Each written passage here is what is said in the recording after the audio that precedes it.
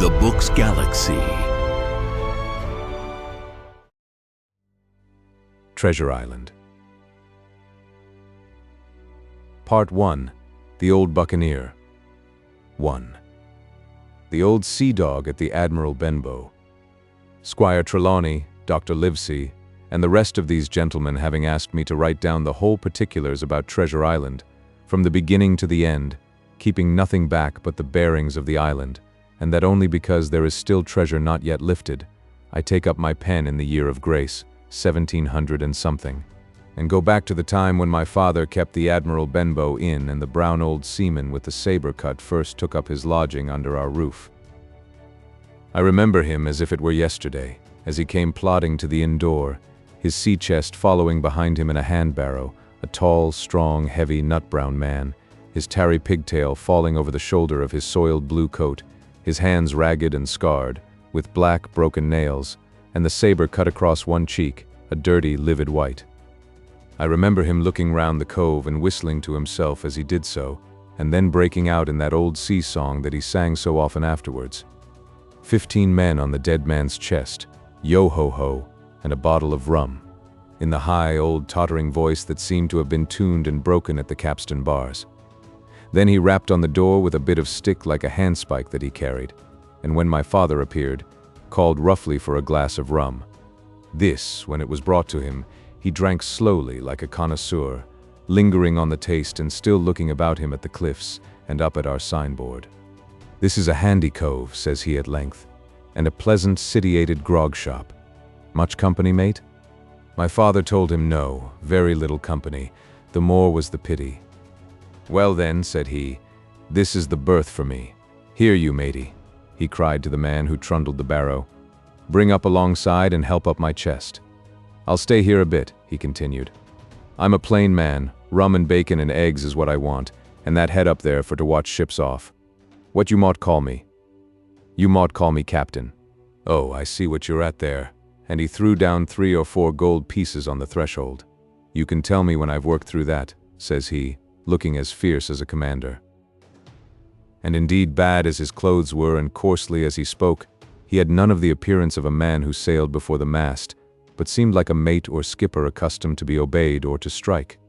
The man who came with the barrow told us the mail had set him down the morning before at the Royal George, that he had inquired what inns there were along the coast, and hearing ours well spoken of, I suppose, and described as lonely, had chosen it from the others for his place of residence.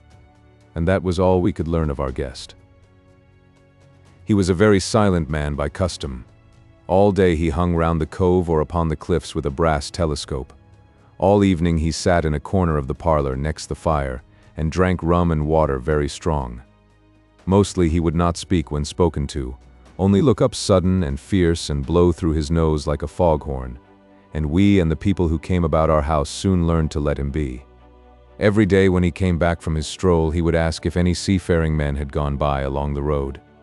At first we thought it was the want of company of his own kind that made him ask this question, but at last we began to see he was desirous to avoid them. When a seaman did put up at the Admiral Benbow, as now and then some did, making by the coast road for Bristol, he would look in at him through the curtained door before he entered the parlor, and he was always sure to be as silent as a mouse when any such was present. For me, at least, there was no secret about the matter, for I was, in a way, a sharer in his alarms. He had taken me aside one day and promised me a silver 4-penny on the 1st of every month if I would only keep my weather eye open for a seafaring man with one leg and let him know the moment he appeared. Often enough, when the 1st of the month came round and I applied to him for my wage, he would only blow through his nose at me and stare me down, but before the week was out he was sure to think better of it, bring me my 4-penny piece, and repeat his orders to look out for the seafaring man with one leg. How that personage haunted my dreams I need scarcely tell you. On stormy nights, when the wind shook the 4 corners of the house and the surf roared along the cove and up the cliffs, I would see him in 1,000 forms and with 1,000 diabolical expressions. Now the leg would be cut off at the knee, now at the hip. Now he was a monstrous kind of a creature who had never had but the one leg, and that in the middle of his body. To see him leap and run and pursue me over hedge and ditch was the worst of nightmares. And altogether I paid pretty dear for my monthly 4-penny piece, in the shape of these abominable fancies. But though I was so terrified by the idea of the seafaring man with one leg, I was far less afraid of the captain himself than anybody else who knew him. There were nights when he took a deal more rum and water than his head would carry, and then he would sometimes sit and sing his wicked, old wild sea songs, minding nobody, but sometimes he would call for glasses round and force all the trembling company to listen to his stories or bear a chorus to his singing. Often I have heard the house shaking with yo-ho-ho and a bottle of rum, all the neighbors joining in for dear life, with the fear of death upon them, and each singing louder than the other to avoid remark. For in these fits he was the most overriding companion ever known. He would slap his hand on the table for silence all round. He would fly up in a passion of anger at a question, or sometimes because none was put, and so he judged the company was not following his story. Nor would he allow anyone to leave the inn till he had drunk himself sleepy and reeled off to bed. His stories were what frightened people worst of all. Dreadful stories they were about hanging and walking the plank, and storms at sea, and the dry Tortugas, and wild deeds in places on the Spanish Main. By his own account, he must have lived his life among some of the wickedest men that God ever allowed upon the sea, and the language in which he told these stories shocked our plain country people almost as much as the crimes that he described. My father was always saying the inn would be ruined, for people would soon cease coming there to be tyrannized over and put down, and sent shivering to their beds. But I really believe his presence did us good. People were frightened at the time, but on looking back they rather liked it. It was a fine excitement in a quiet country life, and there was even a party of the younger men who pretended to admire him, calling him a true sea dog and a real old salt and such like names, and saying there was the sort of man that made England terrible at sea. In one way, indeed, he bade fair to ruin us, for he kept on staying week after week, and at last month after month, so that all the money had been long exhausted, and still my father never plucked up the heart to insist on having more. If ever he mentioned it, the captain blew through his nose so loudly that you might say he roared, and stared my poor father out of the room. I have seen him wringing his hands after such a rebuff, and I am sure the annoyance and the terror he lived in must have greatly hastened his early and unhappy death. All the time he lived with us, the captain made no change whatever in his dress but to buy some stockings from a hawker. One of the cocks of his hat having fallen down, he let it hang from that day forth, though it was a great annoyance when it blew. I remember the appearance of his coat, which he patched himself upstairs in his room, and which, before the end, was nothing but patches. He never wrote or received a letter, and he never spoke with any but the neighbors, and with these, for the most part, only when drunk on rum. The great sea chest none of us had ever seen open. He was only once crossed, and that was towards the end, when my poor father was far gone in a decline that took him off. Dr. Livesey came late one afternoon to see the patient, took a bit of dinner from my mother, and went into the parlor to smoke a pipe until his horse should come down from the hamlet, for we had no stabling at the old BENBOW. I followed him in, and I remember observing the contrast, the neat, bright doctor, with his powder as white as snow and his bright black eyes and pleasant manners, made with the coltish country folk, and above all, with that filthy, heavy, bleared scarecrow of a pirate of ours, sitting, far gone in rum, with his arms on the table. Suddenly he, the captain that is, began to pipe up his eternal song. 15 men on the dead man's chest, yo-ho-ho, and a bottle of rum. Drink and the devil had done for the rest, yo-ho-ho, and a bottle of rum. At first I had supposed the dead man's chest to be that identical big box of his upstairs in the front room, and the thought had been mingled in my nightmares with that of the one-legged seafaring man. But by this time we had all long ceased to pay any particular notice to the song. It was new, that night, to nobody but Dr. Livesey, and on him I observed it did not produce an agreeable effect, for he looked up for a moment quite angrily before he went on with his talk to old Taylor, the gardener, on a new cure for the rheumatics. In the meantime, the captain gradually brightened up at his own music, and at last flapped his hand upon the table before him in a way we all knew to mean silence. The voices stopped at once, all but Dr. Livesey's. He went on as before, speaking clear and kind and drawing briskly at his pipe between every word or two. The captain glared at him for a while, flapped his hand again, glared still harder, and at last broke out with a villainous, low oath. Silence there between decks. "Were you addressing me, sir?" says the doctor, and when the ruffian had told him with another oath, that this was so, "I have only one thing to say to you, sir," replies the doctor, "that if you keep on drinking rum, the world will soon be quit of a very dirty scoundrel." The old fellow's fury was awful. He sprang to his feet, drew and opened a sailor's clasp knife, and balancing it open on the palm of his hand, threatened to pin the doctor to the wall. The doctor never so much as moved. He spoke to him as before, over his shoulder and in the same tone of voice, rather high, so that all the room might hear, but perfectly calm and steady. "If you do not put that knife this instant in your pocket, I promise, upon my honor, you shall hang at the next assizes." Then followed a battle of looks between them, but the captain soon knuckled under, put up his weapon, and resumed his seat, grumbling like a beaten dog. "And now, sir," continued the doctor, "since I now know there's such a fellow in my district, you may count I'll have an eye upon you day and night. I am not a doctor only, I'm a magistrate, and if I catch a breath of complaint against you, if it's only for a piece of incivility like tonight's, I'll take effectual means to have you hunted down and routed out of this. Let that suffice." Soon after, Dr. Livesey's horse came to the door and he rode away, but the captain held his peace that evening, and for many evenings to come. 2. Black Dog appears and disappears. It was not very long after this that there occurred the first of the mysterious events that rid us at last of the captain, though not, as you will see, of his affairs. It was a bitter cold winter, with long, hard frosts and heavy gales, and it was plain from the first that my poor father was little likely to see the spring.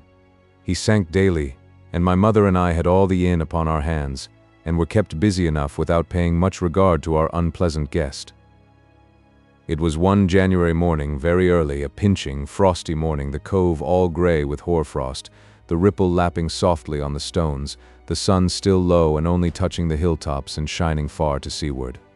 The captain had risen earlier than usual and set out down the beach, his cutlass swinging under the broad skirts of the old blue coat, his brass telescope under his arm, his hat tilted back upon his head. I remember his breath hanging like smoke in his wake as he strode off, and the last sound I heard of him as he turned the big rock was a loud snort of indignation, as though his mind was still running upon Dr. Livesey. Well, Mother was upstairs with Father and I was laying the breakfast table against the captain's return when the parlor door opened and a man stepped in on whom I had never set my eyes before. He was a pale, tallowy creature, wanting 2 fingers of the left hand, and though he wore a cutlass, he did not look much like a fighter. I had always my eye open for seafaring men, with 1 leg or 2, and I remember this one puzzled me. He was not sailorly, and yet he had a smack of the sea about him too. I asked him what was for his service, and he said he would take rum, but as I was going out of the room to fetch it, he sat down upon a table and motioned me to draw near. I paused where I was, with my napkin in my hand. "Come here, sonny," says he. "Come nearer here." I took a step nearer. "Is this here table for my mate Bill?" he asked with a kind of leer. I told him I did not know his mate Bill, and this was for a person who stayed in our house whom we called the captain. "Well," said he, "my mate Bill would be called the captain, as like as not. He has a cut on one cheek and a mighty pleasant way with him, particularly in drink, has my mate Bill. We'll put it, for argument like, that your captain has a cut on one cheek, and we'll put it, if you like, that that cheek's the right one. Ah, well, I told you. Now, is my mate Bill in this here house?" I told him he was out walking. "Which way, sonny? Which way is he gone?" And when I had pointed out the rock and told him how the captain was likely to return, and how soon, and answered a few other questions, "Ah," said he, "this'll be as good as drink to my mate Bill." The expression of his face as he said these words was not at all pleasant, and I had my own reasons for thinking that the stranger was mistaken, even supposing he meant what he said. But it was no affair of mine, I thought, and besides, it was difficult to know what to do. The stranger kept hanging about just inside the inn door, peering round the corner like a cat waiting for a mouse. Once I stepped out myself into the road, but he immediately called me back, and as I did not obey quick enough for his fancy, a most horrible change came over his tallowy face, and he ordered me in with an oath that made me jump. As soon as I was back again, he returned to his former manner, half fawning, half sneering, patted me on the shoulder, told me I was a good boy and he had taken quite a fancy to me. "I have a son of my own," said he, "as like you as 2 blocks, and he's all the pride of my art. But the great thing for boys is discipline, sonny, discipline. Now if you had sailed along of Bill, you wouldn't have stood there to be spoke to twice, not you. That was never Bill's way, nor the way of sick as sailed with him. And here, sure enough, is my mate Bill, with a spyglass under his arm, bless his old art to be sure. You and me'll just go back into the parlor, sonny, and get behind the door, and we'll give Bill a little surprise, bless his art, I say again." So saying, the stranger backed along with me into the parlor and put me behind him in the corner so that we were both hidden by the open door. I was very uneasy and alarmed, as you may fancy, and it rather added to my fears to observe that the stranger was certainly frightened himself. He cleared the hilt of his cutlass and loosened the blade in the sheath, and all the time we were waiting there he kept swallowing as if he felt what we used to call a lump in the throat. At last in strode the captain, slammed the door behind him, without looking to the right or left, and marched straight across the room to where his breakfast awaited him. "Bill," said the stranger in a voice that I thought he had tried to make bold and big. The captain spun round on his heel and fronted us. All the brown had gone out of his face, and even his nose was blue. He had the look of a man who sees a ghost, or the evil one, or something worse, if anything can be. And upon my word, I felt sorry to see him all in a moment turn so old and sick. "Come, Bill, you know me. You know an old shipmate, Bill, surely," said the stranger. The captain made a sort of gasp. "Black Dog," said he. "And who else?" returned the other, getting more at his ease.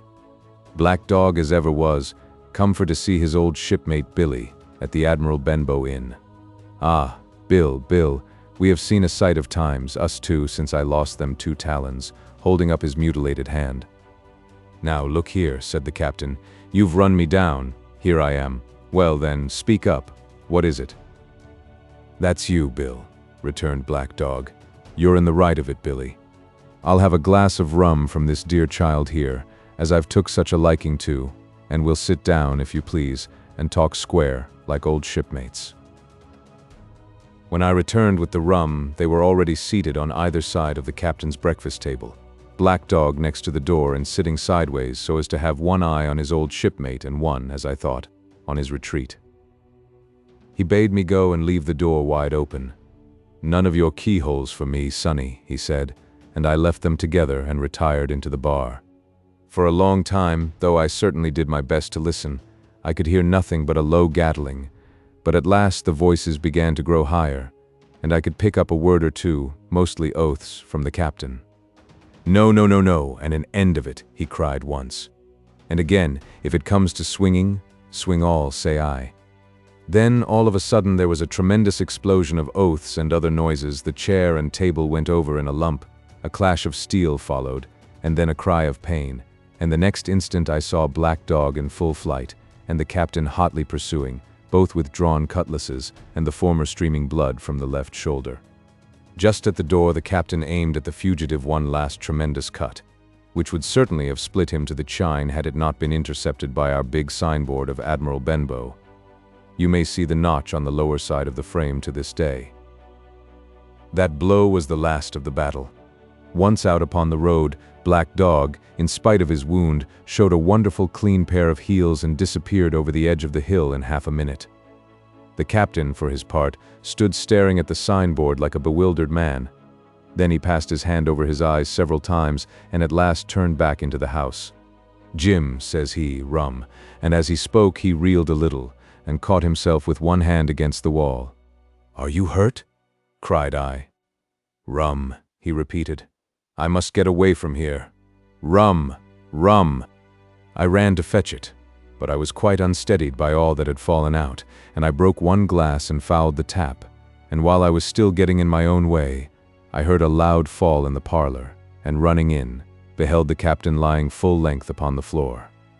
At the same instant my mother, alarmed by the cries and fighting, came running downstairs to help me. Between us we raised his head.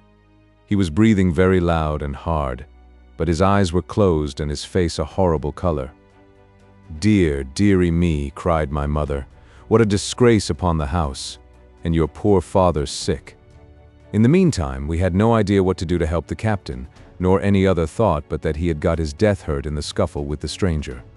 I got the rum, to be sure, and tried to put it down his throat, but his teeth were tightly shut, and his jaws as strong as iron.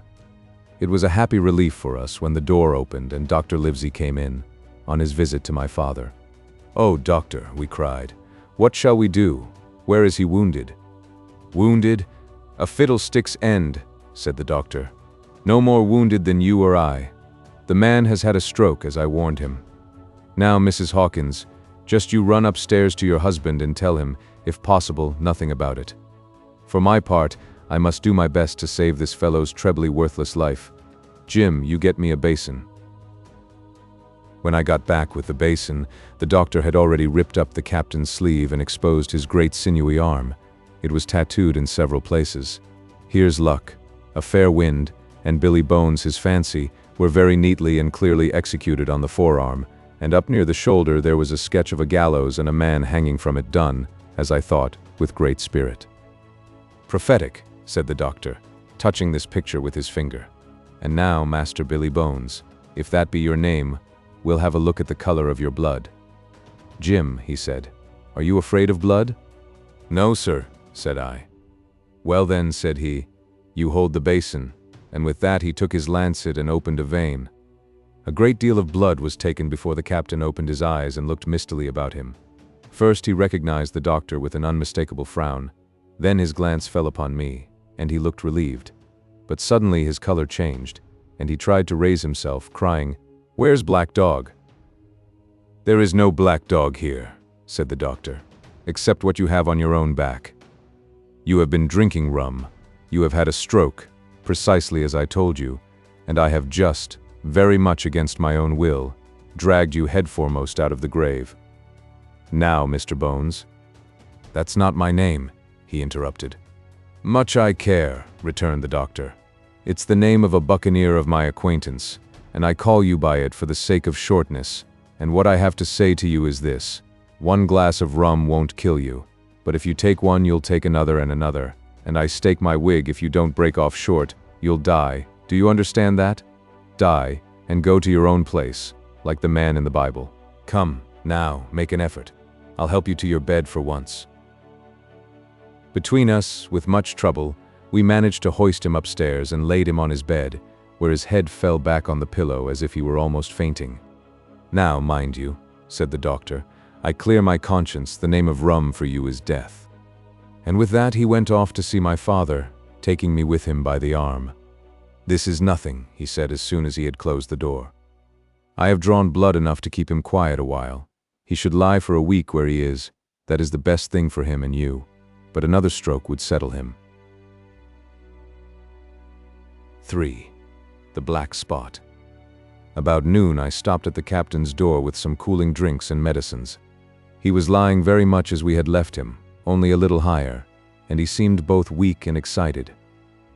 "Jim," he said, "you're the only one here that's worth anything, and you know I've been always good to you. Never a month but I've given you a silver fourpenny for yourself. And now you see, mate, I'm pretty low and deserted by all, and Jim, you'll bring me one noggin of rum now, won't you, matey?" "The doctor," I began. But he broke in, cursing the doctor, in a feeble voice but heartily. "Doctors is all swabs," he said. "And that doctor there, why, what do we know about seafaring men? I've been in places hot as pitch, and mates dropping round with yellowjack, and the blessed land a-heaving like the sea with earthquakes. What did the doctor know of lands like that? And I lived on rum, I tell you. It's been meat and drink and man and wife to me, and if I'm not to have my rum now, I'm a poor old hulk on a lee shore. My blood'll be on you, Jim, and that Dr. Swab," and he ran on again for a while with curses. "Look, Jim, how my fingers fidges," he continued in the pleading tone. "I can't keep 'em still, not I. I haven't had a drop this blessed day. That doctor's a fool, I tell you. If I don't have a dram o' rum, Jim, I'll have the horrors. I seen some on 'em already. I seen old Flint in the corner there, behind you, as plain as print, I seen him. And if I get the horrors, I'm a man that has lived rough, and I'll raise Cain.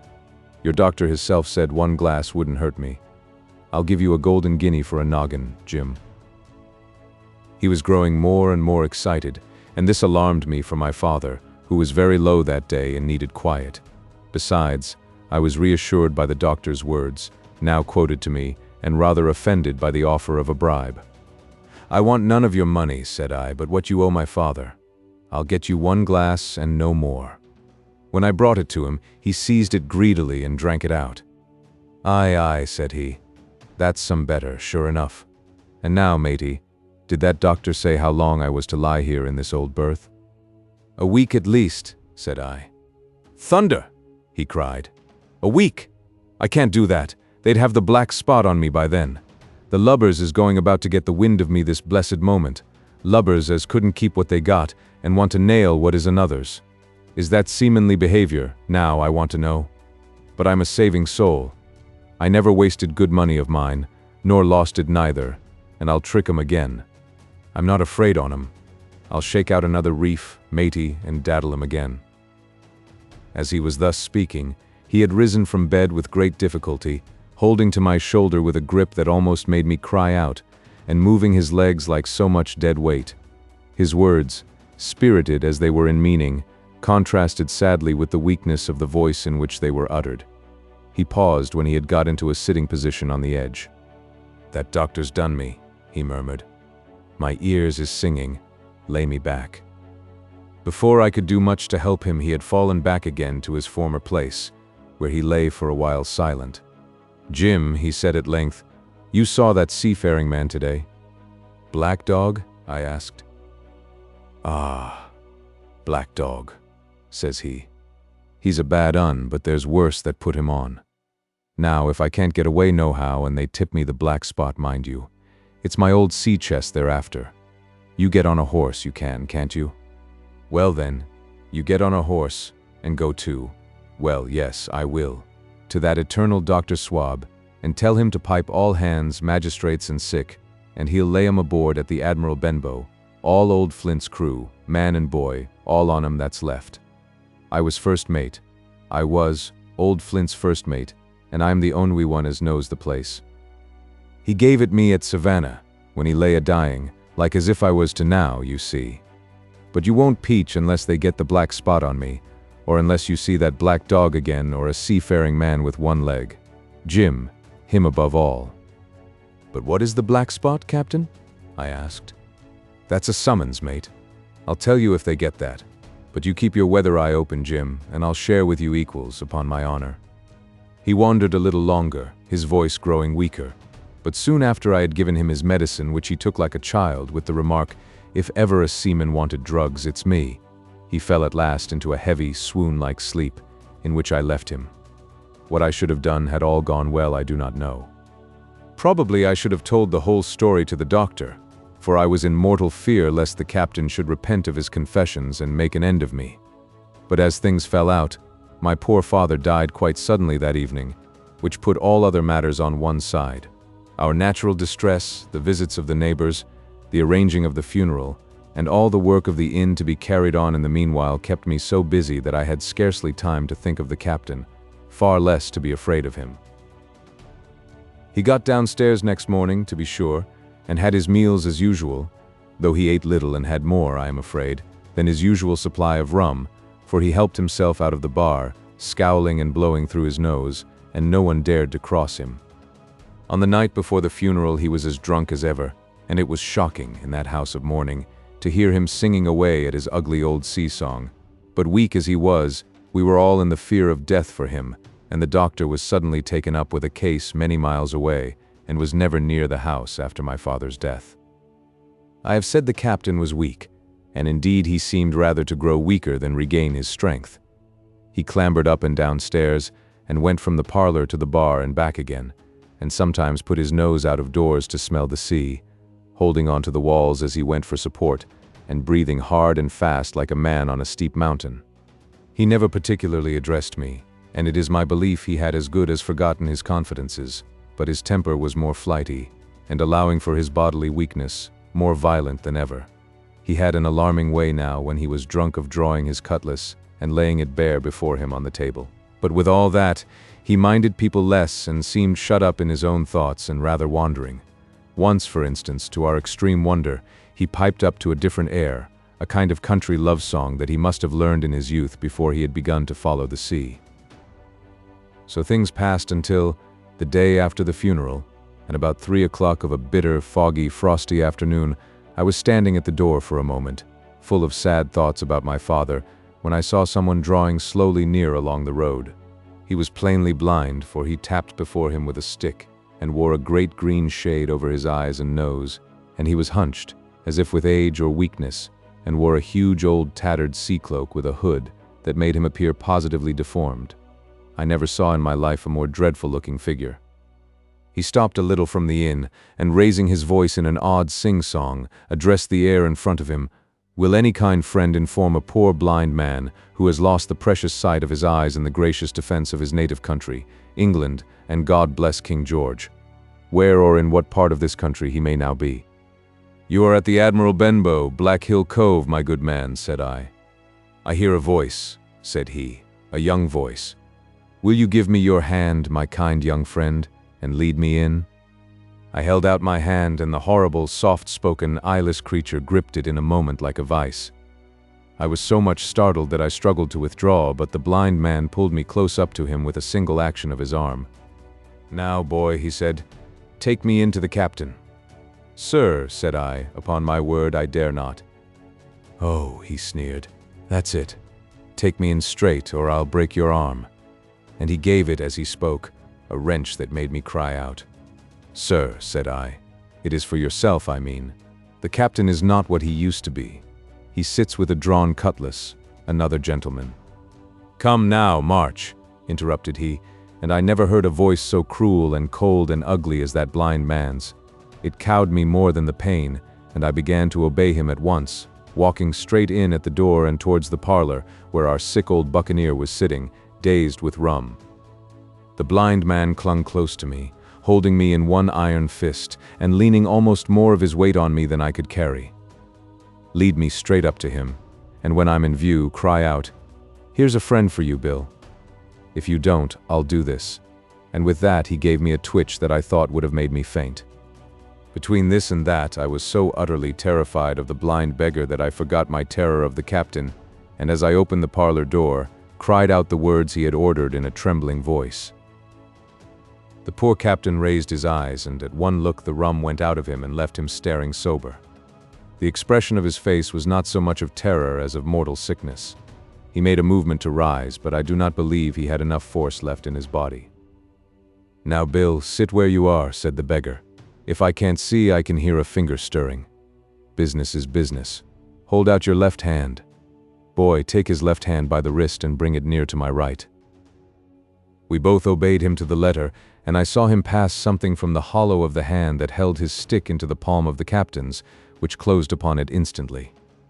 "And now that's done," said the blind man, and at the words he suddenly left hold of me, and with incredible accuracy and nimbleness, skipped out of the parlor and into the road where, as I still stood motionless, I could hear his stick go tap-tap-tapping into the distance. It was some time before either I or the captain seemed to gather our senses, but at length, and about at the same moment, I released his wrist, which I was still holding, and he drew in his hand and looked sharply into the palm. "10 o'clock," he cried. 6 hours. We'll do them yet." And he sprang to his feet. Even as he did so, he reeled, put his hand to his throat, stood swaying for a moment, and then, with a peculiar sound, fell from his whole height face foremost to the floor. I ran to him at once, calling to my mother, but haste was all in vain. The captain had been struck dead by thundering apoplexy. It is a curious thing to understand, for I had certainly never liked the man, though of late I had begun to pity him. But as soon as I saw that he was dead, I burst into a flood of tears. It was the second death I had known, and the sorrow of the first was still fresh in my heart. 4. The sea chest. I lost no time, of course, in telling my mother all that I knew, and perhaps should have told her long before, and we saw ourselves at once in a difficult and dangerous position. Some of the man's money, if he had any, was certainly due to us, but it was not likely that our captain's shipmates, above all the 2 specimens seen by me, Black Dog and the blind beggar, would be inclined to give up their booty in payment of the dead man's debts. The captain's order to mount at once and ride for Dr. Livesey would have left my mother alone and unprotected, which was not to be thought of. Indeed, it seemed impossible for either of us to remain much longer in the house. The fall of coals in the kitchen grate, the very ticking of the clock, filled us with alarms. The neighborhood, to our ears, seemed haunted by approaching footsteps, and what between the dead body of the captain on the parlor floor and the thought of that detestable blind beggar hovering near at hand and ready to return, there were moments when, as the saying goes, I jumped in my skin for terror. Something must speedily be resolved upon, and it occurred to us at last to go forth together and seek help in the neighboring hamlet. No sooner said than done. Bareheaded as we were, we ran out at once in the gathering evening in the frosty fog. The hamlet lay not many 100 yards away, though out of view, on the other side of the next cove. And what greatly encouraged me, it was in an opposite direction from that whence the blind man had made his appearance and whither he had presumably returned. We were not many minutes on the road, though we sometimes stopped to lay hold of each other and hearken. But there was no unusual sound, nothing but the low wash of the ripple and the croaking of the inmates of the wood.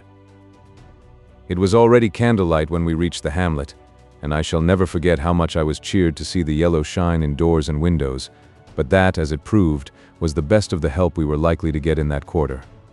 For you would have thought men would have been ashamed of themselves, no soul would consent to return with us to the Admiral Benbow. The more we told of our troubles, the more man, woman, and child they clung to the shelter of their houses. The name of Captain Flint, though it was strange to me, was well enough known to some there and carried a great weight of terror. Some of the men who had been to field work on the far side of the Admiral Benbow remembered, besides, to have seen several strangers on the road and taking them to be smugglers, to have bolted away, and one at least had seen a little lugger in what we called Kit's Hole. For that matter, anyone who was a comrade of the captain's was enough to frighten them to death. And the short and the long of the matter was that while we could get several who were willing enough to ride to Dr. Livesey's, which lay in another direction, not one would help us to defend the inn. They say cowardice is infectious, but then argument is, on the other hand, a great emboldener, and so when each had said his say, my mother made them a speech. She would not, she declared, lose money that belonged to her fatherless boy. If none of the rest of you dare, she said, Jim and I dare. Back we will go, the way we came, and small thanks to you big, hulking, chicken-hearted men. We'll have that chest open if we die for it, and I'll thank you for that bag, Mrs. Crossley, to bring back our lawful money in. Of course I said I would go with my mother, and of course they all cried out at our foolhardiness, but even then not a man would go along with us. All they would do was to give me a loaded pistol lest we were attacked, and to promise to have horses ready saddled in case we were pursued on our return, while one lad was to ride forward to the doctors in search of armed assistance. My heart was beating finely when we two set forth in the cold night upon this dangerous venture. A full moon was beginning to rise and peered redly through the upper edges of the fog, and this increased our haste, for it was plain before we came forth again that all would be as bright as day, and our departure exposed to the eyes of any watchers. We slipped along the hedges, noiseless and swift, nor did we see or hear anything to increase our terrors, till, to our relief, the door of the Admiral Benbow had closed behind us. I slipped the bolt at once, and we stood and panted for a moment in the dark, alone in the house with the dead captain's body. Then my mother got a candle in the bar, and holding each other's hands, we advanced into the parlor. He lay as we had left him, on his back, with his eyes open and one arm stretched out. "Draw down the blind, Jim," whispered my mother. "They might come and watch outside, and now," said she when I had done so, "we have to get the key off that, and who's to touch it, I should like to know," and she gave a kind of sob as she said the words. I went down on my knees at once. On the floor close to his hand there was a little round of paper, blackened on the one side. I could not doubt that this was the black spot, and taking it up, I found written on the other side, in a very good, clear hand, this short message: "You have till 10 tonight." "He had till 10, mother," said I, and just as I said it, our old clock began striking. This sudden noise startled us shockingly, but the news was good, for it was only 6. "Now, Jim," she said, "that key." I felt in his pockets, one after another.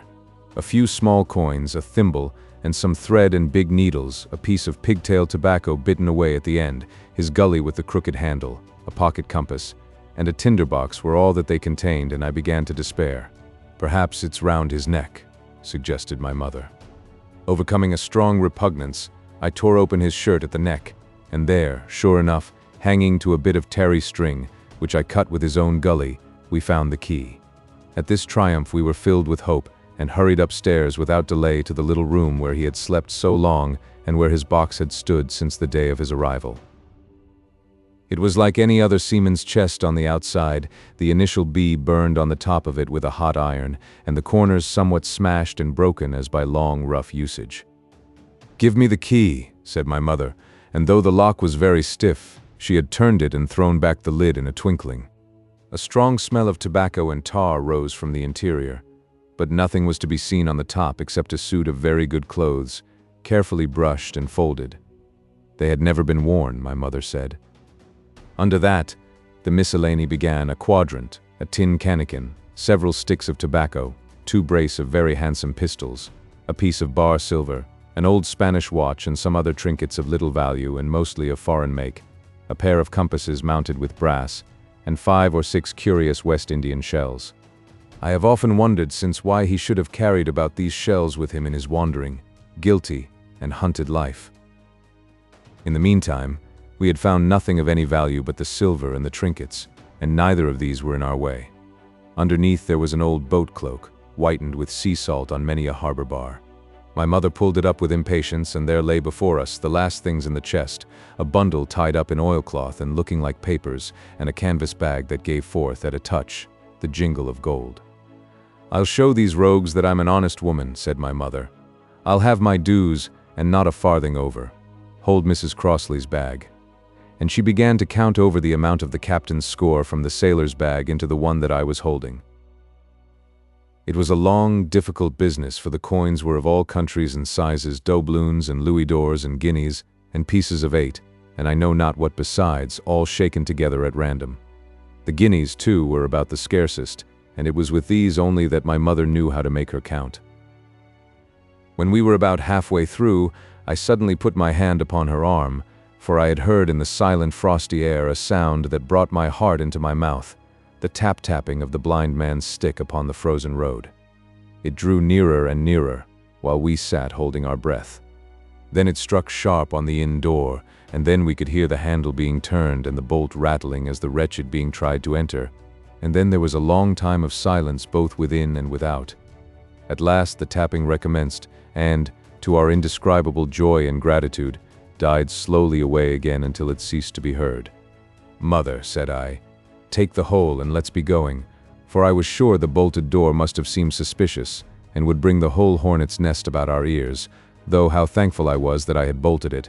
None could tell who had never met that terrible blind man. But my mother, frightened as she was, would not consent to take a fraction more than was due to her, and was obstinately unwilling to be content with less. It was not yet 7, she said, by a long way. She knew her rights, and she would have them, and she was still arguing with me when a little low whistle sounded a good way off upon the hill. That was enough, and more than enough, for both of us. "I'll take what I have," she said, jumping to her feet. "And I'll take this to square the count," said I, picking up the oilskin packet. Next moment we were both groping downstairs, leaving the candle by the empty chest, and the next we had opened the door and were in full retreat. We had not started a moment too soon. The fog was rapidly dispersing. Already the moon shone quite clear on the high ground on either side, and it was only in the exact bottom of the dell and round the tavern door that a thin veil still hung unbroken to conceal the first steps of our escape. Far less than halfway to the hamlet, very little beyond the bottom of the hill, we must come forth into the moonlight. Nor was this all, for the sound of several footsteps running came already to our ears, and as we looked back in their direction, a light tossing to and fro and still rapidly advancing showed that one of the newcomers carried a lantern. "My dear," said my mother suddenly, "take the money and run on. I am going to faint." This was certainly the end for both of us, I thought. How I cursed the cowardice of the neighbors, how I blamed my poor mother for her honesty and her greed, for her past foolhardiness and present weakness. We were just at the little bridge by good fortune, and I helped her, tottering as she was, to the edge of the bank, where sure enough, she gave a sigh and fell on my shoulder. I do not know how I found the strength to do it at all, and I am afraid it was roughly done, but I managed to drag her down the bank and a little way under the arch. Farther I could not move her, for the bridge was too low to let me do more than crawl below it. So there we had to stay, my mother almost entirely exposed and both of us within earshot of the inn. 5. The Last of the Blind Man. My curiosity in a sense was stronger than my fear, for I could not remain where I was, but crept back to the bank again, whence, sheltering my head behind a bush of broom, I might command the road before our door. I was scarcely in position ere my enemies began to arrive, 7 or 8 of them, running hard, their feet beating out of time along the road and the man with the lantern some paces in front. 3 men ran together, hand in hand, and I made out, even through the mist, that the middle man of this trio was the blind beggar. The next moment his voice showed me that I was right. "Down with the door!" he cried. "Aye, aye, sir," answered 2 or 3, and a rush was made upon the Admiral Benbow, the lantern-bearer following, and then I could see them pause and hear speeches passed in a lower key, as if they were surprised to find the door open. But the pause was brief, for the blind man again issued his commands. His voice sounded louder and higher, as if he were afire with eagerness and rage. "In, in," he shouted, and cursed them for their delay. 4 or 5 of them obeyed at once, 2 remaining on the road with the formidable beggar. There was a pause, then a cry of surprise, and then a voice shouting from the house, "Bill's dead." But the blind man swore at them again for their delay. "Search him, some of you shirking lubbers, and the rest of you aloft, and get the chest," he cried. I could hear their feet rattling up our old stairs, so that the house must have shook with it. Promptly afterwards, fresh sounds of astonishment arose. The window of the captain's room was thrown open with a slam and a jingle of broken glass, and a man leaned out into the moonlight, head and shoulders, and addressed the blind beggar on the road below him. "Pew," he cried. "They've been before us. Someone's turned the chest out alow and aloft." "Is it there?" roared Pew. "The money's there." The blind man cursed the money. "Flint's fist, I mean," he cried. "We don't see it here nohow," returned the man. "Here, you below there, is it on Bill?" cried the blind man again. At that another fellow, probably him who had remained below to search the captain's body, came to the door of the inn. "Bill's been overhauled already," said he. "Nothing left." "It's these people of the inn, it's that boy. I wish I had put his eyes out," cried the blind man Pew. "There were no time ago they had the door bolted when I tried it. Scatter, lads, and find 'em." "Sure enough, they left their glim here," said the fellow from the window. "Scatter and find 'em. Rout the house out," reiterated Pew, striking with his stick upon the road. Then there followed a great to-do through all our old inn, heavy feet pounding to and fro, furniture thrown over, doors kicked in, until the very rocks re-echoed and the men came out again, one after another, on the road and declared that we were nowhere to be found. And just the same whistle that had alarmed my mother and myself over the dead captain's money was once more clearly audible through the night, but this time twice repeated. I had thought it to be the blind man's trumpet, so to speak, summoning his crew to the assault, but I now found that it was a signal from the hillside towards the hamlet, and from its effect upon the buccaneers, a signal to warn them of approaching danger. "There's Dirk again," said one. "Twice. We'll have to budge, mates." "Budge, you skulk," cried Pew. "Dirk was a fool and a coward from the first, you wouldn't mind him. They must be close by, they can't be far, you have your hands on it. Scatter and look for them, dogs." "Oh, shiver my soul," he cried, "if I had eyes." This appeal seemed to produce some effect, for 2 of the fellows began to look here and there among the lumber, but half-heartedly, I thought, and with half an eye to their own danger all the time, while the rest stood irresolute on the road. "You have your hands on thousands, you fools, and you hang a leg. You'd be as rich as kings if you could find it, and you know it's here, and you stand there skulking. There wasn't one of you dared face Bill, and I did it, a blind man. And I'm to lose my chance for you. I'm to be a poor, crawling beggar, sponging for rum, when I might be rolling in a coach. If you had the pluck of a weevil in a biscuit, you would catch them still." "Hang it, Pew, we've got the doubloons," grumbled one. "They might have hid the blessed thing," said another. "Take the Georges, Pew, and don't stand here squalling." Squalling was the word for it. Pew's anger rose so high at these objections till at last, his passion completely taking the upper hand, he struck at them right and left in his blindness, and his stick sounded heavily on more than one. These, in their turn, cursed back at the blind miscreant, threatened him in horrid terms, and tried in vain to catch the stick and wrest it from his grasp. This quarrel was the saving of us, for while it was still raging, another sound came from the top of the hill on the side of the hamlet, the tramp of horses galloping. Almost at the same time, a pistol shot, flash and report, came from the hedge side. And that was plainly the last signal of danger, for the buccaneers turned at once and ran, separating in every direction, one seaward along the cove, one slant across the hill, and so on, so that in half a minute not a sign of them remained but Pew. Him they had deserted, whether in sheer panic or out of revenge for his ill words and blows I know not. But there he remained behind, tapping up and down the road in a frenzy, and groping and calling for his comrades. Finally he took a wrong turn and ran a few steps past me, towards the hamlet, crying, "Johnny, Black Dog, Dirk," and other names. "You won't leave old Pew. Mate's not old Pew." Just then the noise of horses topped the rise, and 4 or 5 riders came in sight in the moonlight and swept at full gallop down the slope. At this Pew saw his error, turned with a scream and ran straight for the ditch, into which he rolled. But he was on his feet again in a second and made another dash, now utterly bewildered, right under the nearest of the coming horses. The rider tried to save him, but in vain. Down went Pew with a cry that rang high into the night, and the 4 hoofs trampled and spurned him and passed by. He fell on his side, then gently collapsed upon his face and moved no more. I leaped to my feet and hailed the riders. They were pulling up, at any rate, horrified at the accident, and I soon saw what they were. One, tailing out behind the rest, was a lad that had gone from the hamlet to Dr. Livesey's. The rest were revenue officers, whom he had met by the way, and with whom he had had the intelligence to return at once. Some news of the lugger in Kit's Hole had found its way to Supervisor Dance and set him forth that night in our direction. And to that circumstance my mother and I owed our preservation from death.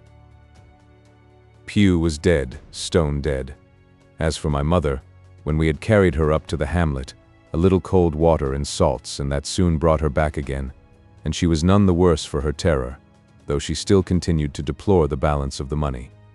In the meantime the supervisor rode on, as fast as he could, to Kit's Hole, but his men had to dismount and grope down the dingle, leading and sometimes supporting their horses, and in continual fear of ambushes, so it was no great matter for surprise that when they got down to the hole the lugger was already under way, though still close in. He hailed her. A voice replied, telling him to keep out of the moonlight, or he would get some lead in him, and at the same time a bullet whistled close by his arm. Soon after, the lugger doubled the point and disappeared. Mr. Dance stood there, as he said, like a fish out of water, and all he could do was to dispatch a man to B to warn the cutter. "And that," said he, "is just about as good as nothing. They've got off clean, and there's an end. Only," he added, "I'm glad I trod on Master Pew's corns, for by this time he had heard my story." I went back with him to the Admiral Benbow, and you cannot imagine a house in such a state of smash. The very clock had been thrown down by these fellows in their furious hunt after my mother and myself, and though nothing had actually been taken away except the captain's money bag and a little silver from the till, I could see at once that we were ruined. Mr. Dance could make nothing of the scene. "They got the money, you say? Well then, Hawkins, what in fortune were they after? More money, I suppose?" "No, sir. Not money, I think," replied I. "In fact, sir, I believe I have the thing in my breast pocket, and to tell you the truth, I should like to get it put in safety." "To be sure, boy, quite right," said he. "I'll take it, if you like." "I thought perhaps Dr. Livesey," I began. "Perfectly right," he interrupted very cheerily. "Perfectly right, a gentleman and a magistrate. And, now I come to think of it, I might as well ride round there myself and report to him or Squire. Master Pew's dead, when all's done. Not that I regret it, but he's dead, you see, and people will make it out against an officer of His Majesty's revenue, if make it out they can. Now, I'll tell you, Hawkins, if you like. I'll take you along." I thanked him heartily for the offer, and we walked back to the hamlet where the horses were. By the time I had told Mother of my purpose, they were all in the saddle. "Dogger," said Mr. Dance, "you have a good horse. Take up this lad behind you." As soon as I was mounted, holding on to Dogger's belt, the supervisor gave the word, and the party struck out at a bouncing trot on the road to Dr. Livesey's house. 6. The Captain's Papers. We rode hard all the way till we drew up before Dr. Livesey's door. The house was all dark to the front. Mr. Dance told me to jump down and knock, and Dogger gave me a stirrup to descend by. The door was opened almost at once by the maid. "Is Dr. Livesey in?" I asked. "No," she said. "He had come home in the afternoon, but had gone up to the hall to dine and pass the evening with the squire." "So there we go, boys," said Mr. Dance. This time, as the distance was short, I did not mount, but ran with Dogger's stirrup leather to the lodge gates and up the long, leafless, moonlit avenue to where the white line of the hall buildings looked on either hand on great old gardens. Here Mr. Dance dismounted, and taking me along with him, was admitted at a word into the house.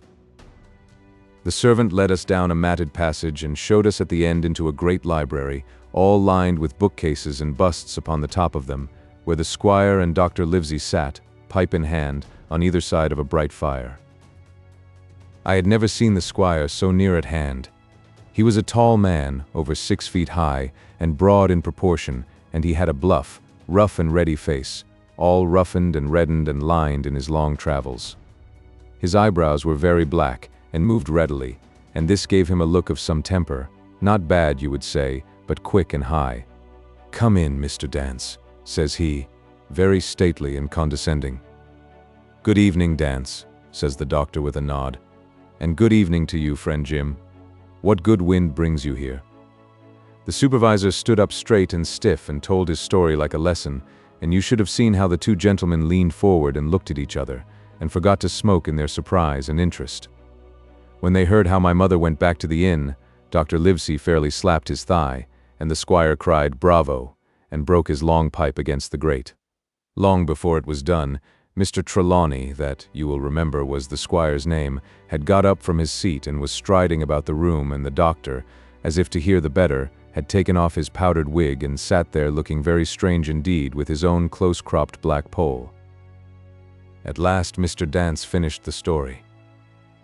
"Mr. Dance," said the squire, "you are a very noble fellow, and as for riding down that black, atrocious miscreant, I regard it as an act of virtue, sir, like stamping on a cockroach. This lad Hawkins is a trump, I perceive. Hawkins, will you ring that bell? Mr. Dance must have some ale." "And so, Jim," said the doctor, "you have the thing that they were after, have you?" "Here it is, sir," said I, and gave him the oilskin packet. The doctor looked it all over, as if his fingers were itching to open it, but instead of doing that, he put it quietly in the pocket of his coat. "Squire," said he, "when Dance has had his ale he must, of course, be off on His Majesty's service. But I mean to keep Jim Hawkins here to sleep at my house, and with your permission, I propose we should have up the cold pie and let him sup." "As you will, Livesey," said the squire. "Hawkins has earned better than cold pie." So a big pigeon pie was brought in and put on a side table, and I made a hearty supper, for I was as hungry as a hawk, while Mr. Dance was further complimented and at last dismissed. "And now, squire," said the doctor. "And now, Livesey," said the squire in the same breath. One at a time," laughed Dr. Livesey. "You have heard of this Flint, I suppose?" "Heard of him?" cried the squire. "Heard of him, you say? He was the bloodthirstiest buccaneer that sailed. Blackbeard was a child to Flint. The Spaniards were so prodigiously afraid of him that, I tell you, sir, I was sometimes proud he was an Englishman. I've seen his topsails with these eyes, off Trinidad, and the cowardly son of a rum puncheon that I sailed with put back, sir, into port of Spain." "Well, I've heard of him myself in England," said the doctor. "But the point is, had he money?" "Money!" cried the squire. "Have you heard the story? What were these villains after but money? What do they care for but money? For what would they risk their rascal carcasses but money?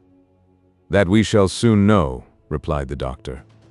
"But you are so confoundedly hot-headed and exclamatory that I cannot get a word in. What I want to know is this. Supposing that I have here in my pocket some clue to where Flint buried his treasure, will that treasure amount to much?" "Amount, sir," cried the squire. "It will amount to this. If we have the clue you talk about, I fit out a ship in Bristol dock, and take you and Hawkins here along, and I'll have that treasure if I search a year." "Very well," said the doctor. "Now then, if Jim is agreeable, we'll open the packet," and he laid it before him on the table. The bundle was sewn together, and the doctor had to get out his instrument case and cut the stitches with his medical scissors. It contained two things, a book and a sealed paper. "First of all, we'll try the book," observed the doctor. The squire and I were both peering over his shoulder as he opened it, for Dr. Livesey had kindly motioned me to come round from the side table, where I had been eating, to enjoy the sport of the search. On the first page there were only some scraps of writing, such as a man with a pen in his hand might make for idleness or practice. One was the same as the tattoo mark, "Billy Bones his fancy." Then there was "Mr. W. Bones, mate, no more rum, off Palm Key he got it," and some other snatches, mostly single words and unintelligible. I could not help wondering who it was that had got it, and what it was that he got. A knife in his back as like as not. "Not much instruction there," said Dr. Livesey as he passed on. The next 10 or 12 pages were filled with a curious series of entries. There was a date at one end of the line and at the other a sum of money, as in common account books, but instead of explanatory writing, only a varying number of crosses between the two. On the 12th of June, 1745, for instance, a sum of £70 had plainly become due to someone, and there was nothing but 6 crosses to explain the cause. In a few cases, to be sure, the name of a place would be added as off Caracas, or a mere entry of latitude and longitude as 62-0, 17-20, 1902, 40. The record lasted over nearly 20 years, the amount of the separate entries growing larger as time went on, and at the end a grand total had been made out after 5 or 6 wrong additions, and these words appended, "Bones, his pile." "I can't make head or tail of this," said Dr. Livesey. "The thing is as clear as noonday," cried the squire. "This is the Black-Hearted Hound's account book. These crosses stand for the names of ships or towns that they sank or plundered. The sums are the scoundrel's share, and where he feared an ambiguity, you see he added something clearer. Off Caracas, now, you see, here was some unhappy vessel boarded off that coast. God help the poor souls that manned her coral long ago." "Right," said the doctor. "See what it is to be a traveler." "Right. And the amounts increase, you see, as he rose in rank. There was little else in the volume but a few bearings of places noted in the blank leaves towards the end, and a table for reducing French, English, and Spanish moneys to a common value." "Thrifty man," cried the doctor. "He wasn't the one to be cheated." "And now," said the squire, for the other. The paper had been sealed in several places with a thimble by way of seal, the very thimble, perhaps, that I had found in the captain's pocket. The doctor opened the seals with great care, and there fell out the map of an island, with latitude and longitude, soundings, names of hills and bays and inlets, and every particular that would be needed to bring a ship to a safe anchorage upon its shores. It was about 9 miles long and 5 across, shaped, you might say, like a fat dragon standing up, and had 2 fine landlocked harbors, and a hill in the center part marked the Spyglass. There were several editions of a later date, but above all, 3 crosses of red ink, 2 on the north part of the island, 1 in the southwest, and beside this last, in the same red ink, and in a small, neat hand, very different from the captain's tottery characters, these words, "Bulk of treasure here." Over on the back, the same hand had written this further information: "Tall tree, spyglass shoulder, bearing a point to the north of north-northeast. Skeleton Island east-southeast and by east. 10 feet. The bar silver is in the north cache. You can find it by the trend of the east hummock, 10 fathoms south of the black crag with the face on it. The arms are easy found in the sand hill, north point of North Inlet Cape, bearing east and a quarter north. J.F." That was all, but brief as it was, and to me incomprehensible, it filled the squire and Dr. Livesey with delight. "Livesey," said the squire, You will give up this wretched practice at once. Tomorrow I start for Bristol. In 3 weeks' time, 3 weeks, 2 weeks, 10 days we'll have the best ship, sir, and the choicest crew in England. Hawkins shall come as cabin boy. You'll make a famous cabin boy, Hawkins. You, Livesey, are ship's doctor. I am admiral. We'll take Redruth, Joyce, and Hunter. We'll have favorable winds, a quick passage, and not the least difficulty in finding the spot, and money to eat, to roll in, to play duck and drake with ever after. Trelawney, said the doctor, I'll go with you, and I'll go bail for it, so will Jim, and be a credit to the undertaking. There's only one man I'm afraid of. And who's that? Cried the squire. Name the dog, sir. You, replied the doctor, for you cannot hold your tongue. We are not the only men who know of this paper. These fellows who attacked the inn tonight, bold, desperate blades for sure, and the rest who stayed aboard that lugger and more, I dare say, not far off, are, one and all, through thick and thin, bound that they'll get that money. We must none of us go alone till we get to sea. Jim and I shall stick together in the meanwhile. You'll take Joyce and Hunter when you ride to Bristol, and from first to last, not one of us must breathe a word of what we've found. Livesey, returned the squire, you are always in the right of it. I'll be as silent as the grave. Part 2. The Sea Cook. 7. I go to Bristol. It was longer than the squire imagined ere we were ready for the sea, and none of our first plans, not even Dr. Livesey's of keeping me beside him, could be carried out as we intended. The doctor had to go to London for a physician to take charge of his practice. The squire was hard at work at Bristol, and I lived on at the hall under the charge of old Redruth, the gamekeeper, almost a prisoner, but full of sea dreams and the most charming anticipations of strange islands and adventures. I brooded by the hour together over the map, all the details of which I well remembered.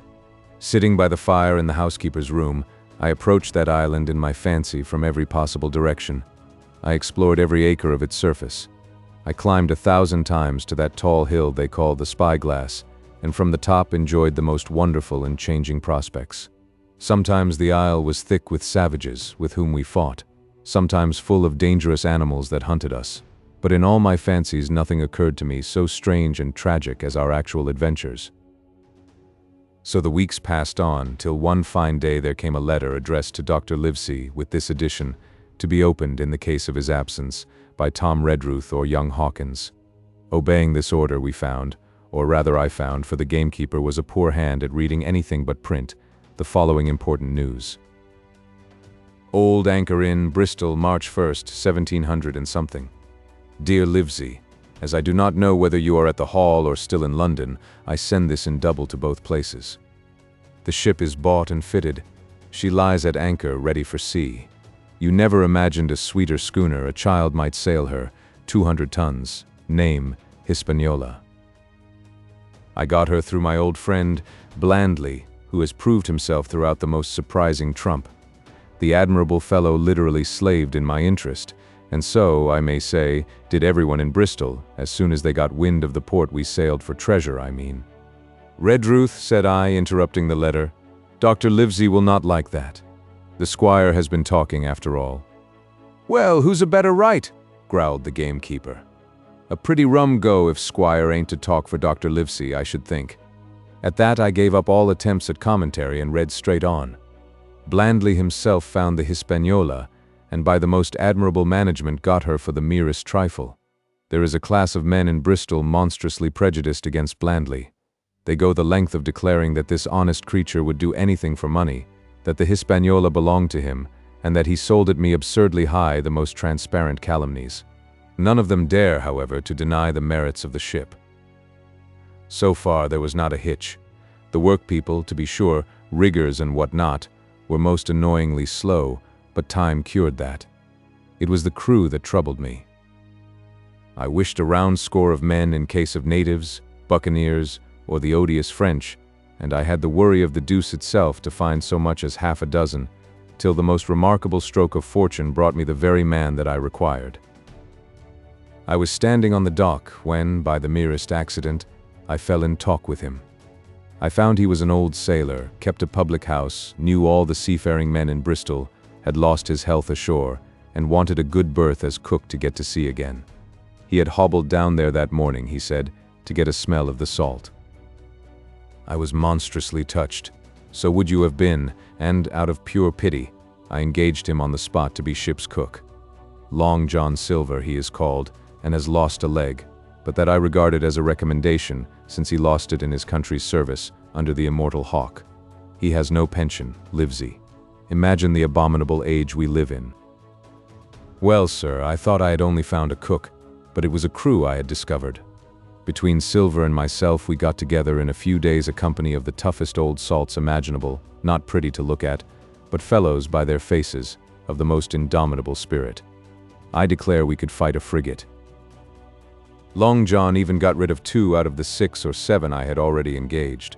He showed me in a moment that they were just the sort of freshwater swabs we had to fear in an adventure of importance. I am in the most magnificent health and spirits, eating like a bull, sleeping like a tree.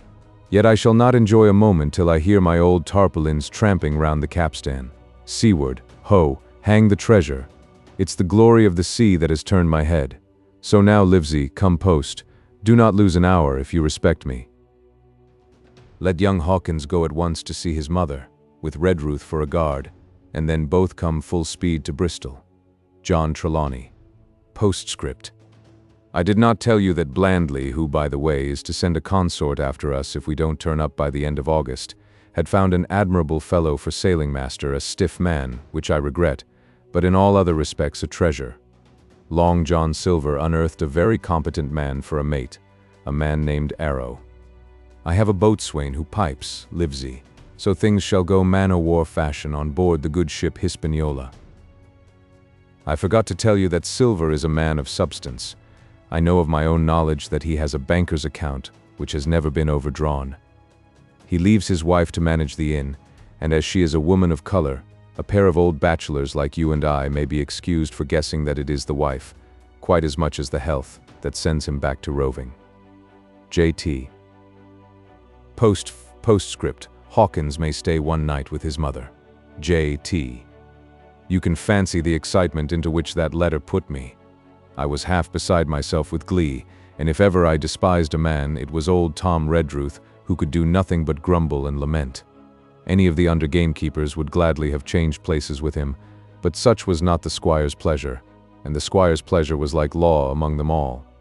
Nobody but old Redruth would have dared so much as even to grumble. The next morning he and I set out on foot for the Admiral Benbow, and there I found my mother in good health and spirits. The captain, who had so long been a cause of so much discomfort, was gone where the wicked cease from troubling. The squire had had everything repaired, and the public rooms and the sign repainted, and had added some furniture, above all a beautiful armchair for mother in the bar. He had found her a boy as an apprentice also, so that she should not want help while I was gone. It was on seeing that boy that I understood, for the first time, my situation. I had thought up to that moment of the adventures before me, not at all of the home that I was leaving, and now, at sight of this clumsy stranger, who was to stay here in my place beside my mother, I had my first attack of tears. I am afraid I led that boy a dog's life, for as he was new to the work, I had 100 opportunities of setting him right and putting him down, and I was not slow to profit by them. The night passed, and the next day, after dinner, Redruth and I were afoot again and on the road.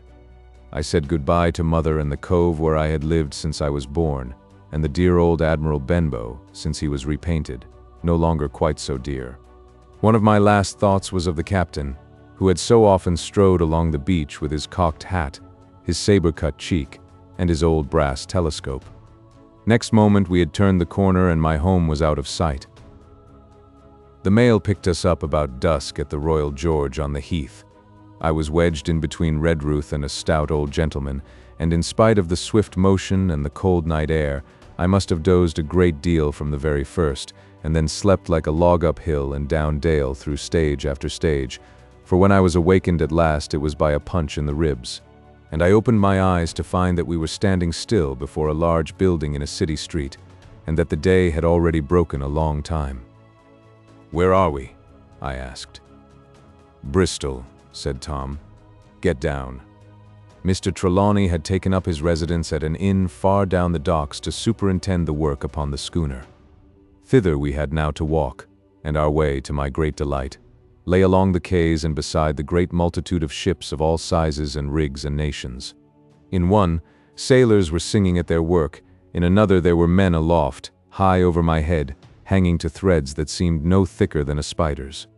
Though I had lived by the shore all my life, I seemed never to have been near the sea till then.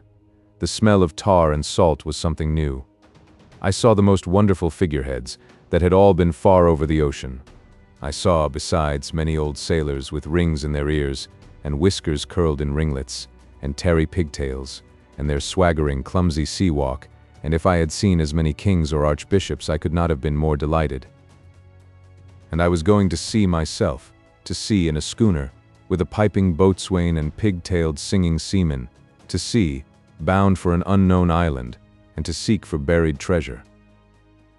While I was still in this delightful dream, we came suddenly in front of a large inn and met Squire Trelawney, all dressed out like a sea officer in stout blue cloth, coming out of the door with a smile on his face and a capital imitation of a sailor's walk.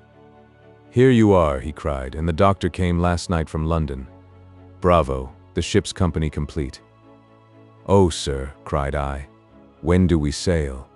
"Sail," says he, "we sail tomorrow." 8. At the sign of the spyglass. When I had done breakfasting, the squire gave me a note addressed to John Silver, at the sign of the spyglass, and told me I should easily find the place by following the line of the docks and keeping a bright lookout for a little tavern with a large brass telescope for sign. I set off, overjoyed at this opportunity to see some more of the ships and seamen, and picked my way among a great crowd of people and carts and bales, for the dock was now at its busiest, until I found the tavern in question. It was a bright enough little place of entertainment. The sign was newly painted. The windows had neat red curtains. The floor was cleanly sanded. There was a street on each side and an open door on both, which made the large, low room pretty clear to see in spite of clouds of tobacco smoke.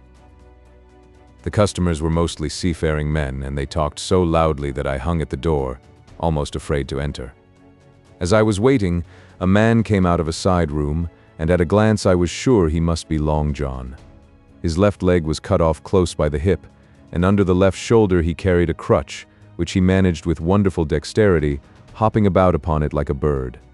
He was very tall and strong, with a face as big as a ham, plain and pale, but intelligent and smiling. Indeed, he seemed in the most cheerful spirits, whistling as he moved about among the tables, with a merry word or a slap on the shoulder for the more favored of his guests. Now, to tell you the truth, from the very first mention of Long John in Squire Trelawney's letter, I had taken a fear in my mind that he might prove to be the very one-legged sailor whom I had watched for so long at the old Benbow. But one look at the man before me was enough. I had seen the captain, and Black Dog, and the blind man, Pew, and I thought I knew what a buccaneer was like, a very different creature, according to me, from this clean and pleasant-tempered landlord. I plucked up courage at once, crossed the threshold, and walked right up to the man where he stood, propped on his crutch, talking to a customer. "Mr. Silver, sir?" I asked, holding out the note. "Yes, my lad," said he. "Such is my name, to be sure. And who may you be?" And then, as he saw the squire's letter, he seemed to me to give something almost like a start. "Oh," said he, quite loud and offering his hand. "I see. You are our new cabin boy. Pleased I am to see you." And he took my hand in his large, firm grasp. Just then one of the customers at the far side rose suddenly and made for the door. It was close by him, and he was out in the street in a moment. But his hurry had attracted my notice, and I recognized him at glance. It was the tallow-faced man, wanting 2 fingers, who had come first to the Admiral Benbow. "Oh," I cried, "stop him! It's Black Dog!" "I don't care 2 coppers who he is," cried Silver. "But he hasn't paid his score, Harry. Run and catch him." One of the others who was nearest the door leaped up and started in pursuit. "If he were Admiral Hawke, he shall pay his score," cried Silver, and then relinquishing my hand, "Who did you say he was?" he asked. "Black what?" "Dog, sir," said I, Has Mr. Trelawney not told you of the Buccaneers? He was one of them." "So," cried Silver, "in my house. Ben, run and help Harry. One of those swabs, was he? Was that you drinking with him, Morgan? Step up here." The man whom he called Morgan, an old gray-haired, mahogany-faced sailor, came forward pretty sheepishly, rolling his quid. "Now, Morgan," said Long John very sternly, "you never clapped your eyes on that black dog before, did you, now?" "Not I, sir," said Morgan with a salute. "You didn't know his name, did you?" "No, sir." "By the powers, Tom Morgan, it's as good for you," exclaimed the landlord. "If you had been mixed up with the like of that, you would never have put another foot in my house. You may lay to that." "And what was he saying to you?" "I don't rightly know, sir," answered Morgan. "Do you call that a head on your shoulders, or a blessed dead eye?" cried Long John. "Don't rightly know, don't you? Perhaps you don't happen to rightly know who you was speaking to, perhaps? Come, now, what was he jawing? Voyages, captains, ships. Pipe up. What was it?" "We was a-talkin' of keel-hauling," answered Morgan. "Keel-hauling, was you? And a mighty suitable thing, too, and you may lay to that. Get back to your place for a lubber, Tom." And then, as Morgan rolled back to his seat, Silver added to me in a confidential whisper that was very flattering, as I thought, "He's quite an honest man, Tom Morgan, on you stupid." And now, he ran on again, aloud. "Let's see, Black Dog? No, I don't know the name, not I. Yet I kind of think yes, I've seen the swab. He used to come here with a blind beggar, he used." "That he did, you may be sure," said I. "I knew that blind man too. His name was Pew." "It was," cried Silver, now quite excited. "Pew. That were his name for certain. Ah, he looked a shark, he did. If we run down this Black Dog now, there'll be news for Cap'n Trelawney. Ben's a good runner. Few seamen run better than Ben. He should run him down, hand over hand, by the powers. He talked keel-hauling, did he? I'll keel-haul him." All the time he was jerking out these phrases, he was stumping up and down the tavern on his crutch, slapping tables with his hand, and giving such a show of excitement as would have convinced an Old Bailey judge or a Bow Street runner. My suspicions had been thoroughly reawakened on finding Black Dog at the spyglass, and I watched the cook narrowly. But he was too deep, and too ready, and too clever for me, and by the time the two men had come back out of breath and confessed that they had lost the track in a crowd and been scolded like thieves, I would have gone bail for the innocence of Long John Silver. "See here now, Hawkins," said he, "here's a blessed hard thing on a man like me, now ain't it? There's Captain Trelawney, what's he to think? Here I have this confounded son of a Dutchman sitting in my own house drinking of my own rum. Here you comes and tells me of it plain, and here I let him give us all the slip before my blessed deadlights. Now, Hawkins, you do me justice with the captain. You're a lad, you are, but you're as smart as paint. I see that when you first come in. Now, here it is. What could I do? With this old timber I hobble on. When I was an A.B. Master Mariner, I'd have come up alongside of him, hand over hand, and broached him to in a brace of old shakes. I would. But now... And then, all of a sudden, he stopped, and his jaw dropped as though he had remembered something. "The score!" he burst out. "3 goes o' rum! Why, shiver my timbers if I hadn't forgotten my score!" And falling on a bench, he laughed until the tears ran down his cheeks. I could not help joining, and we laughed together, peal after peal, until the tavern rang again. "Why, what a precious old sea calf I am," he said at last, wiping his cheeks. "You and me should get on well, Hawkins, for I'll take my davy I should be rated ship's boy. But come now, stand by to go about. This won't do. Duty is duty, messmates. I'll put on my old cockerel hat and step along of you to Cap'n Trelawney and report this here affair. For mind you, it's serious, young Hawkins, and neither you nor me's come out of it with what I should make so bold as to call credit. Nor you neither, says you. Not smart, none of the pair of us smart, but dash my buttons, that was a good un about my score." And he began to laugh again, and that so heartily that though I did not see the joke as he did, I was again obliged to join him in his mirth. On our little walk along the quays, he made himself the most interesting companion, telling me about the different ships that we passed by, their rig, tonnage, and nationality, explaining the work that was going forward, how one was discharging, another taking in cargo, and a third making ready for sea, and every now and then telling me some little anecdote of ships or seamen, or repeating a nautical phrase till I had learned it perfectly. I began to see that here was one of the best of possible shipmates. When we got to the inn, the squire and Dr. Livesey were seated together, finishing a quart of ale with a toast in it, before they should go aboard the schooner on a visit of inspection. Long John told the story from first to last, with a great deal of spirit and the most perfect truth. That was how it were, now, weren't it, Hawkins? He would say, now and again, and I could always bear him entirely out. The two gentlemen regretted that Black Dog had got away, but we all agreed there was nothing to be done, and after he had been complimented, Long John took up his crutch and departed. All hands aboard by 4 this afternoon, shouted the squire after him. Aye, aye, sir, cried the cook in the passage. Well, squire, said Dr. Livesey, I don't put much faith in your discoveries as a general thing, but I will say this, John Silver suits me. The man's a perfect trump, declared the squire. And now, added the doctor, Jim may come on board with us, may he not? To be sure he may, says squire. Take your hat, Hawkins, and we'll see the ship. 9. Powder and arms. The Hispaniola lay some way out, and we went under the figureheads and round the sterns of many other ships, and their cables sometimes grated underneath our keel, and sometimes swung above us. At last, however, we got alongside, and were met and saluted as we stepped aboard by the mate, Mr. Arrow, a brown old sailor with earrings in his ears and a squint. He and the squire were very thick and friendly, but I soon observed that things were not the same between Mr. Trelawney and the captain. This last was a sharp-looking man who seemed angry with everything on board, and was soon to tell us why, for we had hardly got down into the cabin when a sailor followed us. Captain Smollett, sir, axing to speak with you, said he. I am always at the captain's orders. Show him in, said the squire. The captain, who was close behind his messenger, entered at once and shut the door behind him. Well, Captain Smollett, what have you to say? All well, I hope? All shipshape and seaworthy? Well, sir, said the captain.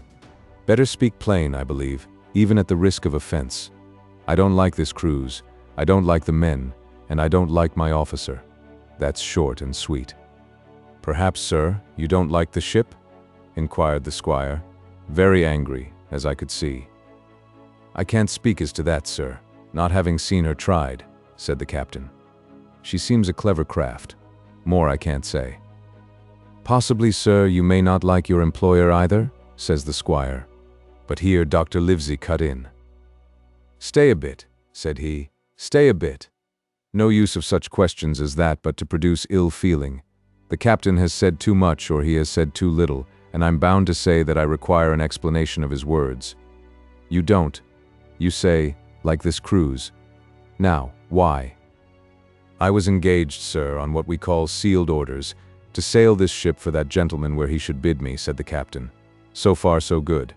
But now I find that every man before the mast knows more than I do. I don't call that fair now, do you? No, said Dr. Livesey. I don't. Next, said the captain. I learn we are going after treasure, hear it from my own hands, mind you. Now, treasure is ticklish work. I don't like treasure voyages on any account, and I don't like them, above all, when they are secret, and when, begging your pardon, Mr. Trelawney, the secret has been told to the parrot. Silver's parrot? Asked the squire. It's a way of speaking, said the captain. Blabbed, I mean. It's my belief neither of you gentlemen know what you are about, but I'll tell you my way of it, life or death, and a close run. That is all clear and, I dare say, true enough, replied Dr. Livesey. We take the risk, but we are not so ignorant as you believe us. Next, you say you don't like the crew. Are they not good seamen? I don't like them, sir, returned Captain Smollett, and I think I should have had the choosing of my own hands if you go to that. Perhaps you should, replied the doctor. My friend should, perhaps, have taken you along with him, but the slight, if there be one, was unintentional. And you don't like Mr. Arrow? I don't, sir. I believe he's a good seaman, but he's too free with the crew to be a good officer. A mate should keep himself to himself, shouldn't drink with the men before the mast." "Do you mean he drinks?" cried the squire. "No, sir," replied the captain, "only that he's too familiar." "Well, now, and the short and long of it, Captain?" asked the doctor. "Tell us what you want." "Well, gentlemen, are you determined to go on this cruise?" "Like iron," answered the squire. "Very good," said the captain. "Then, as you've heard me very patiently, saying things that I could not prove, hear me a few words more. They are putting the powder and the arms in the forehold. Now, you have a good place under the cabin, why not put them there? First point. Then, you are bringing 4 of your own people with you, and they tell me some of them are to be berthed forward. Why not give them the berths here beside the cabin? Second point. "Any more?" asked Mr. Trelawney. "One more," said the captain. "There's been too much blabbing already." "Far too much," agreed the doctor. "I'll tell you what I've heard myself," continued Captain Smollett, "that you have a map of an island, that there's crosses on the map to show where treasure is, and that the island lies." And then he named the latitude and longitude exactly. "I never told that," cried the squire, "to a soul." "The hands know it, sir," returned the captain. "Livesey, that must have been you or Hawkins," cried the squire. "It doesn't much matter who it was," replied the doctor, and I could see that neither he nor the captain paid much regard to Mr. Trelawney's protestations. Neither did I. To be sure, he was so loose a talker, yet in this case I believe he was really right, and that nobody had told the situation of the island. "Well, gentlemen," continued the captain, "I don't know who has this map, but I make it a point. It shall be kept secret even from me and Mr. Arrow. Otherwise I would ask you to let me resign." "I see," said the doctor. "You wish us to keep this matter dark and to make a garrison of the stern part of the ship, manned with my friend's own people, and provided with all the arms and powder on board. In other words, you fear a mutiny." "Sir," said Captain Smollett, with no intention to take offense, "I deny your right to put words into my mouth. No captain, sir, would be justified in going to sea at all if he had ground enough to say that. As for Mr. Arrow, I believe him thoroughly honest. Some of the men are the same. All may be for what I know. But I am responsible for the ship's safety and the life of every man jack aboard of her. I see things going, as I think, not quite right, and I ask you to take certain precautions or let me resign my berth. And that's all." "Captain Smollett," began the doctor with a smile, "did ever you hear the fable of the mountain and the mouse? You'll excuse me, I dare say, but you remind me of that fable. When you came in here, I'll stake my wig, you meant more than this." "Doctor," said the captain, "you are smart. When I came in here, I meant to get discharged. I had no thought that Mr. Trelawney would hear a word." "No more I would," cried the squire. "Had Livesey not been here, I should have seen you to the deuce. As it is, I have heard you. I will do as you desire, but I think the worse of you." "That's as you please, sir," said the captain. "You'll find I do my duty." And with that he took his leave. "Trelawney," said the doctor, "contrary to all my notions, I believed you have managed to get 2 honest men on board with you, that man and John Silver." "Silver, if you like," cried the squire. "But as for that intolerable humbug, I declare I think his conduct unmanly, unsailorly, and downright un-English." "Well," says the doctor, "we shall see." When we came on deck, the men had begun already to take out the arms and powder, yo-hoing at their work while the captain and Mr. Arrow stood by superintending. The new arrangement was quite to my liking. The whole schooner had been overhauled, 6 berths had been made astern out of what had been the after part of the main hold, and this set of cabins was only joined to the galley and forecastle by a sparred passage on the port side. It had been originally meant that the captain, Mr. Arrow, Hunter, Joyce, the doctor, and the squire were to occupy these 6 berths. Now Redruth and I were to get 2 of them, and Mr. Arrow and the captain were to sleep on deck in the companion, which had been enlarged on each side till you might almost have called it a roundhouse. Very low it was still, of course, but there was room to swing 2 hammocks, and even the mate seemed pleased with the arrangement. Even he, perhaps, had been doubtful as to the crew, but that is only guess, for as you shall hear, we had not long the benefit of his opinion. We were all hard at work, changing the powder and the berths, when the last man or two, and Long John along with them, came off in a shore boat. The cook came up the side like a monkey for cleverness, and as soon as he saw what was doing, "So ho, mates," says he. "What's this?" "We're a changing of the powder, Jack," answers one. "Why, by the powers," cried Long John, "if we do, we'll miss the morning tide." "My orders," said the captain shortly. "You may go below, my man. Hands will want supper." "Aye, aye, sir," answered the cook, and touching his forelock, he disappeared at once in the direction of his galley. "That's a good man, Captain," said the doctor. "Very likely, sir," replied Captain Smollett. "Easy with that, men, easy." He ran on to the fellows who were shifting the powder, and then suddenly observing me examining the swivel we carried amidships, a long brass 9. "Here you, ship's boy," he cried, "out of that. Off with you to the cook and get some work." And then as I was hurrying off, I heard him say quite loudly to the doctor, "I'll have no favorites on my ship." I assure you I was quite of the squire's way of thinking, and hated the captain deeply. 10. The voyage. All that night we were in a great bustle getting things stowed in their place, and boatfuls of the squire's friends, Mr. Blandley and the like, coming off to wish him a good voyage and a safe return.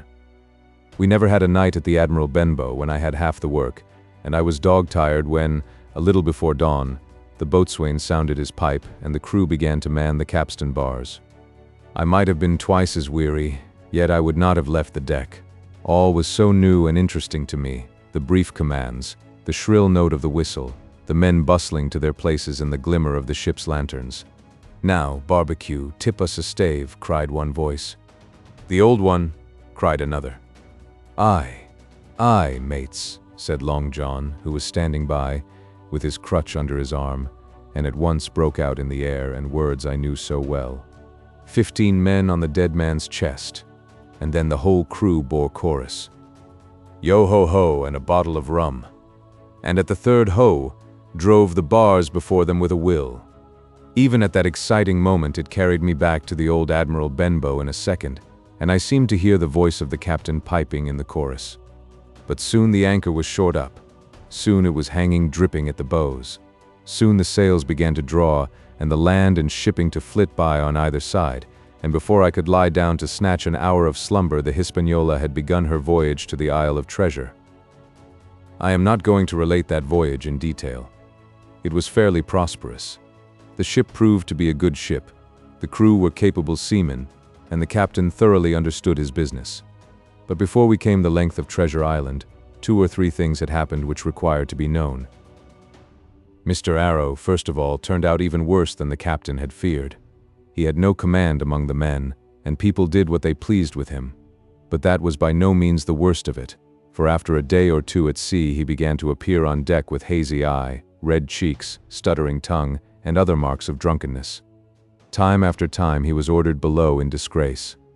Sometimes he fell and cut himself.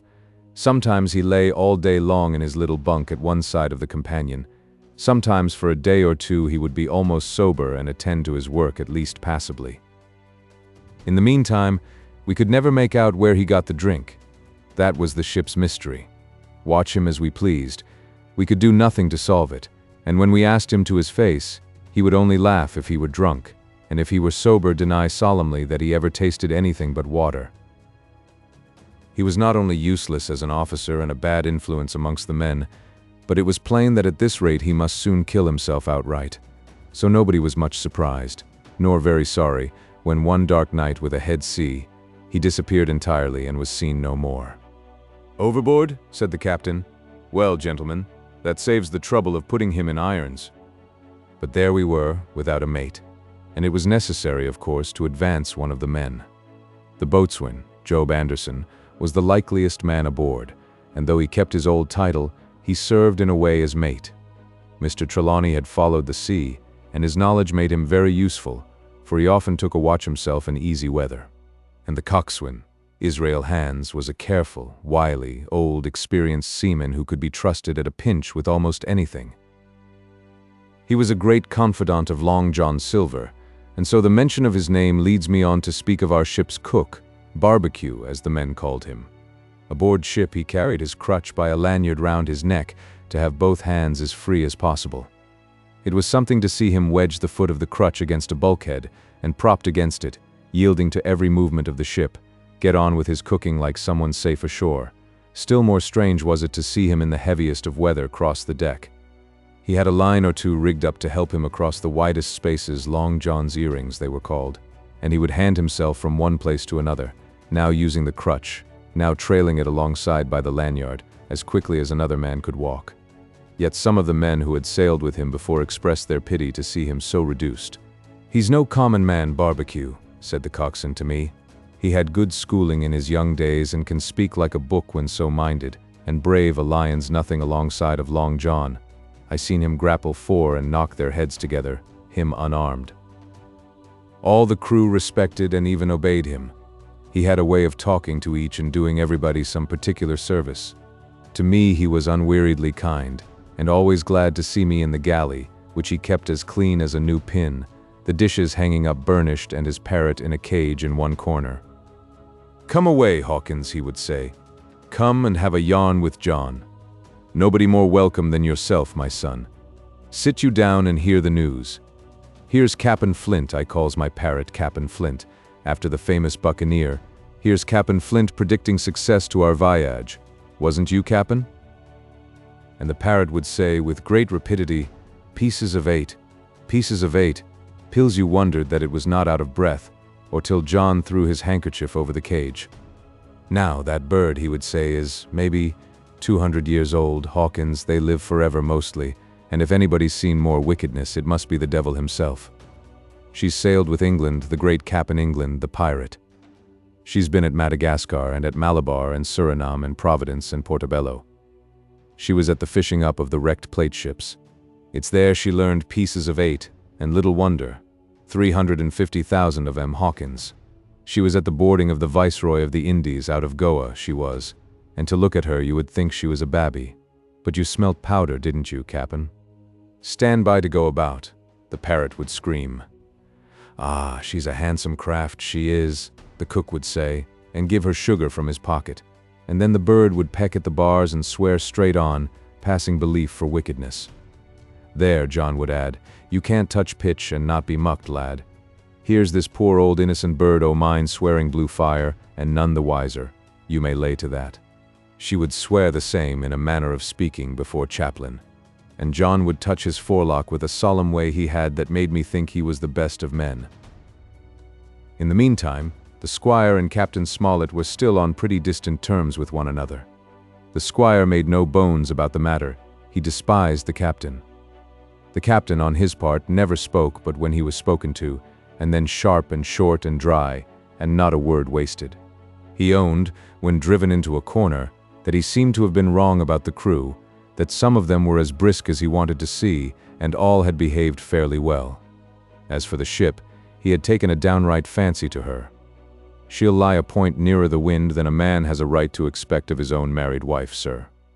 But," he would add, "all I say is, we're not home again, and I don't like the cruise." The squire, at this, would turn away and march up and down the deck, chin in air. "A trifle more of that man," he would say, "and I shall explode." We had some heavy weather, which only proved the qualities of the Hispaniola. Every man on board seemed well content, and they must have been hard to please if they had been otherwise, for it is my belief there was never a ship's company so spoiled since Noah put to sea. Double grog was going on the least excuse. There was duff on odd days, as, for instance, if the squire heard it was any man's birthday, and always a barrel of apples standing broached in the waist for anyone to help himself that had a fancy. "Never knew good come of it yet," the captain said to Dr. Livesey. "Spoil forecastle hands make devils. That's my belief. But good did come of the apple barrel, as you shall hear, for if it had not been for that, we should have had no note of warning and might all have perished by the hand of treachery. This was how it came about. We had run up the trades to get the wind of the island we were after. I am not allowed to be more plain, and now we were running down for it with a bright lookout day and night. It was about the last day of our outward voyage by the largest computation. Sometime that night, or at latest before noon of the morrow, we should sight the treasure island. We were heading SSW, and had a steady breeze abeam and a quiet sea. The Hispaniola rolled steadily, dipping her bowsprit now and then with a whiff of spray. All was drawing alow and aloft. Everyone was in the bravest spirits because we were now so near an end of the first part of our adventure. Now, just after sundown, when all my work was over and I was on my way to my berth, it occurred to me that I should like an apple. I ran on deck. The watch was all forward looking out for the island. The man at the helm was watching the luff of the sail and whistling away gently to himself, and that was the only sound excepting the swish of the sea against the bows and around the sides of the ship. In I got bodily into the apple barrel and found there was scarce an apple left. But sitting down there in the dark, what with the sound of the waters and the rocking movement of the ship, I had either fallen asleep or was on the point of doing so when a heavy man sat down with rather a clash close by. The barrel shook as he leaned his shoulders against it, and I was just about to jump up when the man began to speak. It was Silver's voice, and before I had heard a dozen words, I would not have shown myself for all the world, but lay there, trembling and listening, in the extreme of fear and curiosity. For from these dozen words I understood that the lives of all the honest men aboard depended upon me alone. 11. What I heard in the apple barrel. No, not I, said Silver. Flint was cap'n, I was quartermaster, along of my timber leg. The same broadside I lost my leg, old Pew lost his deadlights. It was a master surgeon, him that amputated me, out of college and all, Latin by the bucket, and what not. But he was hanged like a dog, and sun-dried like the rest, at Corso Castle. That was Robert's men, that was, and calmed of changing names to their ships, Royal Fortune and so on.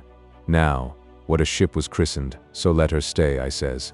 So it was with the Cassandra, as brought us all safe home from Malabar, after England took the Viceroy of the Indies. So it was with the old Walrus, Flint's old ship, as I've seen him muck with the red blood and fit to sink with gold. Ah! Cried another voice, that of the youngest hand on board, and evidently full of admiration. He was the flower of the flock, was Flint. Davis was a man too, by all accounts, said Silver. I never sailed along of him, first with England, then with Flint, that's my story, and now here on my own account, in a manner of speaking. I laid by 900 safe from England and 2,000 after Flint.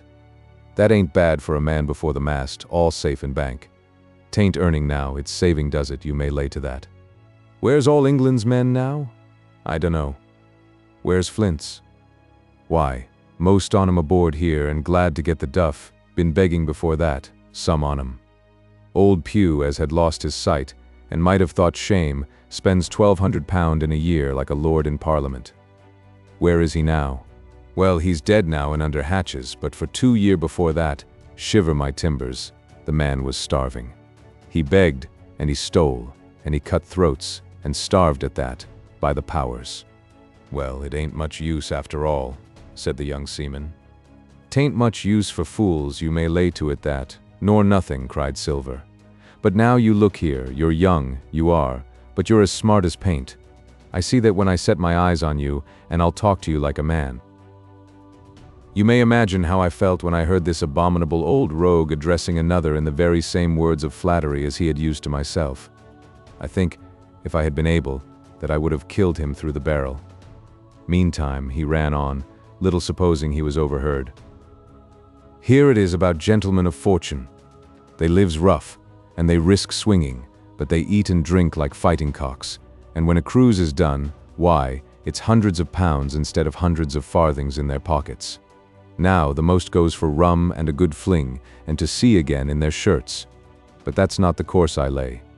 I puts it all away, some here, some there, and none too much anywheres, by reason of suspicion. I'm 50, mark you. Once back from this cruise, I set up gentlemen in earnest. Time enough too, says you. Ah, but I've lived easy in the meantime, never denied myself, oh nothing heart desires, and slept soft and ate dainty all my days, but when at sea. And how did I begin? Before the mast, like you.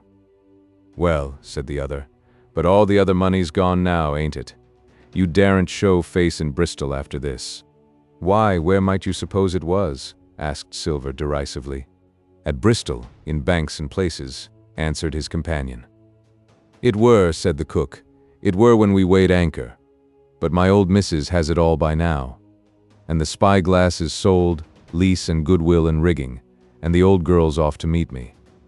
I would tell you where, for I trust you, but it'd make jealousy among the mates." "And can you trust your missus?" asked the other. "Gentlemen of fortune," returned the cook, "usually trusts little among themselves, and right they are, you may lay to it. But I have a way with me, I have. When a mate brings a slip on his cable, one as knows me, I mean it won't be in the same world with old John. There was some that was feared of Pew, and some that was feared of Flint. But Flint his own self was feared of me. Feared he was, and proud. They was the roughest crew afloat, was Flint's. The devil himself would have been feared to go to sea with them. Well now, I tell you, I'm not a boasting man, and you've seen yourself how easy I keep company, but when I was quartermaster, lambs wasn't the word for Flint's Old Buccaneers. Ah, you may be sure of yourself in old John's ship." "Well, I tell you now," replied the lad, "I didn't half a quarter like the job till I had this talk with you, John, but there's my hand on it now." "And a brave lad you were, and smart too," answered Silver, shaking hands so heartily that all the barrel shook, and a finer figurehead for a gentleman of fortune I never clapped my eyes on. By this time I had begun to understand the meaning of their terms. By a gentleman of fortune they plainly meant neither more nor less than a common pirate, and the little scene that I had overheard was the last act in the corruption of one of the honest hands, perhaps of the last one left aboard. But on this point I was soon to be relieved, for Silver giving a little whistle, a third man strolled up and sat down by the party. "Dick's square," said Silver. "Oh, I know Dick was square," returned the voice of the coxswain, Israel Hands. "He's no fool, is Dick." And he turned his quid and spat. "But look here," he went on, "here's what I want to know, barbecue. How long are we a-going to stand off and on like a blessed bumboat? I've had a most enough o' Captain Smollett. He's hazed me long enough, by thunder. I want to go into that cabin, I do. I want their pickles and wines and that." "Israel," said Silver, "your head ain't much account, nor ever was. But you're able to hear, I reckon. Leastways, your ears is big enough. Now, here's what I say. You'll berth forward, and you'll live hard, and you'll speak soft, and you'll keep sober till I give the word, and you may lay to that, my son." "Well, I don't say no, do I?" growled the coxswain. "What I say is, when, that's what I say." "When? By the powers," cried Silver. "Well now, if you want to know, I'll tell you when. The last moment I can manage, and that's when. Here is a first-rate seaman, Captain Smollett, sails the blessed ship for us. Here's this squire and doctor with a map and such. I don't know where it is, do I? No more do you, says you. Well then, I mean this squire and doctor shall find the stuff, and help us to get it aboard by the powers. Then we'll see. If I was sure of you all, sons of double Dutchmen, I'd have Captain Smollett navigate us halfway back again before I struck." "Why, we're all seamen aboard here, I should think," said the lad Dick. "We're all forecastle hands, you mean," snapped Silver. "We can steer a course, but who's to set one? That's what all you gentlemen split on, first and last. If I had my way, I'd have Captain Smollett work us back into the trades at least. Then we'd have no blessed miscalculations and a spoonful of water a day. But I know the sort you are. I'll finish with 'em at the island as soon's the blunt's on board, and a pity it is. But you're never happy till you're drunk. Split my sides, I've a sick heart to sail with the likes of you." "Easy all, Long John," cried Israel. "Who's a-crossin' of you? Why, how many tall ships, think ye, now have I seen laid aboard? And how many brisk lads drying in the sun at Execution Dock?" cried Silver. "And all for this same hurry and hurry and hurry. You hear me? I seen a thing or two at sea, I have. If you would only lay your course and a pint to windward, you would ride in carriages, you would. But not you. I know you. You'll have your mouthful of rum tomorrow, and go hang. Everybody knowed you was a kind of a chaplain, John. But there's others as could hand and steer as well as you," said Israel. "They liked a bit o' fun, they did. They wasn't so high and dry, nohow, but took their fling like jolly companions every one." "So?" says Silver. "Well, and where are they now? Pew was that sort, and he died a beggar man. Flint was, and he died of rum at Savannah. Ah, they was a sweet crew, they was. Only where are they?" "But," asked Dick, When we do lay 'em athwart, what are we to do with 'em, anyhow?" "There's the man for me," cried the cook admiringly. "That's what I call business. Well, what would you think? Put 'em ashore like maroons? That would have been England's way. Or cut 'em down like that much pork. That would have been Flint's or Billy Bones's." "Billy was the man for that," said Israel. "Dead men don't bite," says he. "Well, he's dead now hisself. He knows the long and short on it now, and if ever a rough hand come to port, it was Billy." "Right you are," said Silver, "rough and ready. But mark you here, I'm an easy man, I'm quite the gentleman, says you. But this time it's serious. Duty is duty, mates. I give my vote death. When I'm in Parliament and riding in my coach, I don't want none of these sea lawyers in the cabinet coming home unlooked for like the devil at prayers. Wait is what I say, but when the time comes, why, let her rip." "John," cries the coxswain, "you're a man." "You'll say so, Israel, when you see," said Silver. "Only one thing I claim Trelawney. I'll wring his calf's head off his body with these hands, Dick," he added, breaking off. "You just jump up, like a sweet lad, and get me an apple to wet my pipe like." You may fancy the terror I was in. I should have leaped out and run for it if I had found the strength, but my limbs and heart alike misgave me. I heard Dick begin to rise, and then someone seemingly stopped him, and the voice of Hans exclaimed, "Oh, stow that. Don't you get sucking of that bilge, John. Let's have a go of the rum." "Dick," said Silver, "I trust you. I've a gauge on the keg, mind. There's the key. You fill a pannikin and bring it up." Terrified as I was, I could not help thinking to myself that this must have been how Mr. Arrow got the strong waters that destroyed him. Dick was gone but a little while, and during his absence Israel spoke straight on in the cook's ear. It was but a word or two that I could catch, and yet I gathered some important news, for besides other scraps that tended to the same purpose, this whole clause was audible, "Not another man of them will jine." Hence there were still faithful men on board. When Dick returned, one after another of the trio took the pannikin and drank, one to luck, another with a "Here's to old Flint," and Silver himself saying, in a kind of song, "Here's to ourselves, and hold your luff. Plenty of prizes and plenty of duff."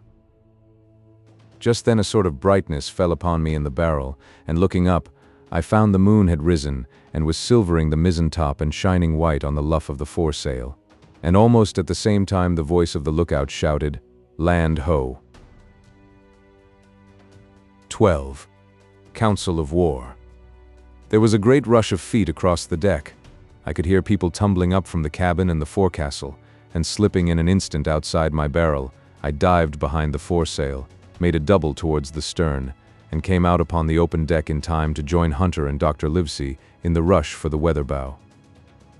There all hands were already congregated. A belt of fog had lifted almost simultaneously with the appearance of the moon. Away to the southwest of us we saw two low hills, about a couple of miles apart, and rising behind one of them a third and higher hill, whose peak was still buried in the fog. All three seemed sharp and conical in figure. So much I saw, almost in a dream, for I had not yet recovered from my horrid fear of a minute or two before, and then I heard the voice of Captain Smollett issuing orders. The Hispaniola was laid a couple of points nearer the wind, and now sailed a course that would just clear the island on the east. "And now, men," said the captain, when all was sheeted home, "has any one of you ever seen that land ahead?" "I have, sir," said Silver. "I've watered there with a trader I was cook in." "The anchorage is on the south, behind an islet, I fancy?" asked the captain. "Yes, sir. Skeleton Island, they calls it. It were a main place for pirates once, and a hand we had on board knowed all their names for it.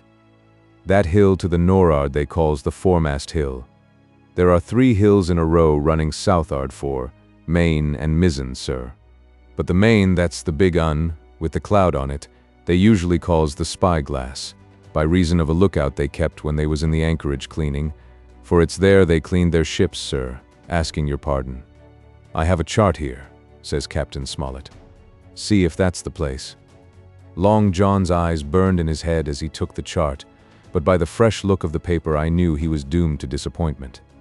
This was not the map we found in Billy Bones's chest, but an accurate copy, complete in all things, names and heights and soundings, with the single exception of the red crosses and the written notes.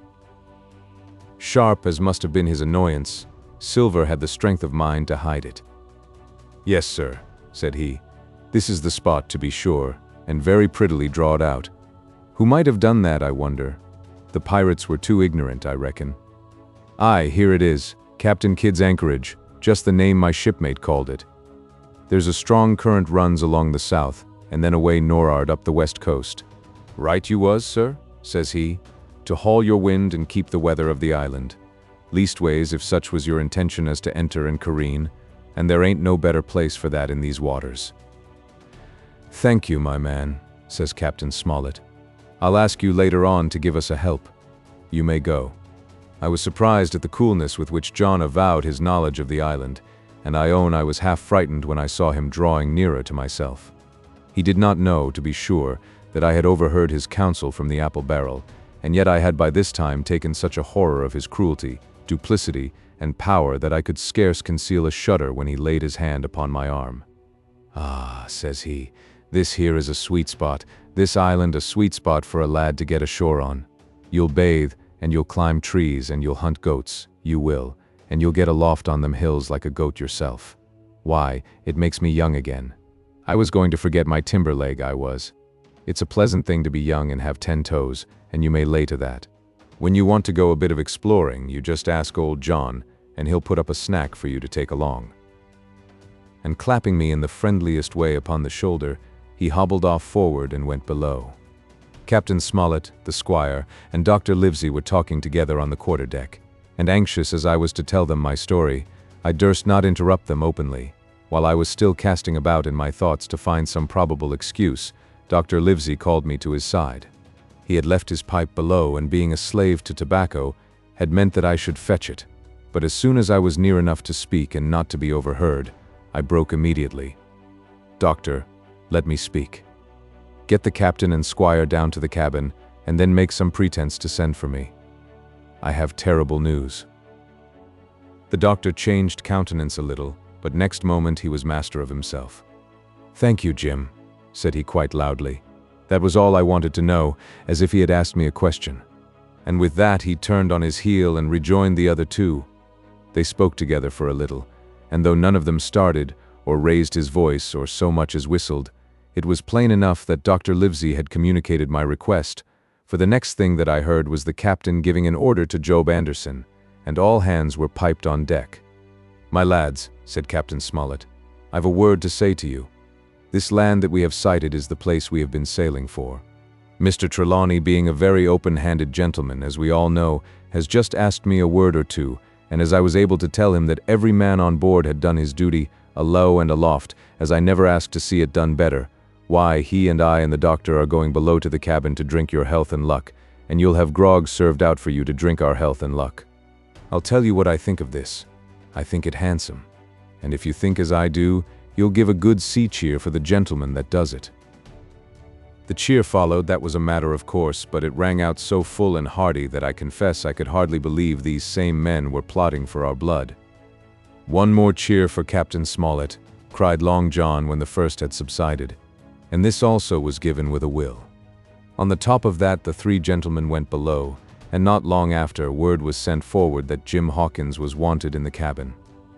I found them all three seated round the table, a bottle of Spanish wine and some raisins before them, and the doctor smoking away with his wig on his lap, and that, I knew, was a sign that he was agitated. The stern window was open, for it was a warm night, and you could see the moon shining behind on the ship's wake. "Now, Hawkins," said the squire, "you have something to say. Speak up." I did as I was bid, and as short as I could make it, told the whole details of Silver's conversation. Nobody interrupted me till I was done, nor did any one of the three of them make so much as a movement, but they kept their eyes upon my face from first to last. "Jim," said Dr. Livesey, "take a seat." And they made me sit down at table beside them, poured me out a glass of wine, filled my hands with raisins, and all three, one after the other, and each with a bow, drank my good health and their service to me for my luck and courage. "Now, Captain," said the squire, "you were right, and I was wrong. I own myself an ass, and I await your orders." "No more an ass than I, sir," returned the captain. "I never heard of a crew that meant to mutiny but what showed signs before, for any man that had an eye in his head to see the mischief and take steps according. But this crew," he added, "beats me."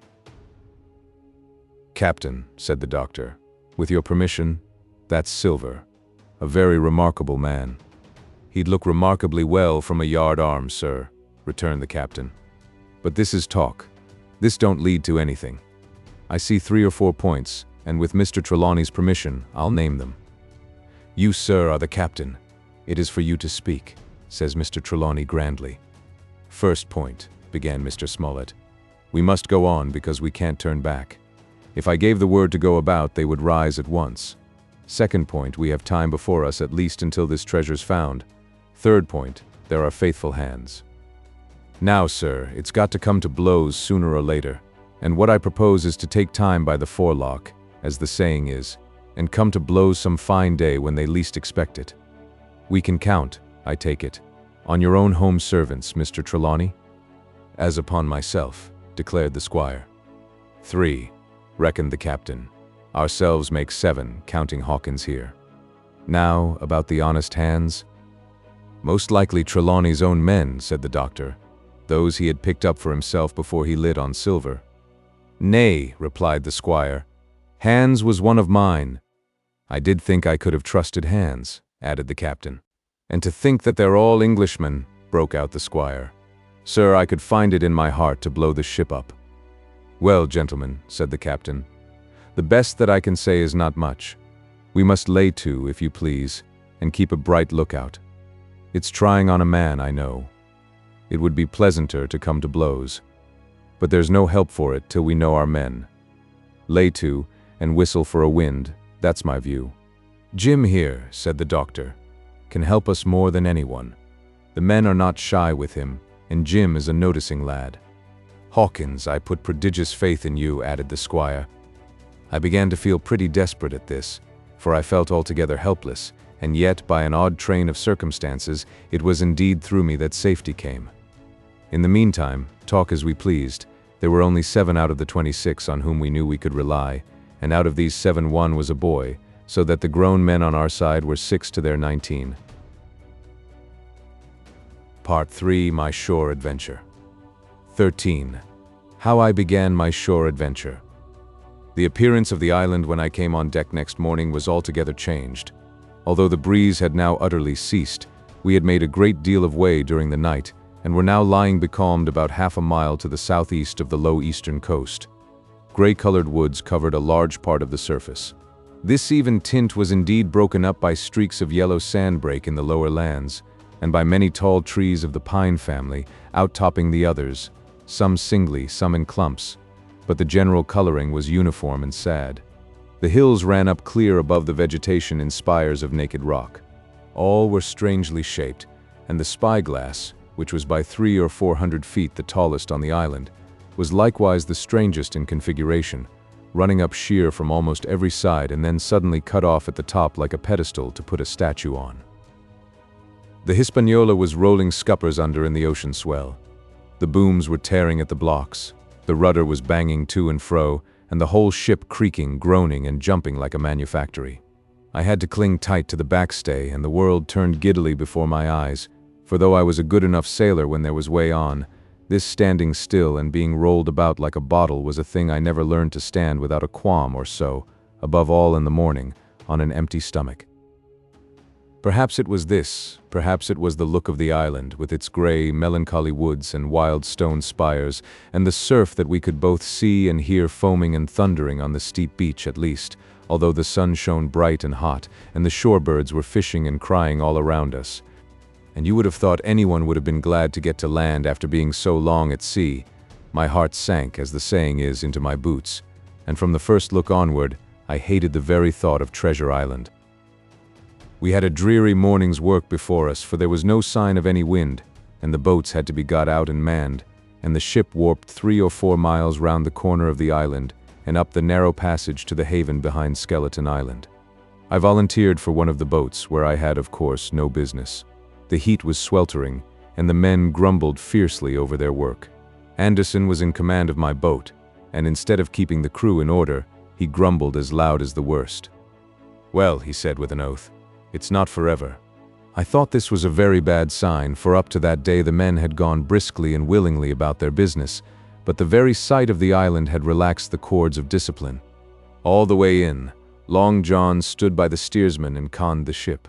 He knew the passage like the palm of his hand, and though the man in the chains got everywhere more water than was down in the chart, John never hesitated once. "There's a strong scour with the ebb," he said, "and this here passage has been dug out, in a manner of speaking, with a spade." We brought up just where the anchor was in the chart, about a third of a mile from each shore, the mainland on one side and Skeleton Island on the other. The bottom was clean sand. The plunge of our anchor sent up clouds of birds wheeling and crying over the woods, but in less than a minute they were down again, and all was once more silent. The place was entirely landlocked, buried in woods, the trees coming right down to high water mark, the shores mostly flat, and the hilltops standing round at a distance in a sort of amphitheater, one here, one there. Two little rivers, or rather two swamps, emptied out into this pond, as you might call it, and the foliage round that part of the shore had a kind of poisonous brightness. From the ship we could see nothing of the house or stockade, for they were quite buried among trees, and if it had not been for the chart on the companion, we might have been the first that had ever anchored there since the island arose out of the seas. There was not a breath of air moving, nor a sound but that of the surf booming half a mile away along the beaches and against the rocks outside. A peculiar stagnant smell hung over the anchorage, a smell of sodden leaves and rotting tree trunks. I observed the doctor sniffing and sniffing, like someone tasting a bad egg. "I don't know about treasure," he said, "but I'll stake my wig there's fever here." If the conduct of the men had been alarming in the boat, it became truly threatening when they had come aboard. They lay about the deck growling together in talk. The slightest order was received with a black look and grudgingly and carelessly obeyed. Even the honest hands must have caught the infection, for there was not one man aboard to mend another. Mutiny, it was plain, hung over us like a thundercloud. And it was not only we of the cabin party who perceived the danger. Long John was hard at work going from group to group, spending himself in good advice, and as for example, no man could have shown a better. He fairly outstripped himself in willingness and civility. He was all smiles to everyone. If an order were given, John would be on his crutch in an instant, with the cheeriest, "Aye, aye, sir," in the world. And when there was nothing else to do, he kept up one song after another, as if to conceal the discontent of the rest. Of all the gloomy features of that gloomy afternoon, this obvious anxiety on the part of Long John appeared the worst. We held a council in the cabin. "Sir," said the captain, "if I risk another order, the whole ship'll come about our ears by the run. You see, sir, here it is. I get a rough answer, do I not? Well, if I speak back, Pikes will be going in 2 shakes. If I don't, Silver will see there's something under that and the game's up. Now, we've only one man to rely on." "And who is that?" asked the squire. "Silver, sir," returned the captain. "He's as anxious as you and I to smother things up. This is a tiff. He'd soon talk him out of it if he had the chance. And what I propose to do is to give him the chance. Let's allow the men an afternoon ashore. If they all go, why, we'll fight the ship. If they none of them go, well then we hold the cabin, and God defend the right. If some go, you mark my words, sir, Silver'll bring 'em aboard again as mild as lambs." It was so decided. Loaded pistols were served out to all the shore men. Hunter, Joyce, and Redruth were taken into our confidence and received the news with less surprise and a better spirit than we had looked for, and then the captain went on deck and addressed the crew. "My lads," said he, "we've had a hot day and are all tired and out of sorts. A turn ashore'll hurt nobody, the boats are still in the water. You can take the gigs, and as many as please may go ashore for the afternoon. I'll fire a gun half an hour before sundown." I believe the silly fellows must have thought they would break their shins over treasure as soon as they were landed, for they all came out of their sulks in a moment and gave a cheer that started the echo in a faraway hill, and sent the birds once more flying and squalling round the anchorage. The captain was too bright to be in the way. He whipped out of sight in a moment, leaving Silver to arrange the party, and I fancy it was as well he did so. Had he been on deck, He could no longer so much as have pretended not to understand the situation. It was as plain as day. Silver was the captain, and a mighty rebellious crew he had of it. The honest hands, and I was soon to see it proved that there were such on board, must have been very stupid fellows. Or rather, I suppose the truth was this, that all hands were disaffected by the example of the ringleaders, only some more, some less, and a few, being good fellows in the main, could neither be led nor driven any further. It is one thing to be idle and skulk, and quite another to take a ship and murder a number of innocent men. At last, however, the party was made up. 6 fellows were to stay on board, and the remaining 13, including Silver, began to embark. Then it was that there came into my head the first of the mad notions that contributed so much to save our lives. If 6 men were left by Silver, it was plain our party could not take and fight the ship, and since only 6 were left, it was equally plain that the cabin party had no present need of my assistance. It occurred to me at once to go ashore. In a jiffy I had slipped over the side and curled up in the foresheets of the nearest boat, and almost at the same moment she shoved off. No one took notice of me, only the bow-oar saying, "Is that you, Jim? Keep your head down." But Silver, from the other boat, looked sharply over and called out to know if that were me, and from that moment I began to regret what I had done. The crews raced for the beach, but the boat I was in, having some start and being at once the lighter and the better manned, shot far ahead of her consort, and the bow had struck among the shoreside trees, and I had caught a branch and swung myself out and plunged into the nearest thicket, while Silver and the rest were still 100 yards behind. "Jim, Jim," I heard him shouting. But you may suppose I paid no heed. Jumping, ducking, and breaking through, I ran straight before my nose till I could run no longer. 14. The first blow. I was so pleased at having given the slip to Long John that I began to enjoy myself and look around me with some interest on the strange land that I was in. I had crossed a marshy tract full of willows, bulrushes, and odd, outlandish, swampy trees, and I had now come out upon the skirts of an open piece of undulating, sandy country, about a mile long, dotted with a few pines and a great number of contorted trees, not unlike the oak in growth, but pale in the foliage like willows. On the far side of the open stood one of the hills with 2 quaint, craggy peaks shining vividly in the sun. I now felt for the first time the joy of exploration. The isle was uninhabited. My shipmates I had left behind, and nothing lived in front of me but dumb brutes and fowls. I turned hither and thither among the trees. Here and there were flowering plants, unknown to me. Here and there I saw snakes, and one raised his head from a ledge of rock and hissed at me with a noise not unlike the spinning of a top. Little did I suppose that he was a deadly enemy, and that the noise was the famous rattle. Then I came to a long thicket of these oak-like trees, live or evergreen oaks. I heard afterwards they should be called, which grew low along the sand like brambles, the boughs curiously twisted, the foliage compact like thatch. The thicket stretched down from the top of one of the sandy knolls, spreading and growing taller as it went, until it reached the margin of the broad, reedy fen, through which the nearest of the little rivers soaked its way into the anchorage. The marsh was steaming in the strong sun, and the outline of the spyglass trembled through the haze. All at once there began to go a sort of bustle among the bulrushes. A wild duck flew up with a quack, another followed, and soon over the whole surface of the marsh a great cloud of birds hung screaming and circling in the air. I judged at once that some of my shipmates must be drawing near along the borders of the fen.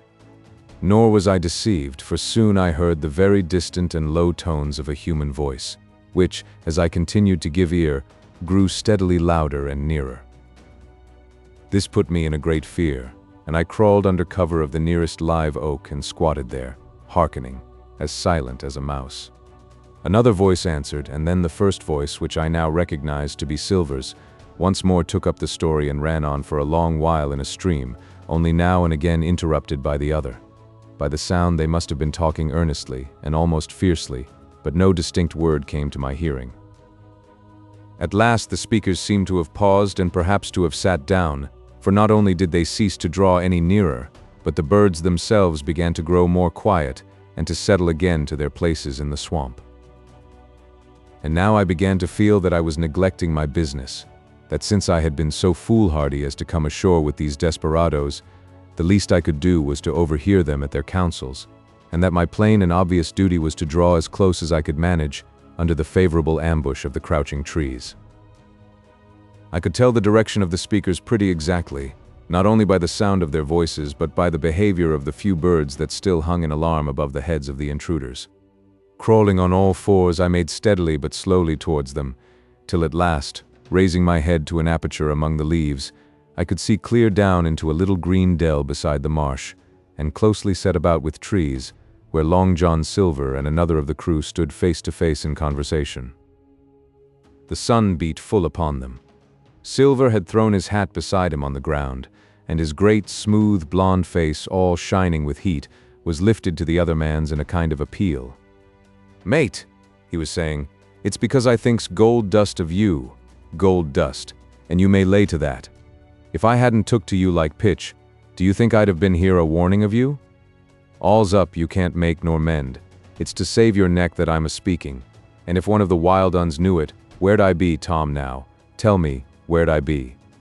"Silver," said the other man, and I observed he was not only red in the face, but spoke as hoarse as a crow, and his voice shook too, like a taut rope.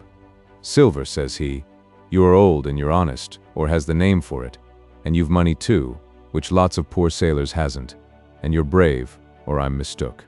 And will you tell me you'll let yourself be led away with that kind of a mess of swabs? Not you. As sure as God sees me, I'd sooner lose my hand, if I turn agin my duty." And then all of a sudden he was interrupted by a noise. I had found one of the honest hands. Well, here at that same moment came news of another. Far away out in the marsh there arose, all of a sudden, a sound like the cry of anger, then another on the back of it, and then one horrid, long-drawn scream. The rocks of the spyglass re-echoed it a score of times. The whole troop of marsh birds rose again, darkening heaven with a simultaneous whir, and long after that death yell was still ringing in my brain. Silence had re-established its empire, and only the rustle of the redescending birds and the boom of the distant surges disturbed the languor of the afternoon. Tom had leaped at the sound, like a horse at the spur, but Silver had not winked an eye. He stood where he was, resting lightly on his crutch, watching his companion like a snake about to spring. "John," said the sailor, stretching out his hand. "Hands off!" cried Silver, leaping back a yard, as it seemed to me, with the speed and security of a trained gymnast. "Hands off, if you like, John Silver," said the other. "It's a black conscience that can make you feared of me. But in heaven's name, tell me, what was that?" "That?" returned Silver, smiling away, but warrior than ever, his eye a mere pinpoint in his big face, but gleaming like a crumb of glass. "That? Oh, I reckon that'll be Allen." And at this point, Tom flashed out like a hero. "Allen," he cried, "then rest his soul for a true seaman. And as for you, John Silver, long you've been a mate of mine, but you're mate of mine no more. If I die like a dog, I'll die in my duty. You've killed Allen, have you? Kill me too if you can, but I defies you." And with that, this brave fellow turned his back directly on the cook and set off walking for the beach. But he was not destined to go far. With a cry, John seized the branch of a tree, whipped the crutch out of his armpit, and sent that uncouth missile hurtling through the air. It struck poor Tom, point foremost, and with stunning violence, right between the shoulders in the middle of his back. His hands flew up, he gave a sort of gasp, and fell. Whether he were injured much or little, none could ever tell. Like enough to judge from the sound, his back was broken on the spot. But he had no time given him to recover. Silver, agile as a monkey even without leg or crutch, was on the top of him next moment and had twice buried his knife up to the hilt in that defenseless body. From my place of ambush, I could hear him pant aloud as he struck the blows.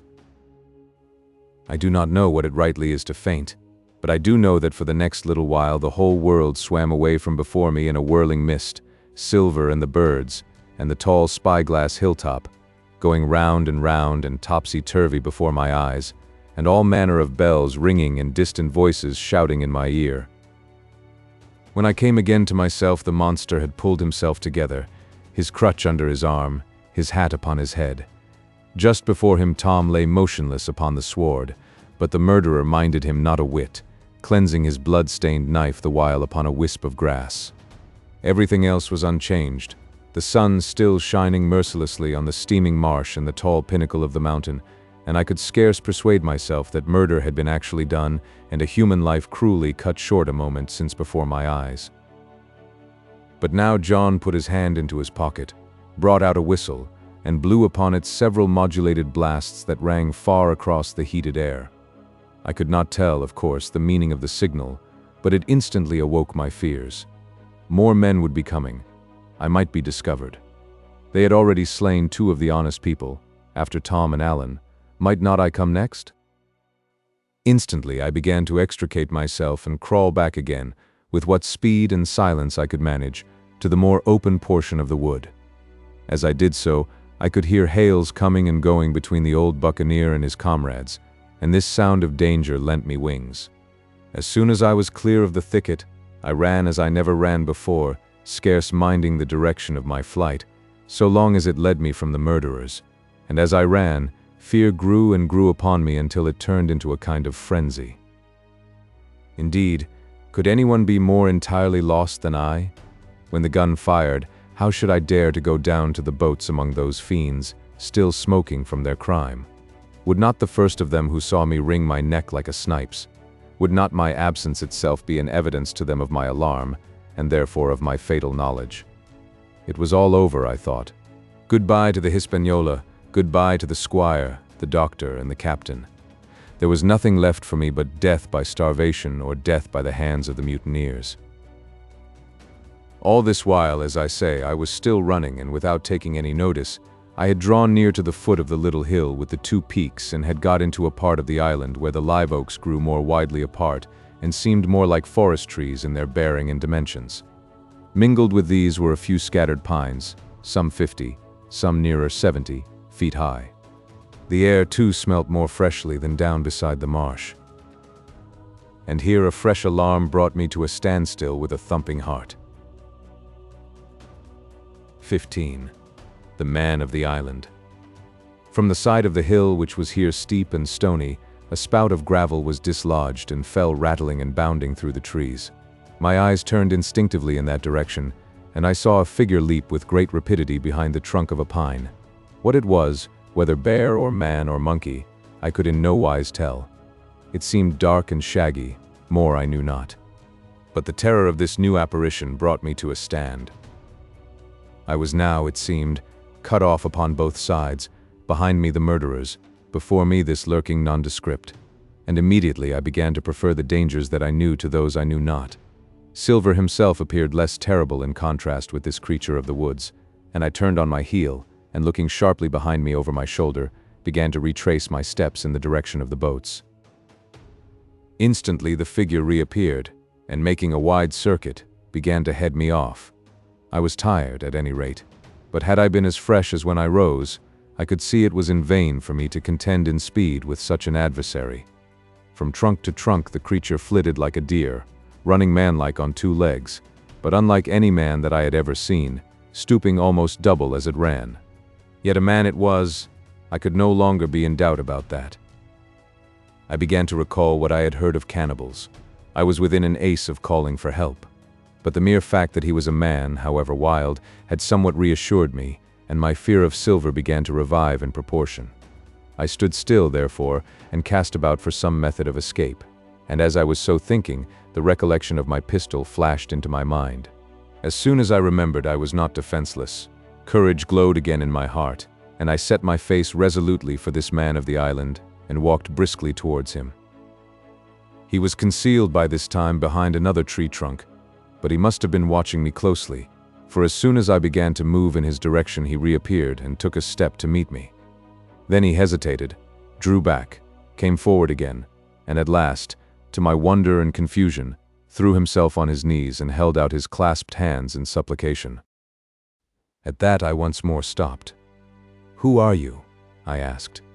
"Ben Gunn," he answered, and his voice sounded hoarse and awkward like a rusty lock. "I'm poor Ben Gunn, I am, and I haven't spoke with a Christian these 3 years." I could now see that he was a white man like myself and that his features were even pleasing.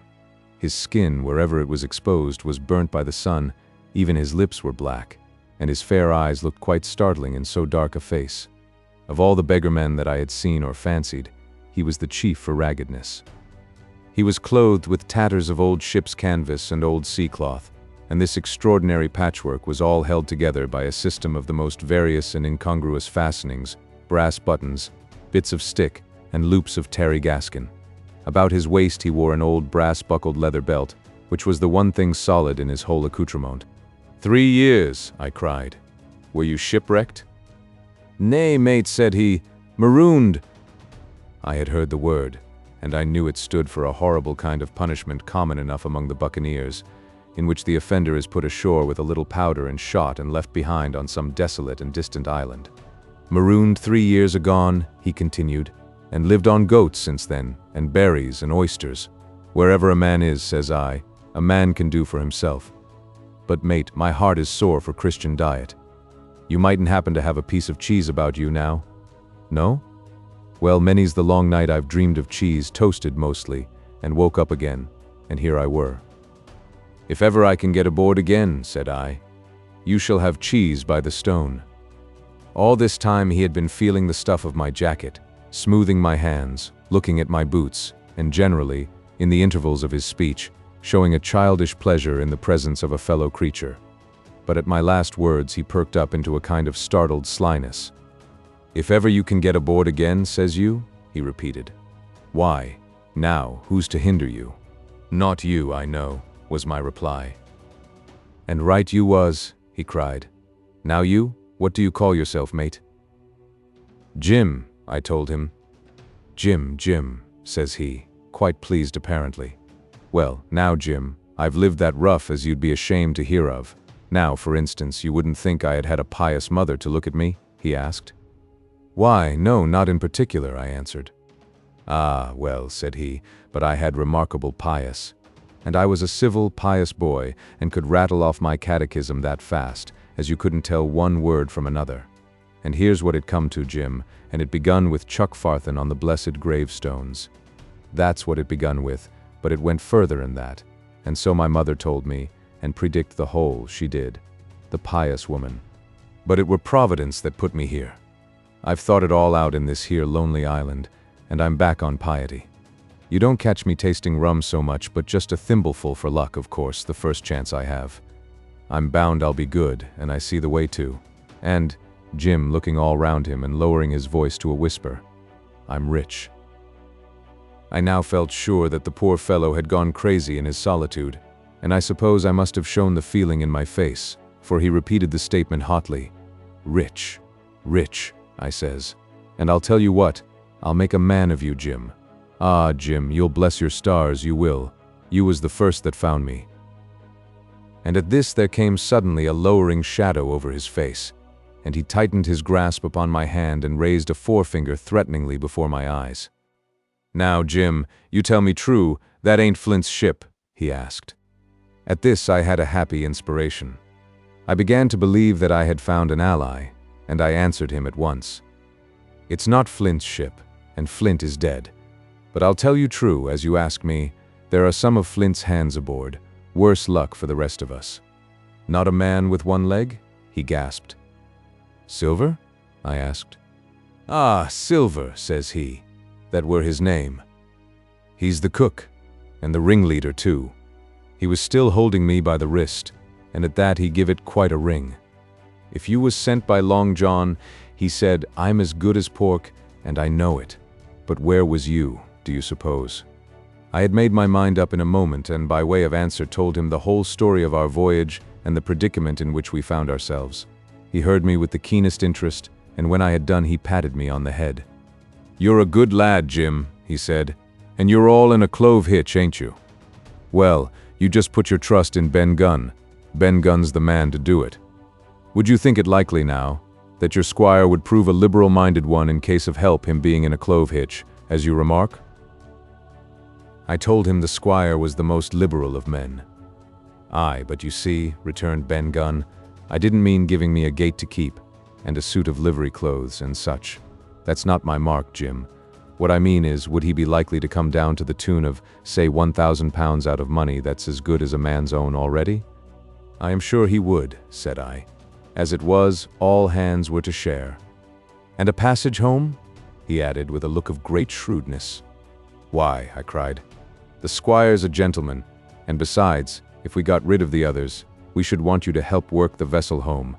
Ah, said he, so you would, and he seemed very much relieved.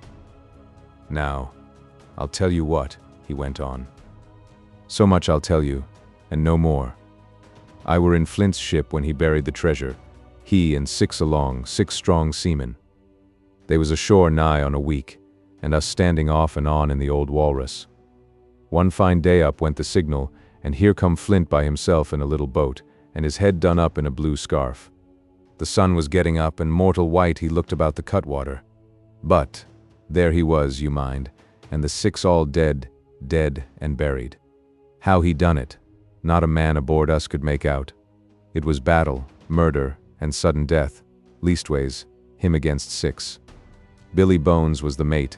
Long John, he was quartermaster, and they asked him where the treasure was. Ah, says he, you can go ashore if you like and stay, he says, but as for the ship, she'll beat up for more by thunder. That's what he said. Well, I was in another ship 3 years back, and we sighted this island. Boys, said I, here's Flint's treasure, let's land and find it. The captain was displeased at that, but my messmates were all of a mind and landed. 12 days they looked for it, and every day they had the worse word for me, until one fine morning all hands went aboard. As for you, Benjamin Gunn, says they, here's a musket, they says, and a spade and pickaxe. You can stay here and find Flint's money for yourself, they says.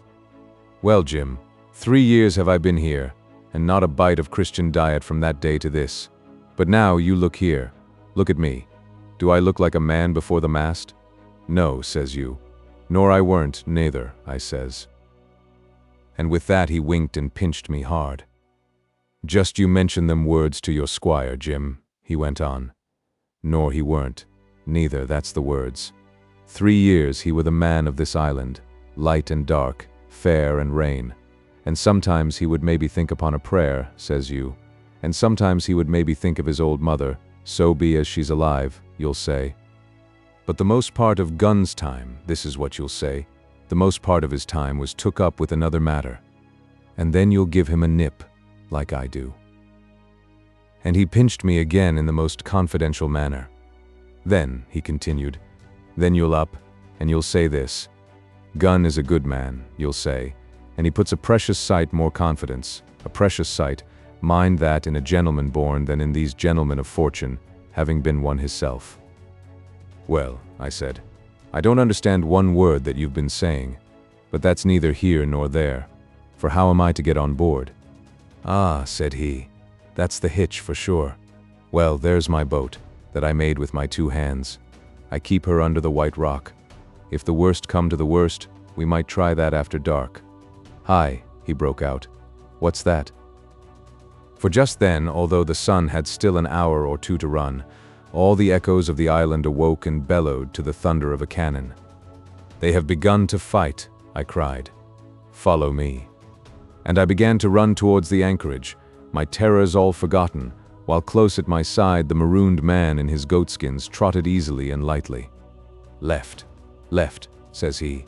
Keep to your left hand, mate Jim, under the trees with you. There's where I killed my first goat. They don't come down here now. They're all mast-headed on them mountings for the fear of Benjamin Gunn.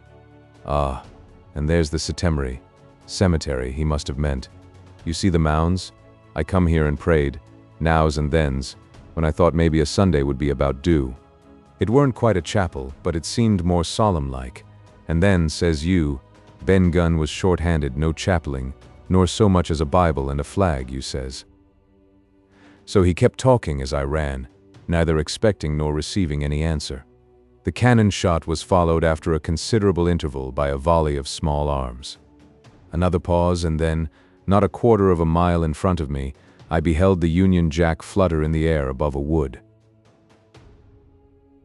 Part 4. The Stockade. 16. Narrative continued by the doctor. how the ship was abandoned.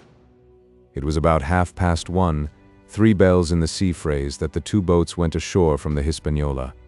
The captain, the squire, and I were talking matters over in the cabin. Had there been a breath of wind, we should have fallen on the 6 mutineers who were left aboard with us, slipped our cable, and away to sea. But the wind was wanting, and to complete our helplessness, down came Hunter with the news that Jim Hawkins had slipped into a boat and was gone ashore with the rest. It never occurred to us to doubt Jim Hawkins, but we were alarmed for his safety. With the men in the temper they were in, it seemed an even chance if we should see the lad again. We ran on deck. The pitch was bubbling in the seams. The nasty stench of the place turned me sick. If ever a man smelt fever and dysentery, it was in that abominable anchorage. The 6 scoundrels were sitting grumbling under a sail in the forecastle. Ashore we could see the gigs made fast and a man sitting in each, hard by where the river runs in. One of them was whistling Lillibulero. Waiting was a strain, and it was decided that Hunter and I should go ashore with the jolly boat in quest of information. The gigs had leaned to their right, but Hunter and I pulled straight in the direction of the stockade upon the chart. The 2 who were left guarding their boats seemed in a bustle at our appearance. Lillibulero stopped off, and I could see the pair discussing what they ought to do. Had they gone and told Silver, all might have turned out differently, but they had their orders, I suppose, and decided to sit quietly where they were and hark back again to Lillibulero. There was a slight bend in the coast, and I steered so as to put it between us. Even before we landed, we had thus lost sight of the gigs. I jumped out and came as near running as I durst, with a big silk handkerchief under my hat for coolness' sake and a brace of pistols ready primed for safety. I had not gone 100 yards when I reached the stockade. This was how it was. A spring of clear water rose almost at the top of a knoll. Well, on the knoll and enclosing the spring, they had clapped a stout log-house fit to hold 20 people on a pinch and loopholed for musketry on either side. All round this they had cleared a wide space, and then the thing was completed by a paling 6 feet high, without door or opening, too strong to pull down without time and labor, and too open to shelter the besiegers. The people in the log house had them in every way. They stood quiet in shelter and shot the others like partridges. All they wanted was a good watch and food, for, short of a complete surprise, they might have held the place against a regiment. What particularly took my fancy was the spring.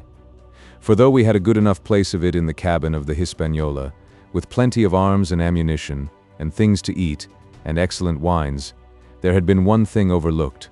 We had no water. I was thinking this over when there came ringing over the island the cry of a man at the point of death.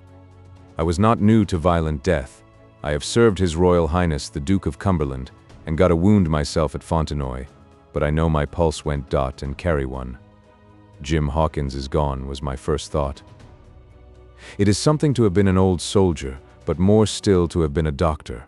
There is no time to dilly-dally in our work, and so now I made up my mind instantly, and with no time lost returned to the shore and jumped on board the jolly boat. By good fortune Hunter pulled a good oar. We made the water fly, and the boat was soon alongside and I aboard the schooner. I found them all shaken, as was natural. The squire was sitting down, as white as a sheet, thinking of the harm he had led us to, the good soul, and one of the 6 forecastle hands was little better. "There's a man," says Captain Smollett, nodding towards him, new to this work. "He came nigh-hand fainting, Doctor, when he heard the cry. Another touch of the rudder and that man would join us." I told my plan to the captain, and between us we settled on the details of its accomplishment. We put old Redruth in the gallery between the cabin and the forecastle, with 3 or 4 loaded muskets and a mattress for protection. Hunter brought the boat round under the sternport, and Joyce and I set to work loading her with powder tins, muskets, bags of biscuits, kegs of pork, a cask of cognac, and my invaluable medicine chest. In the meantime, the squire and the captain stayed on deck, and the latter hailed the coxswain, who was the principal man aboard. "Mr. Hands," he said, "here are 2 of us with a brace of pistols each. If any one of you 6 make a signal of any description, that man's dead." They were a good deal taken aback, and after a little consultation one and all tumbled down the fore companion, thinking no doubt to take us on the rear. But when they saw Redruth waiting for them in the sparred galley, they went about ship at once, and a head popped out again on deck. "Down, dog!" cries the captain. And the head popped back again, and we heard no more, for the time, of these 6 very faint-hearted seamen. By this time, tumbling things in as they came, we had the jolly boat loaded as much as we dared. Joyce and I got out through the stern port, and we made for shore again as fast as oars could take us. This second trip fairly aroused the watchers along shore. Lillibulero was dropped again, and just before we lost sight of them behind the little point, one of them whipped ashore and disappeared. I had half a mind to change my plan and destroy their boats, but I feared that Silver and the others might be close at hand, and all might very well be lost by trying for too much. We had soon touched land in the same place as before and set to provision the blockhouse. All 3 made the first journey heavily laden and tossed our stores over the palisade. Then, leaving Joyce to guard them, 1 man to be sure, but with half a dozen muskets, Hunter and I returned to the jolly boat and loaded ourselves once more. So we proceeded without pausing to take breath, till the whole cargo was bestowed, when the 2 servants took up their position in the blockhouse, and I, with all my power, sculled back to the Hispaniola. That we should have risked a second boat load seems more daring than it really was. They had the advantage of numbers, of course, but we had the advantage of arms. Not one of the men ashore had a musket, and before they could get within range for pistol shooting, we flattered ourselves we should be able to give a good account of a half dozen at least. The squire was waiting for me at the stern window, all his faintness gone from him. He caught the painter and made it fast, and we fell to loading the boat for our very lives. Pork, powder, and biscuit was the cargo, with only a musket and a cutlass apiece for the squire, and me and Redruth and the captain. The rest of the arms and powder we dropped overboard in 2 fathoms and a half of water, so that we could see the bright steel shining far below us in the sun on the clean, sandy bottom. By this time the tide was beginning to ebb, and the ship was swinging round to her anchor. Voices were heard faintly hallooing in the direction of the 2 gigs, and though this reassured us for Joyce and Hunter, who were well to the eastward, it warned our party to be off. Redruth retreated from his place in the gallery and dropped into the boat, which we then brought round to the ship's counter, to be handier for Captain Smollett. "Now, men," said he, "do you hear me?" There was no answer from the forecastle. "It's to you, Abraham Gray, it's to you I am speaking." Still no reply. "Gray," resumed Mr. Smollett, a little louder, "I am leaving this ship, and I order you to follow your captain. I know you are a good man at bottom, and I dare say not one of the lot of you's as bad as he makes out. I have my watch here in my hand. I give you 30 seconds to join me in." There was a pause. "Come, my fine fellow," continued the captain. "Don't hang so long in stays. I'm risking my life and the lives of these good gentlemen every second." There was a sudden scuffle, a sound of blows, and out burst Abraham Gray with a knife cut on the side of the cheek, and came running to the captain like a dog to the whistle. "I'm with you, sir," said he. And the next moment he and the captain had dropped aboard of us, and we had shoved off and given way. We were clear out of the ship, but not yet ashore in our stockade. 17. Narrative continued by the doctor, the jolly boat's last trip. This 5th trip was quite different from any of the others. In the first place, the little gallipot of a boat that we were in was gravely overloaded. 5 grown men, and 3 of them, Trelawney, Redruth, and the captain, over 6 feet high, was already more than she was meant to carry. Add to that the powder, pork, and bread bags. The gunwale was lipping astern. Several times we shipped a little water, and my breeches and the tails of my coat were all soaking wet before we had gone 100 yards. The captain made us trim the boat, and we got her to lie a little more evenly. All the same, we were afraid to breathe. In the second place, the ebb was now making a strong, rippling current running westward through the basin, and then southward and seaward down the straits by which we had entered in the morning. Even the ripples were a danger to our overloaded craft, but the worst of it was that we were swept out of our true course and away from our proper landing place behind the point. If we let the current have its way, we should come ashore beside the gigs, where the pirates might appear at any moment. "I cannot keep her head for the stockade, sir," said I to the captain. I was steering, while he and Redruth, two fresh men, were at the oars. "The tide keeps washing her down. Could you pull a little stronger?" "Not without swamping the boat," said he. "You must bear up, sir, if you please, bear up until you see you're gaining." I tried and found by experiment that the tide kept sweeping us westward until I had laid her head due east, or just about right angles to the way we ought to go. "We'll never get ashore at this rate," said I. "If it's the only course that we can lie, sir, we must even lie it," returned the captain. "We must keep upstream. You see, sir," he went on, "if once we drop to leeward of the landing place, it's hard to say where we should get ashore, besides the chance of being boarded by the gigs, whereas, the way we go the current must slacken, and then we can dodge back along the shore." "The current's less already, sir," said the man Gray, who was sitting in the foresheets. "You can ease her off a bit." "Thank you, my man," said I, quite as if nothing had happened, for we had all quietly made up our minds to treat him like one of ourselves. Suddenly the captain spoke up again, and I thought his voice was a little changed. "The gun," said he. "I have thought of that," said I, for I made sure he was thinking of a bombardment of the fort. They could never get the gun ashore, and if they did, they could never haul it through the woods.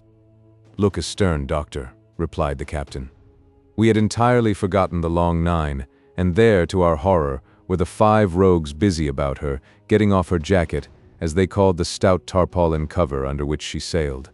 Not only that, but it flashed into my mind at the same moment that the round shot and the powder for the gun had been left behind, and a stroke with an axe would put it all into the possession of the evil ones abroad. "Israel was Flint's gunner," said Gray hoarsely. At any risk, we put the boat's head direct for the landing place.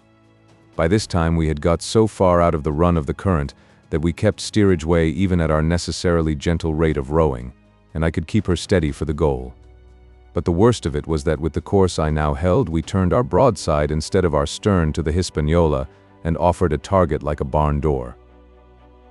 I could hear as well as see that brandy-faced rascal Israel Hands plumping down a round shot on the deck. "Who's the best shot?" asked the captain.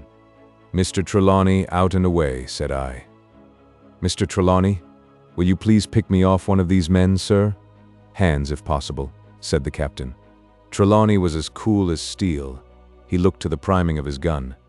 "Now," cried the captain, "easy with that gun, sir, or you'll swamp the boat. All hands stand by to trim her when he aims." The squire raised his gun, the rowing ceased, and we leaned over to the other side to keep the balance, and all was so nicely contrived that we did not ship a drop. They had the gun by this time, slewed round upon the swivel, and Hands, who was at the muzzle with the rammer, was in consequence the most exposed. However, we had no luck, for just as Trelawney fired, down he stooped, the ball whistled over him, and it was one of the other 4 who fell. The cry he gave was echoed not only by his companions on board, but by a great number of voices from the shore, and looking in that direction I saw the other pirates trooping out from among the trees and tumbling into their places in the boats. "Here come the gigs, sir," said I. "Give way, then," cried the captain. "We mustn't mind if we swamp her now. If we can't get ashore, all's up." "Only one of the gigs is being manned, sir," I added, "the crew of the other most likely going round by shore to cut us off." "They'll have a hot run, sir," returned the captain. "Jack ashore, you know. It's not them I mind, it's the round shot. Carpet bowls. My lady's maid couldn't miss. Tell us, squire, when you see the match, and we'll hold water." In the meanwhile we had been making headway at a good pace for a boat so overloaded, and we had shipped but little water in the process. We were now close in, 30 or 40 strokes, and we should beach her. For the ebb had already disclosed a narrow belt of sand below the clustering trees. The gig was no longer to be feared. The little point had already concealed it from our eyes. The ebb tide, which had so cruelly delayed us, was now making reparation and delaying our assailants. The one source of danger was the gun. "If I durst," said the captain, "I'd stop and pick off another man." But it was plain that they meant nothing should delay their shot. They had never so much as looked at their fallen comrade, though he was not dead, and I could see him trying to crawl away. "Ready!" cried the squire. "Hold!" cried the captain, quick as an echo. And he and Redruth backed with a great heave that sent her stern bodily under water. The report fell in at the same instant of time. This was the first that Jim heard, the sound of the squire's shot not having reached him. Where the ball passed, not one of us precisely knew, but I fancy it must have been over our heads, and that the wind of it may have contributed to our disaster. At any rate, the boat sank by the stern, quite gently, in 3 feet of water, leaving the captain and myself, facing each other, on our feet. The other 3 took complete headers and came up again drenched and bubbling.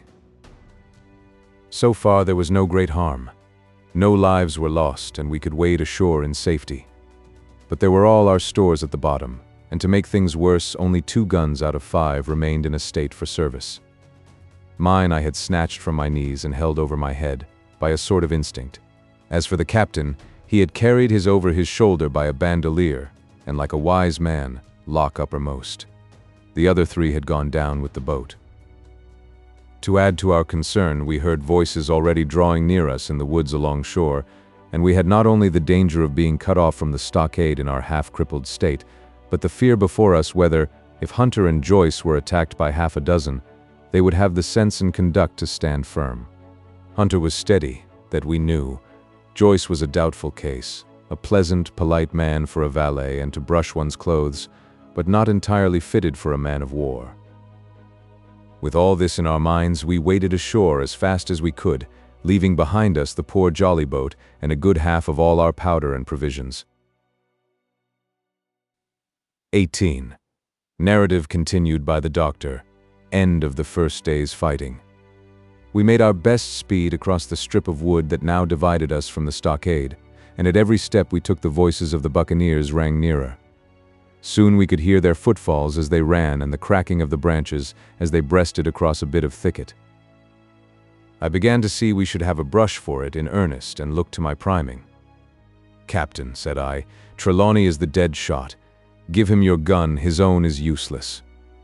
They exchanged guns, and Trelawney, silent and cool as he had been since the beginning of the bustle, hung a moment on his heel to see that all was fit for service. At the same time, observing Gray to be unarmed, I handed him my cutlass. It did all our hearts good to see him spit in his hand, knit his brows, and make the blade sing through the air. It was plain from every line of his body that our new hand was worth his salt. 40 paces farther we came to the edge of the wood and saw the stockade in front of us. We struck the enclosure about the middle of the south side, and almost at the same time 7 mutineers, Job Anderson, the boatswain, at their head, appeared in full cry at the southwestern corner. They paused as if taken aback, and before they recovered, not only the squire and I, but Hunter and Joyce from the blockhouse had time to fire. The 4 shots came in rather a scattering volley, but they did the business. One of the enemy actually fell, and the rest, without hesitation, turned and plunged into the trees. After reloading, we walked down the outside of the palisade to see to the fallen enemy. He was stone dead, shot through the heart. We began to rejoice over our good success when just at that moment a pistol cracked in the bush. A ball whistled close past my ear, and poor Tom Redruth stumbled and fell his length on the ground. Both the squire and I returned the shot, but as we had nothing to aim at, it is probable we only wasted powder. Then we reloaded and turned our attention to poor Tom. The captain and Gray were already examining him, and I saw with half an eye that all was over. I believe the readiness of our return volley had scattered the mutineers once more, for we were suffered without further molestation to get the poor old gamekeeper hoisted over the stockade and carried, groaning and bleeding, into the log-house. Poor old fellow, he had not uttered one word of surprise, complaint, fear, or even acquiescence from the very beginning of our troubles till now, when we had laid him down in the log-house to die. He had lain like a Trojan behind his mattress in the gallery. He had followed every order silently, doggedly, and well. He was the oldest of our party by a score of years, and now, sullen, old, serviceable servant, it was he that was to die.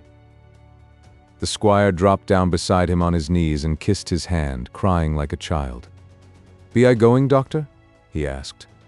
"Tom, my man," said I, "you're going home." "I wish I had had a lick at them with the gun first," he replied. "Tom," said the squire, "say you forgive me, won't you?" "Would that be respectful like, from me to you, squire?" was the answer. "Howsoever, so be it. Amen." After a little while of silence, he said he thought somebody might read a prayer. "It's the custom, sir," he added apologetically. And not long after, without another word, he passed away. In the meantime, the captain, whom I had observed to be wonderfully swollen about the chest and pockets, had turned out a great many various stores, the British colors, a Bible, a coil of stoutish rope, pen, ink, the logbook, and pounds of tobacco. He had found a longish fir tree lying felled and trimmed in the enclosure, and with the help of Hunter, he had set it up at the corner of the log house where the trunks crossed and made an angle. Then, climbing on the roof, he had with his own hand bent and run up the colors. This seemed mightily to relieve him. He re-entered the log house and set about counting up the stores as if nothing else existed. But he had an eye on Tom's passage for all that, and as soon as all was over, came forward with another flag and reverently spread it on the body. "Don't you take on, sir," he said, shaking the squire's hand. "All's well with him. No fear for a hand that's been shot down in his duty to captain and owner. It mayn't be good divinity, but it's a fact." Then he pulled me aside. "Dr. Livesey," he said, "in how many weeks do you and Squire expect the consort?" I told him it was a question not of weeks but of months, that if we were not back by the end of August, Blandley was to send to find us, but neither sooner nor later. "You can calculate for yourself," I said. "Why, yes," returned the captain, scratching his head, "and making a large allowance, sir, for all the gifts of Providence, I should say we were pretty close hauled." "How do you mean?" I asked. "It's a pity, sir. We lost that second load." "That's what I mean," replied the captain. "As for powder and shot, we'll do. But the rations are short, very short, so short, Dr. Livesey, that we're perhaps as well without that extra mouth." And he pointed to the dead body under the flag. Just then, with a roar and a whistle, a round shot passed high above the roof of the log house and plumped far beyond us in the wood. "Ho, ho!" said the captain. "Blaze away! You've little enough powder already, my lads." At the second trial, the aim was better, and the ball descended inside the stockade, scattering a cloud of sand but doing no further damage. "Captain," said the squire, "the house is quite invisible from the ship. It must be the flag they are aiming at. Would it not be wiser to take it in?" "Strike my colors!" cried the captain. "No, sir, not I." And as soon as he had said the words, I think we all agreed with him. For it was not only a piece of stout, seamanly good feeling. It was good policy besides, and showed our enemies that we despised their cannonade. All through the evening they kept thundering away. Ball after ball flew over or fell short or kicked up the sand in the enclosure. But they had to fire so high that the shot fell dead and buried itself in the soft sand. We had no ricochet to fear, and though one popped in through the roof of the log house and out again through the floor, we soon got used to that sort of horseplay and minded it no more than cricket. "There is one good thing about all this," observed the captain. "The wood in front of us is likely clear. The ebb has made a good while. Our stores should be uncovered. Volunteers to go and bring in pork." Gray and Hunter were the first to come forward. Well armed, they stole out of the stockade, but it proved a useless mission. The mutineers were bolder than we fancied, or they put more trust in Israel's gunnery. For 4 or 5 of them were busy carrying off our stores and wading out with them to one of the gigs that lay close by, pulling an oar or so to hold her steady against the current. Silver was in the stern sheets in command, and every man of them was now provided with a musket from some secret magazine of their own. The captain sat down to his log, and here is the beginning of the entry. Alexander Smollett, master; David Livesey, ship's doctor; Abraham Gray, carpenter's mate; John Trelawney, owner; John Hunter and Richard Joyce, owner's servants, landsmen, being all that is left faithful of the ship's company, with stores for 10 days at short rations, came ashore this day and flew British colors on the log house in Treasure Island. Thomas Redruth, owner's servant, landsman, shot by the mutineers; James Hawkins, cabin boy. And at the same time I was wondering over poor Jim Hawkins' fate. A hail on the land side. "Somebody hailing us," said Hunter, who was on guard. "Doctor, Squire, Captain, hullo, Hunter, is that you?" came the cries. And I ran to the door in time to see Jim Hawkins, safe and sound, come climbing over the stockade. 19. Narrative resumed by Jim Hawkins. the garrison in the stockade. As soon as Ben Gunn saw the colors, he came to a halt, stopped me by the arm, and sat down. "Now," said he, "there's your friends, sure enough." "Far more likely it's the mutineers," I answered. "That," he cried. "Why, in a place like this, where nobody puts in but gentlemen of fortune, silver would fly the Jolly Roger. You don't make no doubt of that. No, that's your friends. There's been blows too, and I reckon your friends has had the best of it, and here they are ashore in the old stockade, as was made years and years ago by Flint. Ah, he was the man to have a headpiece, was Flint. Barring rum, his match were never seen. He were afraid of none, not he. Onye silver, silver was that genteel." "Well," said I, "that may be so, and so be it. All the more reason that I should hurry on and join my friends." "Nay, mate," returned Ben, "not you. You're a good boy, or I'm mistook, but you're on your boy all told. Now, Ben Gunn is fly. Rum wouldn't bring me there where you're going, not rum wouldn't, till I see your born gentleman and gets it on his word of honor. And you won't forget my words. A precious sight, that's what you'll say. A precious sight more confidence, and then nips him." And he pinched me the third time with the same air of cleverness. "And when Ben Gunn is wanted, you know where to find him, Jim. Just where you found him today. And him that comes is to have a white thing in his hand, and he's to come alone. Oh, and you'll say this, Ben Gunn, says you, has reasons of his own." "Well," said I believe I understand. You have something to propose, and you wish to see the squire or the doctor, and you're to be found where I found you. Is that all? And when? Says you, he added. Why, from about noon observation to about 6 bells. "Good," said I, "and now may I go? You won't forget?" he inquired anxiously. "Precious sight and reasons of his own, says you. Reasons of his own, that's the mainstay, as between man and man.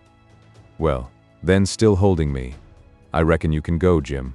And Jim, if you was to see silver, you wouldn't go for to sell Ben Gunn? Wild horses wouldn't draw it from you? No, says you. And if them pirates camp ashore, Jim, what would you say but there'd be widders in the morning?" Here he was interrupted by a loud report, and a cannonball came tearing through the trees and pitched in the sand not 100 yards from where we two were talking. The next moment each of us had taken to his heels in a different direction. For a good hour to come frequent reports shook the island, and balls kept crashing through the woods. I moved from hiding place to hiding place, always pursued, or so it seemed to me, by these terrifying missiles. But towards the end of the bombardment, though still I durst not venture in the direction of the stockade, where the balls fell oftenest, I had begun, in a manner, to pluck up my heart again, and after a long detour to the east, crept down among the shoreside trees. The sun had just set, the sea breeze was rustling and tumbling in the woods and ruffling the gray surface of the anchorage. The tide, too, was far out, and great tracts of sand lay uncovered. The air, after the heat of the day, chilled me through my jacket. The Hispaniola still lay where she had anchored, but, sure enough, there was the Jolly Roger, the black flag of piracy, flying from her peak. Even as I looked, there came another red flash and another report that sent the echoes clattering, and one more round shot whistled through the air. It was the last of the cannonade. I lay for some time watching the bustle which succeeded the attack. Men were demolishing something with axes on the beach near the stockade, the poor jolly boat, I afterwards discovered. Away near the mouth of the river, a great fire was glowing among the trees, and between that point and the ship one of the gigs kept coming and going, the men, whom I had seen so gloomy, shouting at the oars like children. But there was a sound in their voices which suggested rum. At length I thought I might return towards the stockade. I was pretty far down on the low sandy spit that encloses the anchorage to the east, and is joined at half water to Skeleton Island, and now, as I rose to my feet, I saw, some distance further down the spit and rising from among low bushes, an isolated rock, pretty high, and peculiarly white in color. It occurred to me that this might be the white rock of which Ben Gunn had spoken, and that some day or other a boat might be wanted, and I should know where to look for one. Then I skirted among the woods until I had regained the rear, or shoreward side of the stockade, and was soon warmly welcomed by the faithful party. I had soon told my story and began to look about me.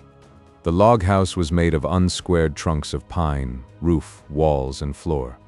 The latter stood in several places as much as a foot or a foot and a half above the surface of the sand. There was a porch at the door, and under this porch the little spring welled up into an artificial basin of a rather odd kind, no other than a great ship's kettle of iron, with the bottom knocked out and sunk to her bearings, as the captain said, among the sand. Little had been left besides the framework of the house, but in one corner there was a stone slab laid down by way of hearth, and an old rusty iron basket to contain the fire. The slopes of the knoll and all the inside of the stockade had been cleared of timber to build the house, and we could see by the stumps what a fine and lofty grove had been destroyed. Most of the soil had been washed away or buried in drift after the removal of the trees. Only where the streamlet ran down from the kettle a thick bed of moss and some ferns and little creeping bushes were still green among the sand. Very close around the stockade, too close for defense, they said, the woods still flourished high and dense, all of fir on the land side, but towards the sea with a large admixture of live oaks. The cold evening breeze, of which I have spoken, whistled through every chink of the rude building and sprinkled the floor with a continual rain of fine sand. There was sand in our eyes, sand in our teeth, sand in our suppers, sand dancing in the spring at the bottom of the kettle, for all the world like porridge beginning to boil. Our chimney was a square hole in the roof. It was but a little part of the smoke that found its way out, and the rest eddied about the house and kept us coughing and piping the eye. Add to this that Gray, the new man, had his face tied up in a bandage for a cut he had got in breaking away from the mutineers, and that poor old Tom Redruth, still unburied, lay along the wall, stiff and stark, under the Union Jack. If we had been allowed to sit idle, we should all have fallen in the blues, but Captain Smollett was never the man for that. All hands were called up before him, and he divided us into watches. The doctor and Gray and I for one, the squire, Hunter, and Joyce upon the other. Tired though we all were, 2 were sent out for firewood, 2 more were set to dig a grave for Redruth. The doctor was named Cook. I was put sentry at the door, and the captain himself went from one to another, keeping up our spirits and lending a hand wherever it was wanted. From time to time the doctor came to the door for a little air and to rest his eyes, which were almost smoked out of his head, and whenever he did so, he had a word for me. "That man Smollett," he said once, "is a better man than I am, and when I say that it means a deal, Jim." Another time he came and was silent for a while. Then he put his head on one side and looked at me. "Is this Ben Gunn a man?" he asked. "I do not know, sir," said I. "I am not very sure whether he's sane."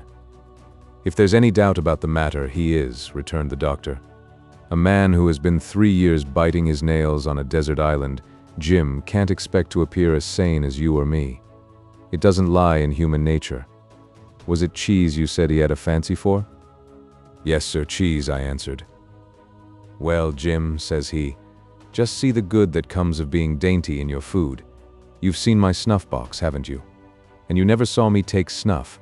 The reason being that in my snuff box I carry a piece of Parmesan cheese, a cheese made in Italy, very nutritious. Well, that's for Ben Gunn." Before supper was eaten, we buried old Tom in the sand and stood round him for a while bareheaded in the breeze. A good deal of firewood had been got in, but not enough for the captain's fancy, and he shook his head over it and told us we must get back to this tomorrow rather livelier. Then, when we had eaten our pork and each had a good stiff glass of brandy grog, the 3 chiefs got together in a corner to discuss our prospects. It appears they were at their wits' end what to do, the stores being so low that we must have been starved into surrender long before help came. But our best hope, it was decided, was to kill off the buccaneers until they either hauled down their flag or ran away with the Hispaniola. From 19 they were already reduced to 15, 2 others were wounded, and one at least, the man shot beside the gun, severely wounded, if he were not dead. Every time we had a crack at them, we were to take it, saving our own lives, with the extremest care. And besides that, we had 2 able allies, rum and the climate. As for the first, though we were about half a mile away, we could hear them roaring and singing late into the night, and as for the second, the doctor staked his wig that, camped where they were in the marsh and unprovided with remedies, the half of them would be on their backs before a week. So, he added, if we are not all shot down first, they'll be glad to be packing in the schooner. It's always a ship, and they can get to buccaneering again, I suppose. First ship that ever I lost, said Captain Smollett. I was dead tired, as you may fancy, and when I got to sleep, which was not till after a great deal of tossing, I slept like a log of wood. The rest had long been up and had already breakfasted and increased the pile of firewood by about half as much again when I was wakened by a bustle and the sound of voices. Flag of truce, I heard someone say, and then, immediately after, with a cry of surprise, Silver himself. And at that, up I jumped, and rubbing my eyes, ran to a loophole in the wall. 20. Silver's embassy.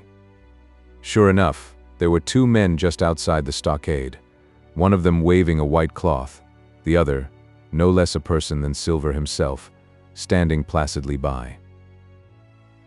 It was still quite early, and the coldest morning that I think I ever was abroad in, a chill that pierced into the marrow. The sky was bright and cloudless overhead, and the tops of the trees shone rosily in the sun, but where Silver stood with his lieutenant, all was still in shadow, and they waded knee-deep in a low white vapor that had crawled during the night out of the morass. The chill and the vapor taken together told a poor tale of the island. It was plainly a damp, feverish, unhealthy spot. "Keep indoors, men," said the captain. 10 to 1, this is a trick. Then he hailed the buccaneer. "Who goes? Stand, or we fire." "Flag of truce," cried Silver. The captain was in the porch, keeping himself carefully out of the way of a treacherous shot, should any be intended. He turned and spoke to us. "Doctors, watch on the lookout. Dr. Livesey, take the north side, if you please. Jim, the east. Gray, west. The watch below, all hands to load muskets. Lively, men, and careful." And then he turned again to the mutineers. "And what do you want with your flag of truce?" he cried. This time it was the other man who replied. "Cap'n Silver, sir, to come on board and make terms," he shouted. "Cap'n Silver? Don't know him. Who's he?" cried the captain, and we could hear him adding to himself, "Cap'n, is it?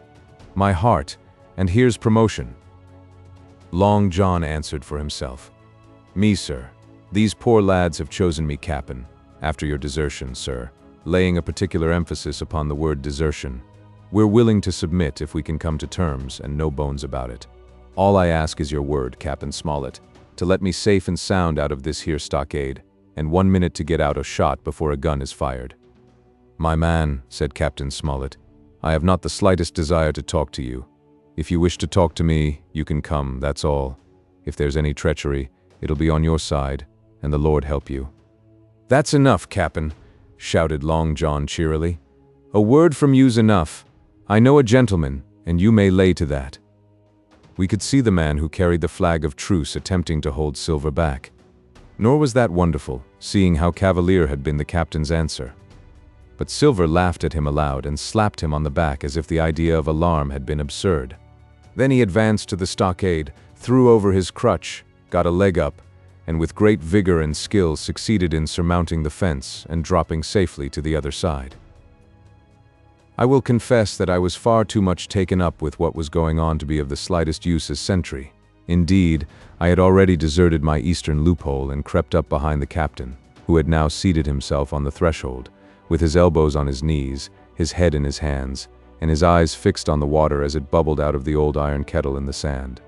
He was whistling "Come, lasses and lads." Silver had terrible hard work getting up the knoll. What with the steepness of the incline, the thick tree stumps and the soft sand, he and his crutch were as helpless as a ship in stays. But he stuck to it like a man in silence, and at last arrived before the captain, whom he saluted in the handsomest style. He was tricked out in his best, an immense blue coat, thick with brass buttons, hung as low as to his knees, and a fine laced hat was set on the back of his head. "Here you are, my man," said the captain, raising his head. "You had better sit down." "You ain't a-going to let me inside, Captain?" complained Long John. "It's a main cold morning, to be sure, sir, to sit outside upon the sand." "Why, Silver," said the captain, "if you had pleased to be an honest man, you might have been sitting in your galley. It's your own doing. You're either my ship's cook, and then you were treated handsome, or Cap'n Silver, a common mutineer and pirate, and then you can go hang." "Well, well, Captain," returned the sea cook, sitting down as he was bidden on the sand. "You'll have to give me a hand up again, that's all. A sweet pretty place you have of it here. Ah, there's Jim. The top of the morning to you, Jim. Doctor, here's my service. Why, there you all are together like a happy family, in a manner of speaking. If you have anything to say, my man, better say it," said the captain. "Right you were, Captain Smollett," replied Silver. "Duty is duty, to be sure. Well now, you look here, that was a good lay of yours last night. I don't deny it was a good lay. Some of you pretty handy with a handspike end, and I'll not deny neither but what some of my people was shook. Maybe all was shook. Maybe I was shook myself. Maybe that's why I'm here for terms. But you mark me, Cap'n, it won't do twice, by thunder. We'll have to do sentry go and ease off a point or so on the rum. Maybe you think we were all a sheet in the wind's eye. But I'll tell you I was sober. I was only dog tired, and if I'd awoke a second sooner, I'd a caught you at the act. I would. He wasn't dead when I got round to him, not he." "Well?" says Captain Smollett as cool as can be. All that Silver said was a riddle to him, but you would never have guessed it from his tone. As for me, I began to have an inkling. Ben Gunn's last words came back to my mind. I began to suppose that he had paid the Buccaneers a visit while they all lay drunk together round their fire, and I reckoned up with glee that we had only 14 enemies to deal with. "Well, here it is," said Silver. "We want that treasure and we'll have it, that's our point. You would just as soon save your lives, I reckon, and that's yours. You have a chart, haven't you?" "That's as may be," replied the captain. "Oh, well, you have, I know that," returned Long John. "You needn't be so husky with a man, there ain't a particle of service in that, and you may lay to it. What I mean is, we want your chart. Now, I never meant you no harm, myself." "That won't do with me, my man," interrupted the captain.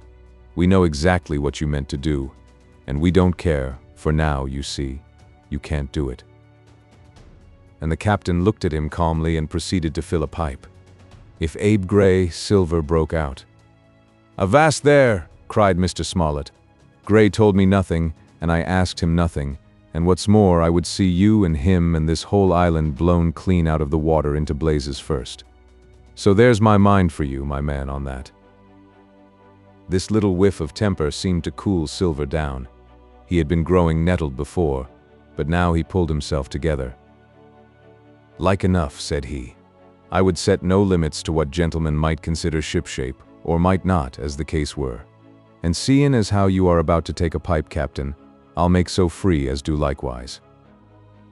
And he filled a pipe and lighted it, and the two men sat silently smoking for quite a while, now looking each other in the face, now stopping their tobacco, now leaning forward to spit. It was as good as the play to see them. "Now," resumed Silver, "here it is. You give us the chart to get the treasure by, and drop shooting poor seamen and stoving of their heads in while asleep. You do that, and we'll offer you a choice. Either you come aboard along of us, once the treasure shipped, and then I'll give you my affidavy, upon my word of honor, to clap you somewhere safe ashore. Or if that ain't to your fancy, some of my hands being rough and having old scores on account of hazing, then you can stay here, you can. We'll divide stores with you man for man, and I'll give my affidavy, as before to speak the first ship I sight, and send 'em here to pick you up. Now, you'll own that's talking. Handsomer you couldn't look to get, now you. And I hope, raising his voice, that all hands in this here blockhouse will overhaul my words, for what is spoke to one is spoke to all." Captain Smollett rose from his seat and knocked out the ashes of his pipe in the palm of his left hand. "Is that all?" he asked. "Every last word, by thunder," answered John. "Refuse that, and you've seen the last of me but musket balls." "Very good," said the captain. "Now you'll hear me. If you'll come up one by one, unarmed, I'll engage to clap you all in irons and take you home to a fair trial in England. If you won't, my name is Alexander Smollett, I've flown my sovereign's colors, and I'll see you all to Davy Jones. You can't find the treasure. You can't sail the ship. There's not a man among you fit to sail the ship. You can't fight us, Gray. There. Got away from 5 of you. Your ship's in irons, Master Silver. You're on a lee shore, and so you'll find. I stand here and tell you so, and they're the last good words you'll get from me, for in the name of heaven, I'll put a bullet in your back when next I meet you. Tramp, my lad. Bundle out of this, please, hand over hand, and double quick. Silver's face was a picture. His eyes started in his head with wrath. He shook the fire out of his pipe. "Give me a hand up!" he cried. "Not I," returned the captain. "Who will give me a hand up?" he roared. Not a man among us moved. Growling the foulest imprecations, he crawled along the sand till he got hold of the porch and could hoist himself again upon his crutch. Then he spat into the spring. "There," he cried. "That's what I think of ye. Before an hour's out, I'll stove in your old blockhouse like a rum puncheon. Laugh, by thunder, laugh. Before an hour's out, you'll laugh upon the other side. Them that die'll be the lucky ones." And with a dreadful oath he stumbled off, plowed down the sand, was helped across the stockade, after 4 or 5 failures, by the man with the flag of truce, and disappeared in an instant afterwards among the trees. 21. The attack. As soon as Silver disappeared, the captain, who had been closely watching him, turned towards the interior of the house and found not a man of us at his post but Gray. It was the first time we had ever seen him angry. "Quarters!" he roared. And then, as we all slunk back to our places, "Gray," he said, "I'll put your name in the log. You've stood by your duty like a seaman. Mr. Trelawney, I'm surprised at you, sir. Doctor, I thought you had worn the king's coat. If that was how you served at Fontenoy, sir, you'd have been better in your berth." The doctor's watch were all back at their loopholes. The rest were busy loading the spare muskets, and everyone with a red face, you may be certain, and a flea in his ear, as the saying is. The captain looked on for a while in silence. Then he spoke. "My lads," said he, "I've given Silver a broadside. I pitched it in red hot on purpose, and before the hour's out, as he said, we shall be boarded. We're outnumbered, I needn't tell you that, but we fight in shelter, and a minute ago I should have said we fought with discipline. I've no manner of doubt that we can drub them, if you choose." Then he went the rounds and saw, as he said, that all was clear. On the 2 short sides of the house, east and west, there were only 2 loopholes. On the south side, where the porch was, 2 again, and on the north side, 5. There was a round score of muskets for the 7 of us. The firewood had been built into 4 piles, tables, you might say, one about the middle of each side, and on each of these tables some ammunition and 4 loaded muskets were laid ready to the hand of the defenders. In the middle, the cutlasses lay ranged. "Toss out the fire," said the captain. "The chill is past, and we mustn't have smoke in our eyes." The iron fire basket was carried bodily out by Mr. Trelawney, and the embers smothered among sand. "Hawkins hasn't had his breakfast. Hawkins, help yourself and back to your post to eat it," continued Captain Smollett. "Lively now, my lad. You'll want it before you've done. Hunter, serve out a round of brandy to all hands." And while this was going on, the captain completed, in his own mind, the plan of the defense. "Doctor, you will take the door," he resumed. "See, and don't expose yourself. Keep within, and fire through the porch. Hunter, take the east side, there. Joyce, you stand by the west, my man. Mr. Trelawney, you are the best shot. You and Gray will take this long north side, with the 5 loopholes. It's there the danger is. If they can get up to it and fire in upon us through our own ports, things would begin to look dirty. Hawkins, neither you nor I are much account at the shooting. We'll stand by to load and bear a hand." As the captain had said, the chill was past. As soon as the sun had climbed above our girdle of trees, it fell with all its force upon the clearing and drank up the vapors at a draught. Soon the sand was baking and the resin melting in the logs of the blockhouse. Jackets and coats were flung aside, shirts thrown open at the neck and rolled up to the shoulders, and we stood there, each at his post, in a fever of heat and anxiety. An hour passed away. "Hang them," said the captain. "This is as dull as the doldrums. Gray, whistle for a wind." And just at that moment came the first news of the attack.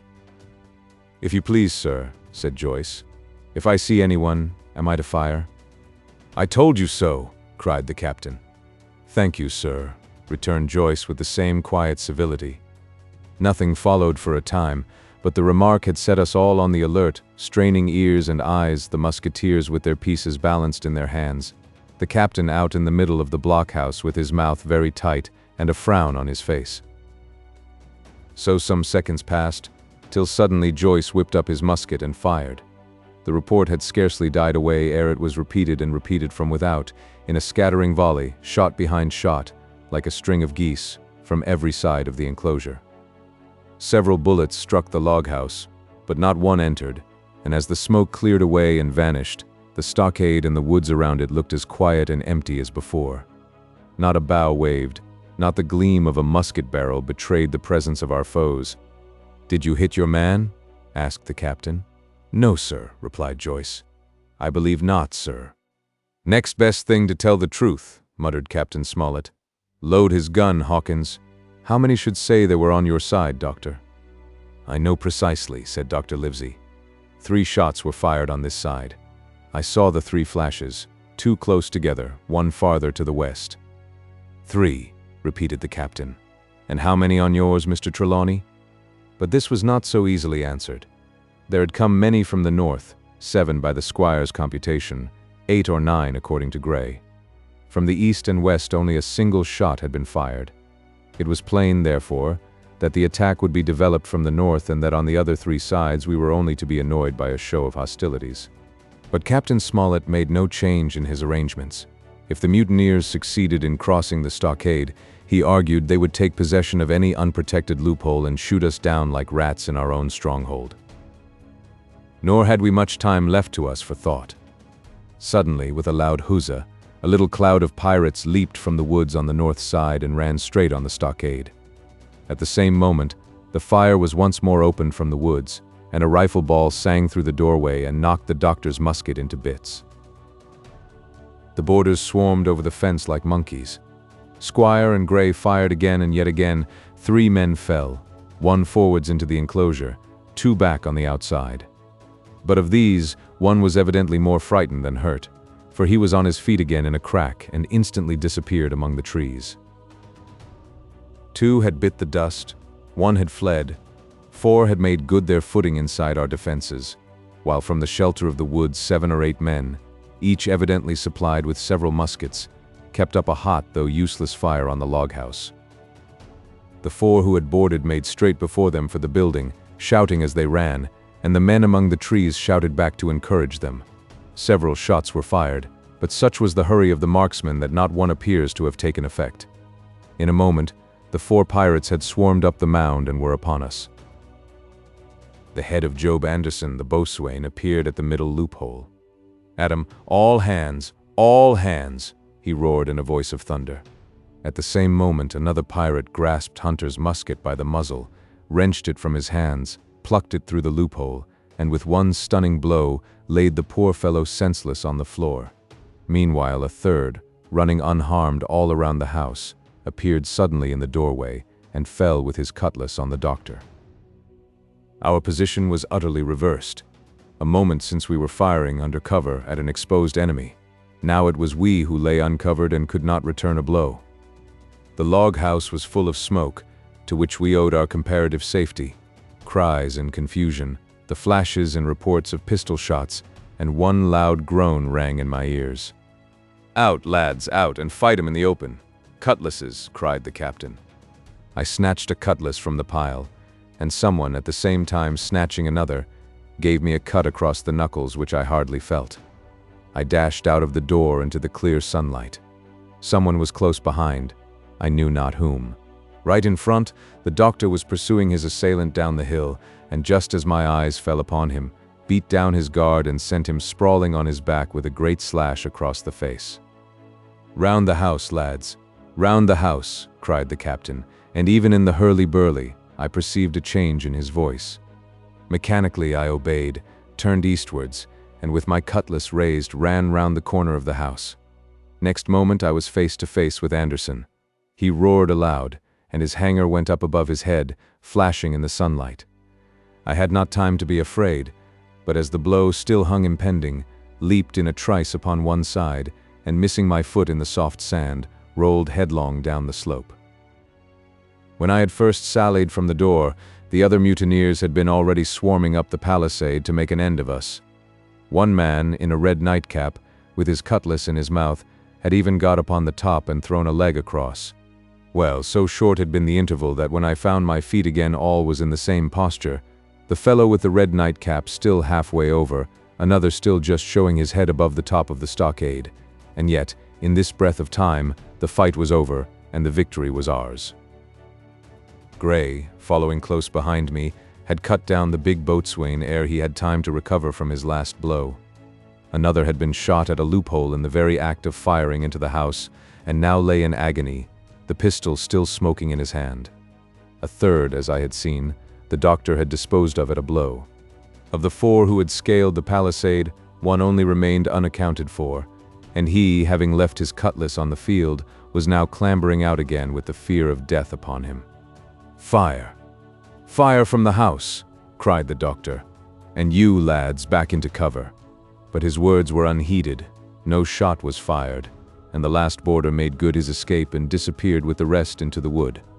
In 3 seconds nothing remained of the attacking party but the 5 who had fallen, 4 on the inside and 1 on the outside of the palisade. The doctor and Gray and I ran full speed for shelter. The survivors would soon be back where they had left their muskets, and at any moment the fire might recommence. The house was by this time somewhat cleared of smoke, and we saw at a glance the price we had paid for victory. Hunter lay beside his loophole, stunned, Joyce by his, shot through the head, never to move again, while right in the center, the squire was supporting the captain, one as pale as the other. "The captain's wounded," said Mr. Trelawney. "Have they run?" asked Mr. Smollett. "All that could, you may be bound," returned the doctor, "but there's 5 of them will never run again." "5!" cried the captain. "Come, that's better. 5 against 3 leaves us 4 to 9. That's better odds than we had at starting. We were 7 to 19 then, or thought we were, and that's as bad to bear." The mutineers were soon only 8 in number, for the man shot by Mr. Trelawney on board the schooner died that same evening of his wound. But this was, of course, not known till after by the faithful party. Part 5. My Sea Adventure. 22. How I began my sea adventure. There was no return of the mutineers, not so much as another shot out of the woods. They had got their rations for that day, as the captain put it, and we had the place to ourselves and a quiet time to overhaul the wounded and get dinner. Squire and I cooked outside in spite of the danger, and even outside we could hardly tell what we were at, for horror of the loud groans that reached us from the doctor's patients. Out of the 8 men who had fallen in the action, only 3 still breathed, that one of the pirates who had been shot at the loophole, Hunter and Captain Smollett, and of these, the first 2 were as good as dead. The mutineer indeed died under the doctor's knife, and Hunter, do what we could, never recovered consciousness in this world. He lingered all day, breathing loudly like the old buccaneer at home in his apoplectic fit, but the bones of his chest had been crushed by the blow and his skull fractured in falling, and sometime in the following night, without sign or sound, he went to his Maker. As for the captain, his wounds were grievous indeed, but not dangerous. No organ was fatally injured. Anderson's ball, for it was Job that shot him first, had broken his shoulder blade and touched the lung, not badly. The second had only torn and displaced some muscles in the calf. He was sure to recover, the doctor said, but in the meantime, and for weeks to come, he must not walk nor move his arm, nor so much as speak when he could help it. My own accidental cut across the knuckles was a flea bite. Dr. Livesey patched it up with plaster and pulled my ears for me into the bargain. After dinner, the squire and the doctor sat by the captain's side a while in consultation, and when they had talked to their heart's content, it being then a little past noon, the doctor took up his hat and pistols, girt on a cutlass, put the chart in his pocket, and with a musket over his shoulder crossed the palisade on the north side and set off briskly through the trees. Gray and I were sitting together at the far end of the blockhouse, to be out of earshot of our officers consulting, and Gray took his pipe out of his mouth and fairly forgot to put it back again, so thunderstruck he was at this occurrence. "Why, in the name of Davy Jones," said he, "is Dr. Livesey mad?" "Why no," says I. He's about the last of this crew for that, I take it. Well, shipmate, said Gray, mad he may not be, but if he's not, you mark my words, I am. I take it, replied I. The doctor has his idea, and if I am right, he's going now to see Ben Gunn. I was right, as appeared later, but in the meantime, the house being stifling hot and the little patch of sand inside the palisade ablaze with midday sun, I began to get another thought into my head, which was not by any means so right. What I began to do was to envy the doctor walking in the cool shadow of the woods with the birds about him and the pleasant smell of the pines, while I sat grilling, with my clothes stuck to the hot resin, and so much blood about me and so many poor dead bodies lying all around that I took a disgust of the place that was almost as strong as fear. All the time I was washing out the blockhouse and then washing up the things from dinner. This disgust and envy kept growing stronger and stronger, till at last, being near a bread bag, and no one then observing me, I took the first step towards my escapade and filled both pockets of my coat with biscuit. I was a fool, if you like, and certainly I was going to do a foolish, overbold act, but I was determined to do it with all the precautions in my power.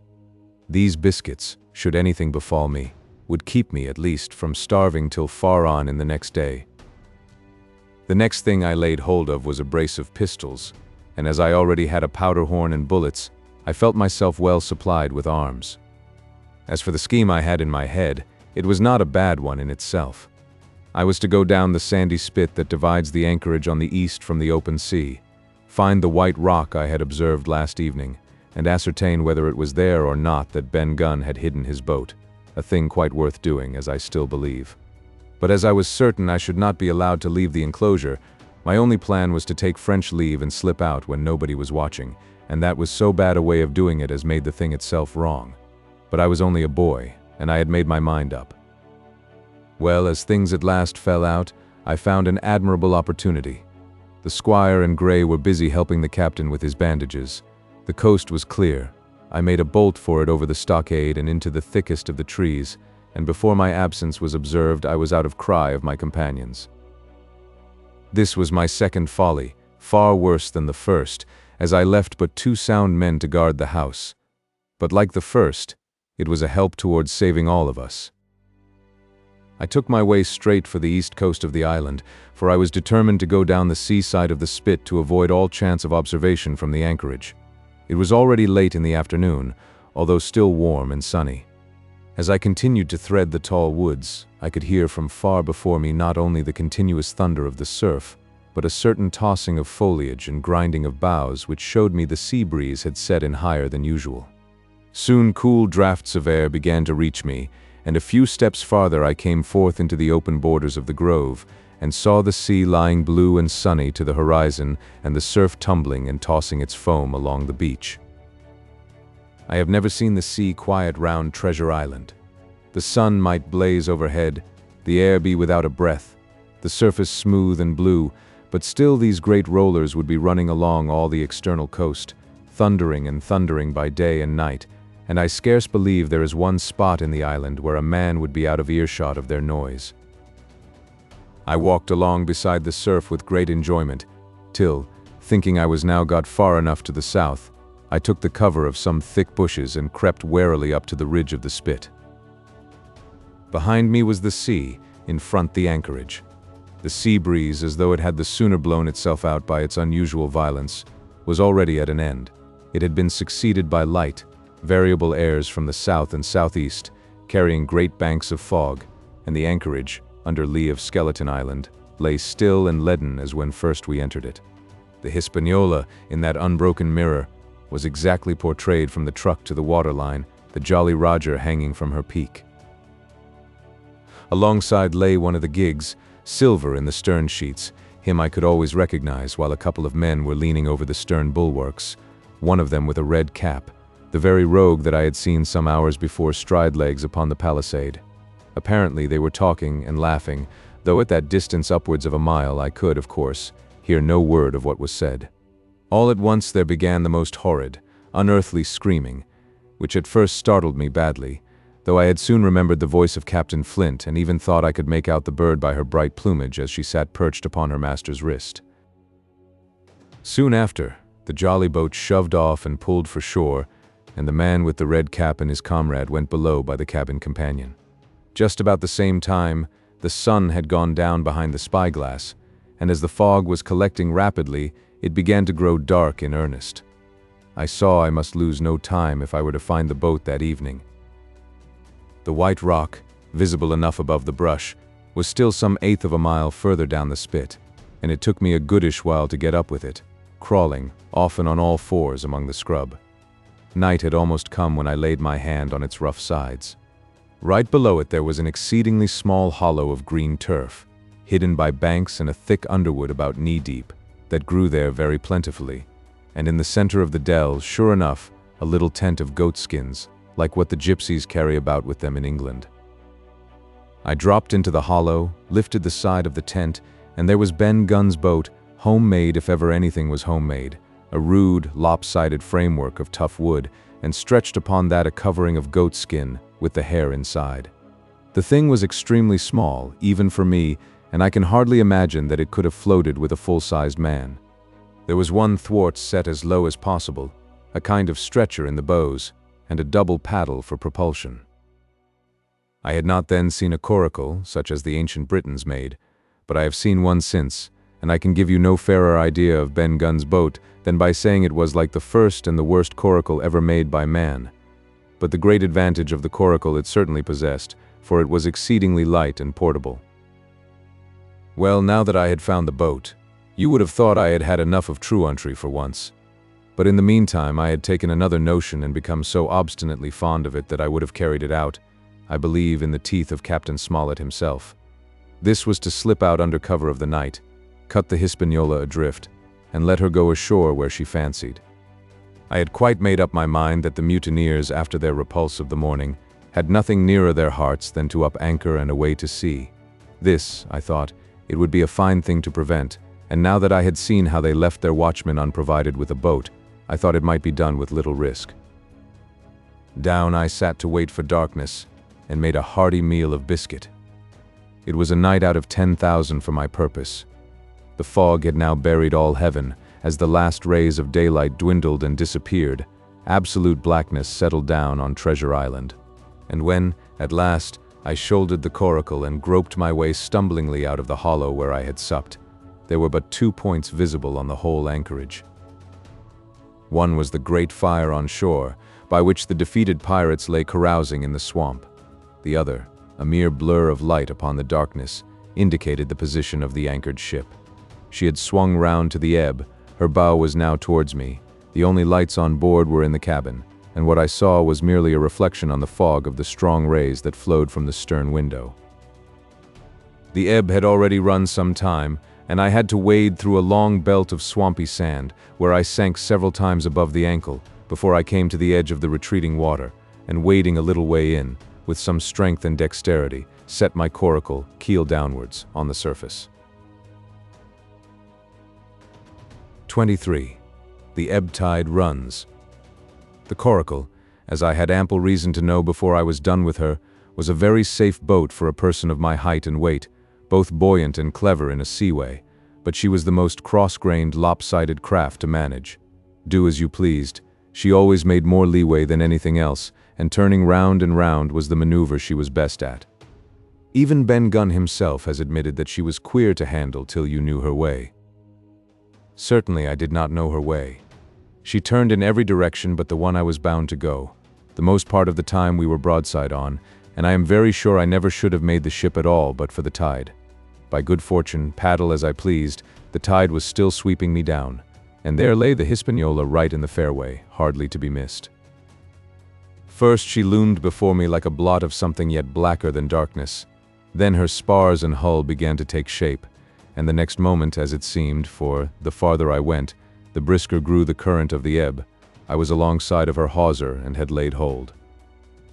The hawser was as taut as a bowstring, and the current so strong she pulled upon her anchor. All round the hull in the blackness, the rippling current bubbled and chattered like a little mountain stream. One cut with my sea gully, and the Hispaniola would go humming down the tide. So far so good, but it next occurred to my recollection that a taut hawser, suddenly cut, is a thing as dangerous as a kicking horse. 10 to 1, If I were so foolhardy as to cut the Hispaniola from her anchor, I and the coracle would be knocked clean out of the water. This brought me to a full stop, and if fortune had not again particularly favored me, I should have had to abandon my design. But the light airs which had begun blowing from the southeast and south had hauled round after nightfall into the southwest. Just while I was meditating, a puff came, caught the Hispaniola, and forced her up into the current, and to my great joy, I felt the hawser slacken in my grasp, and the hand by which I held it dip for a second under water. With that I made my mind up, took out my gully, opened it with my teeth, and cut one strand after another, till the vessel swung only by two.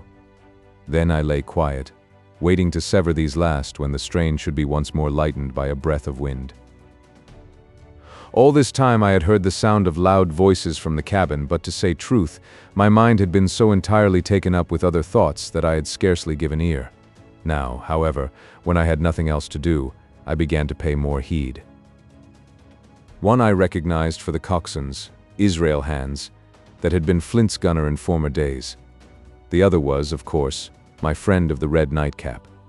Both men were plainly the worse of drink, and they were still drinking, for even while I was listening, one of them, with a drunken cry, opened the stern window and threw out something, which I divined to be an empty bottle.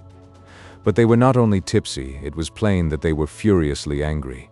Oaths flew like hailstones, and every now and then there came forth such an explosion as I thought was sure to end in blows.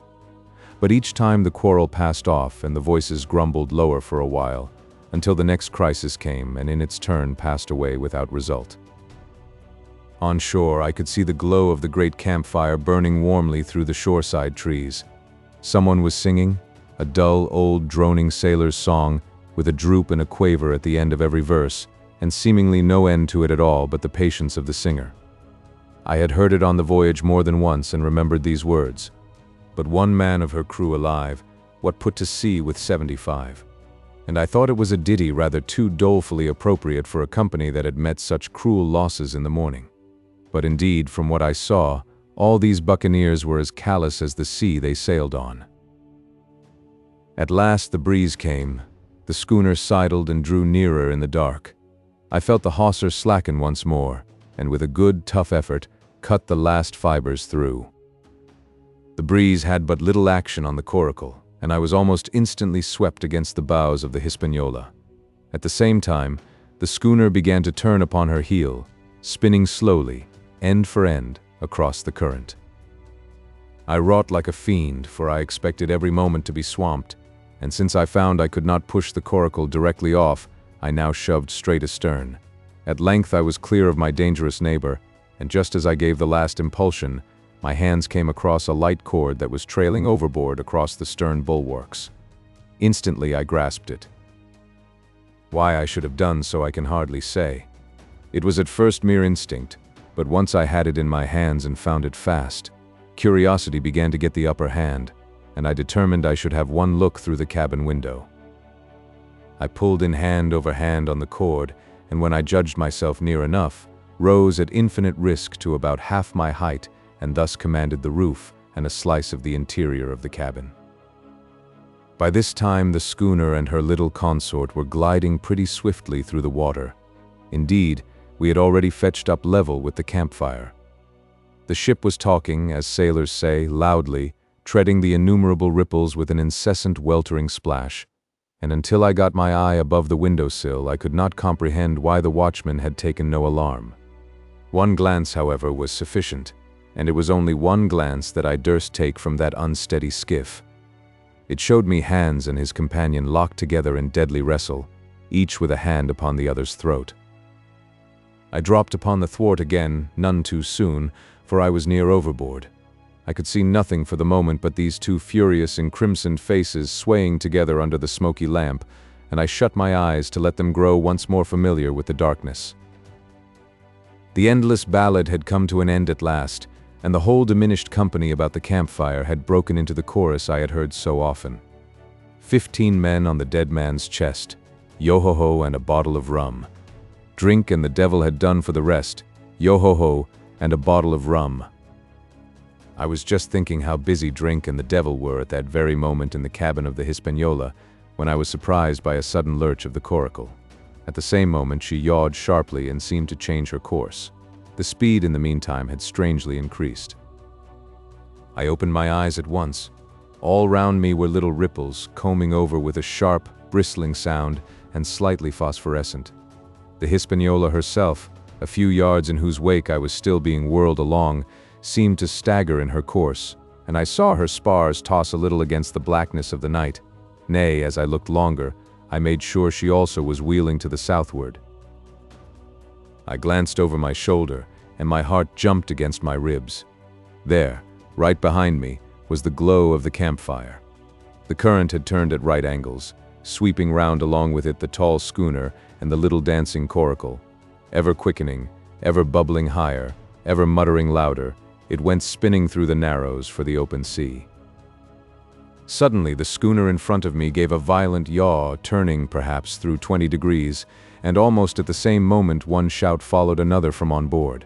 I could hear feet pounding on the companion ladder, and I knew that the two drunkards had at last been interrupted in their quarrel and awakened to a sense of their disaster. I lay down flat in the bottom of that wretched skiff and devoutly recommended my spirit to its maker. At the end of the straits, I made sure we must fall into some bar of raging breakers, where all my troubles would be ended speedily, and though I could, perhaps, bear to die, I could not bear to look upon my fate as it approached. So I must have lain for hours, continually beaten to and fro upon the billows, now and again wetted with flying sprays, and never ceasing to expect death at the next plunge. Gradually weariness grew upon me, a numbness, an occasional stupor, fell upon my mind even in the midst of my terrors, until sleep at last supervened, and in my sea-tossed coracle I lay and dreamed of home and the old Admiral Benbow. 24. The Cruise of the Coracle. It was broad day when I awoke and found myself tossing at the southwest end of Treasure Island. The sun was up but was still hid from me behind the great bulk of the spyglass, which on this side descended almost to the sea in formidable cliffs. Haulbowline Head and Mizzenmast Hill were at my elbow, the hill bare and dark, the head bound with cliffs 40 or 50 feet high and fringed with great masses of fallen rock. I was scarce a quarter of a mile to seaward, and it was my first thought to paddle in and land. That notion was soon given over.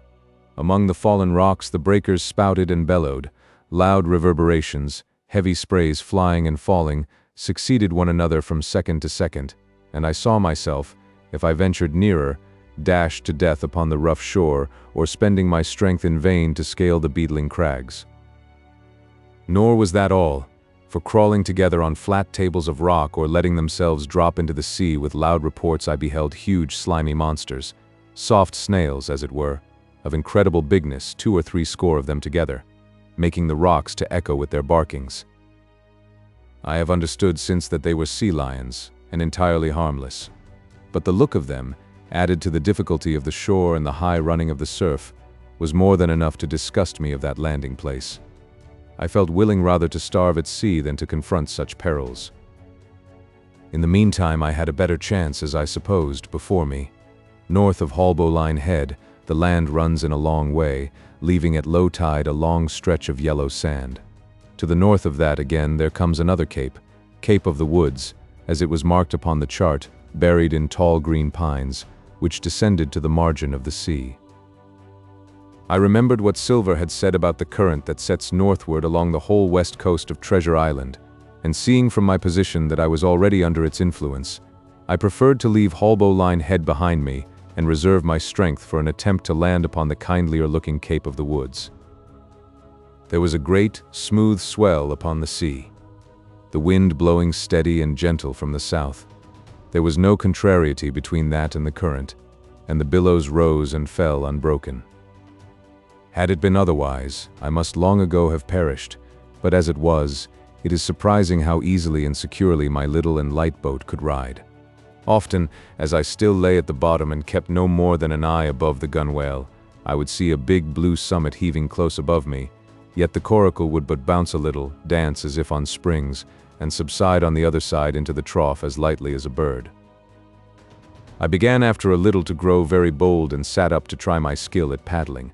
But even a small change in the disposition of the weight will produce violent changes in the behavior of a coracle, and I had hardly moved before the boat, giving up at once her gentle dancing movement, ran straight down a slope of water so steep that it made me giddy, and struck her nose, with a spout of spray, deep into the side of the next wave. I was drenched and terrified, and fell instantly back into my old position, whereupon the coracle seemed to find her head again and led me as softly as before among the billows. It was plain she was not to be interfered with, and at that rate, since I could in no way influence her course, what hope had I left of reaching land? I began to be horribly frightened, but I kept my head for all that. First, moving with all care, I gradually bailed out the coracle with my sea cap. Then, getting my eye once more above the gunwale, I set myself to study how it was she managed to slip so quietly through the rollers. I found each wave, instead of the big, smooth, glossy mountain it looks from shore or from a vessel's deck, was for all the world like any range of hills on dry land, full of peaks and smooth places and valleys. The coracle, left to herself, turning from side to side, threaded, so to speak, her way through these lower parts and avoided the steep slopes and higher, toppling summits of the wave. Well now, thought I to myself, it is plain I must lie where I am and not disturb the balance, but it is plain also that I can put the paddle over the side and from time to time, in smooth places, give her a shove or two towards land. No sooner thought upon than done. There I lay on my elbows in the most trying attitude, and every now and again gave a weak stroke or two to turn her head to shore. It was very tiring and slow work, yet I did visibly gain ground, and as we drew near the Cape of the Woods, though I saw I must infallibly miss that point, I had still made some 100 yards of easting. I was, indeed, close in. I could see the cool green treetops swaying together in the breeze, and I felt sure I should make the next promontory without fail. It was high time, for I now began to be tortured with thirst. The glow of the sun from above, its thousandfold reflection from the waves, the sea water that fell and dried upon me, caking my very lips with salt, combined to make my throat burn and my brain ache. The sight of the trees so near at hand had almost made me sick with longing, but the current had soon carried me past the point, and as the next reach of sea opened out, I beheld a sight that changed the nature of my thoughts. Right in front of me, not half a mile away, I beheld the Hispaniola under sail. I made sure, of course, that I should be taken, but I was so distressed for want of water that I scarce knew whether to be glad or sorry at the thought, and long before I had come to a conclusion, surprise had taken entire possession of my mind and I could do nothing but stare and wonder. The Hispaniola was under her mainsail and two jibs, and the beautiful white canvas shone in the sun like snow or silver. When I first sighted her, all her sails were drawing. She was lying a course about northwest, and I presumed the men on board were going round the island on their way back to the anchorage. Presently she began to fetch more and more to the westward, so that I thought they had sighted me and were going about in chase. At last, however, she fell right into the wind's eye, was taken dead aback, and stood there a while helpless, with her sails shivering. "Clumsy fellows," said I, "they must still be drunk as owls," and I thought how Captain Smollett would have set them skipping. Meanwhile, the schooner gradually fell off and filled again upon another tack, sailed swiftly for a minute or so, and brought up once more dead in the wind's eye. Again and again was this repeated. To and fro, up and down, north, south, east, and west, the Hispaniola sailed by swoops and dashes, and at each repetition ended as she had begun, with idly flapping canvas. It became plain to me that nobody was steering, and if so, where were the men? Either they were dead drunk or had deserted her, I thought, and perhaps if I could get on board, I might return the vessel to her captain.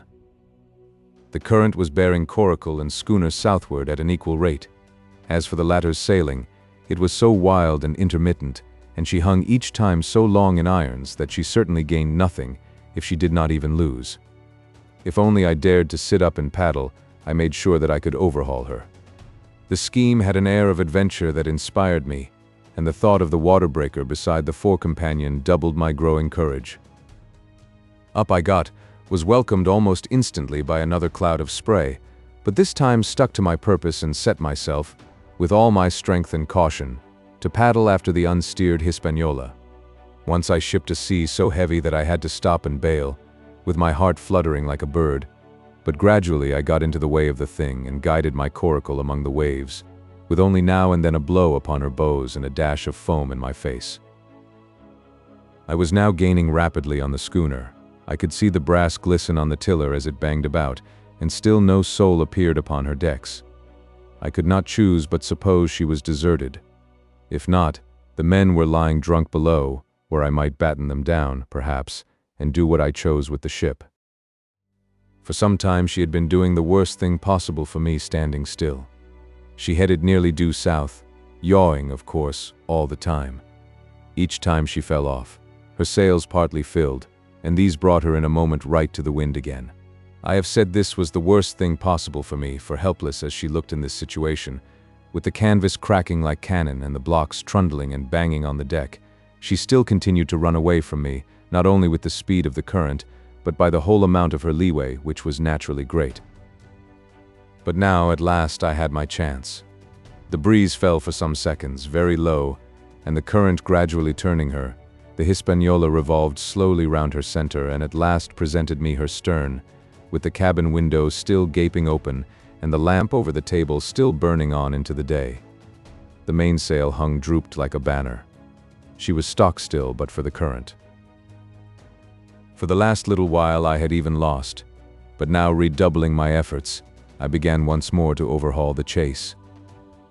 I was not 100 yards from her when the wind came again in a clap. She filled on the port tack and was off again, stooping and skimming like a swallow. My first impulse was one of despair, but my second was towards joy. Round she came, till she was broadside on to me, round still till she had covered a half and then 2/3 and then 3/4 of the distance that separated us. I could see the waves boiling white under her forefoot. Immensely tall, she looked to me from my low station in the coracle. And then, of a sudden, I began to comprehend.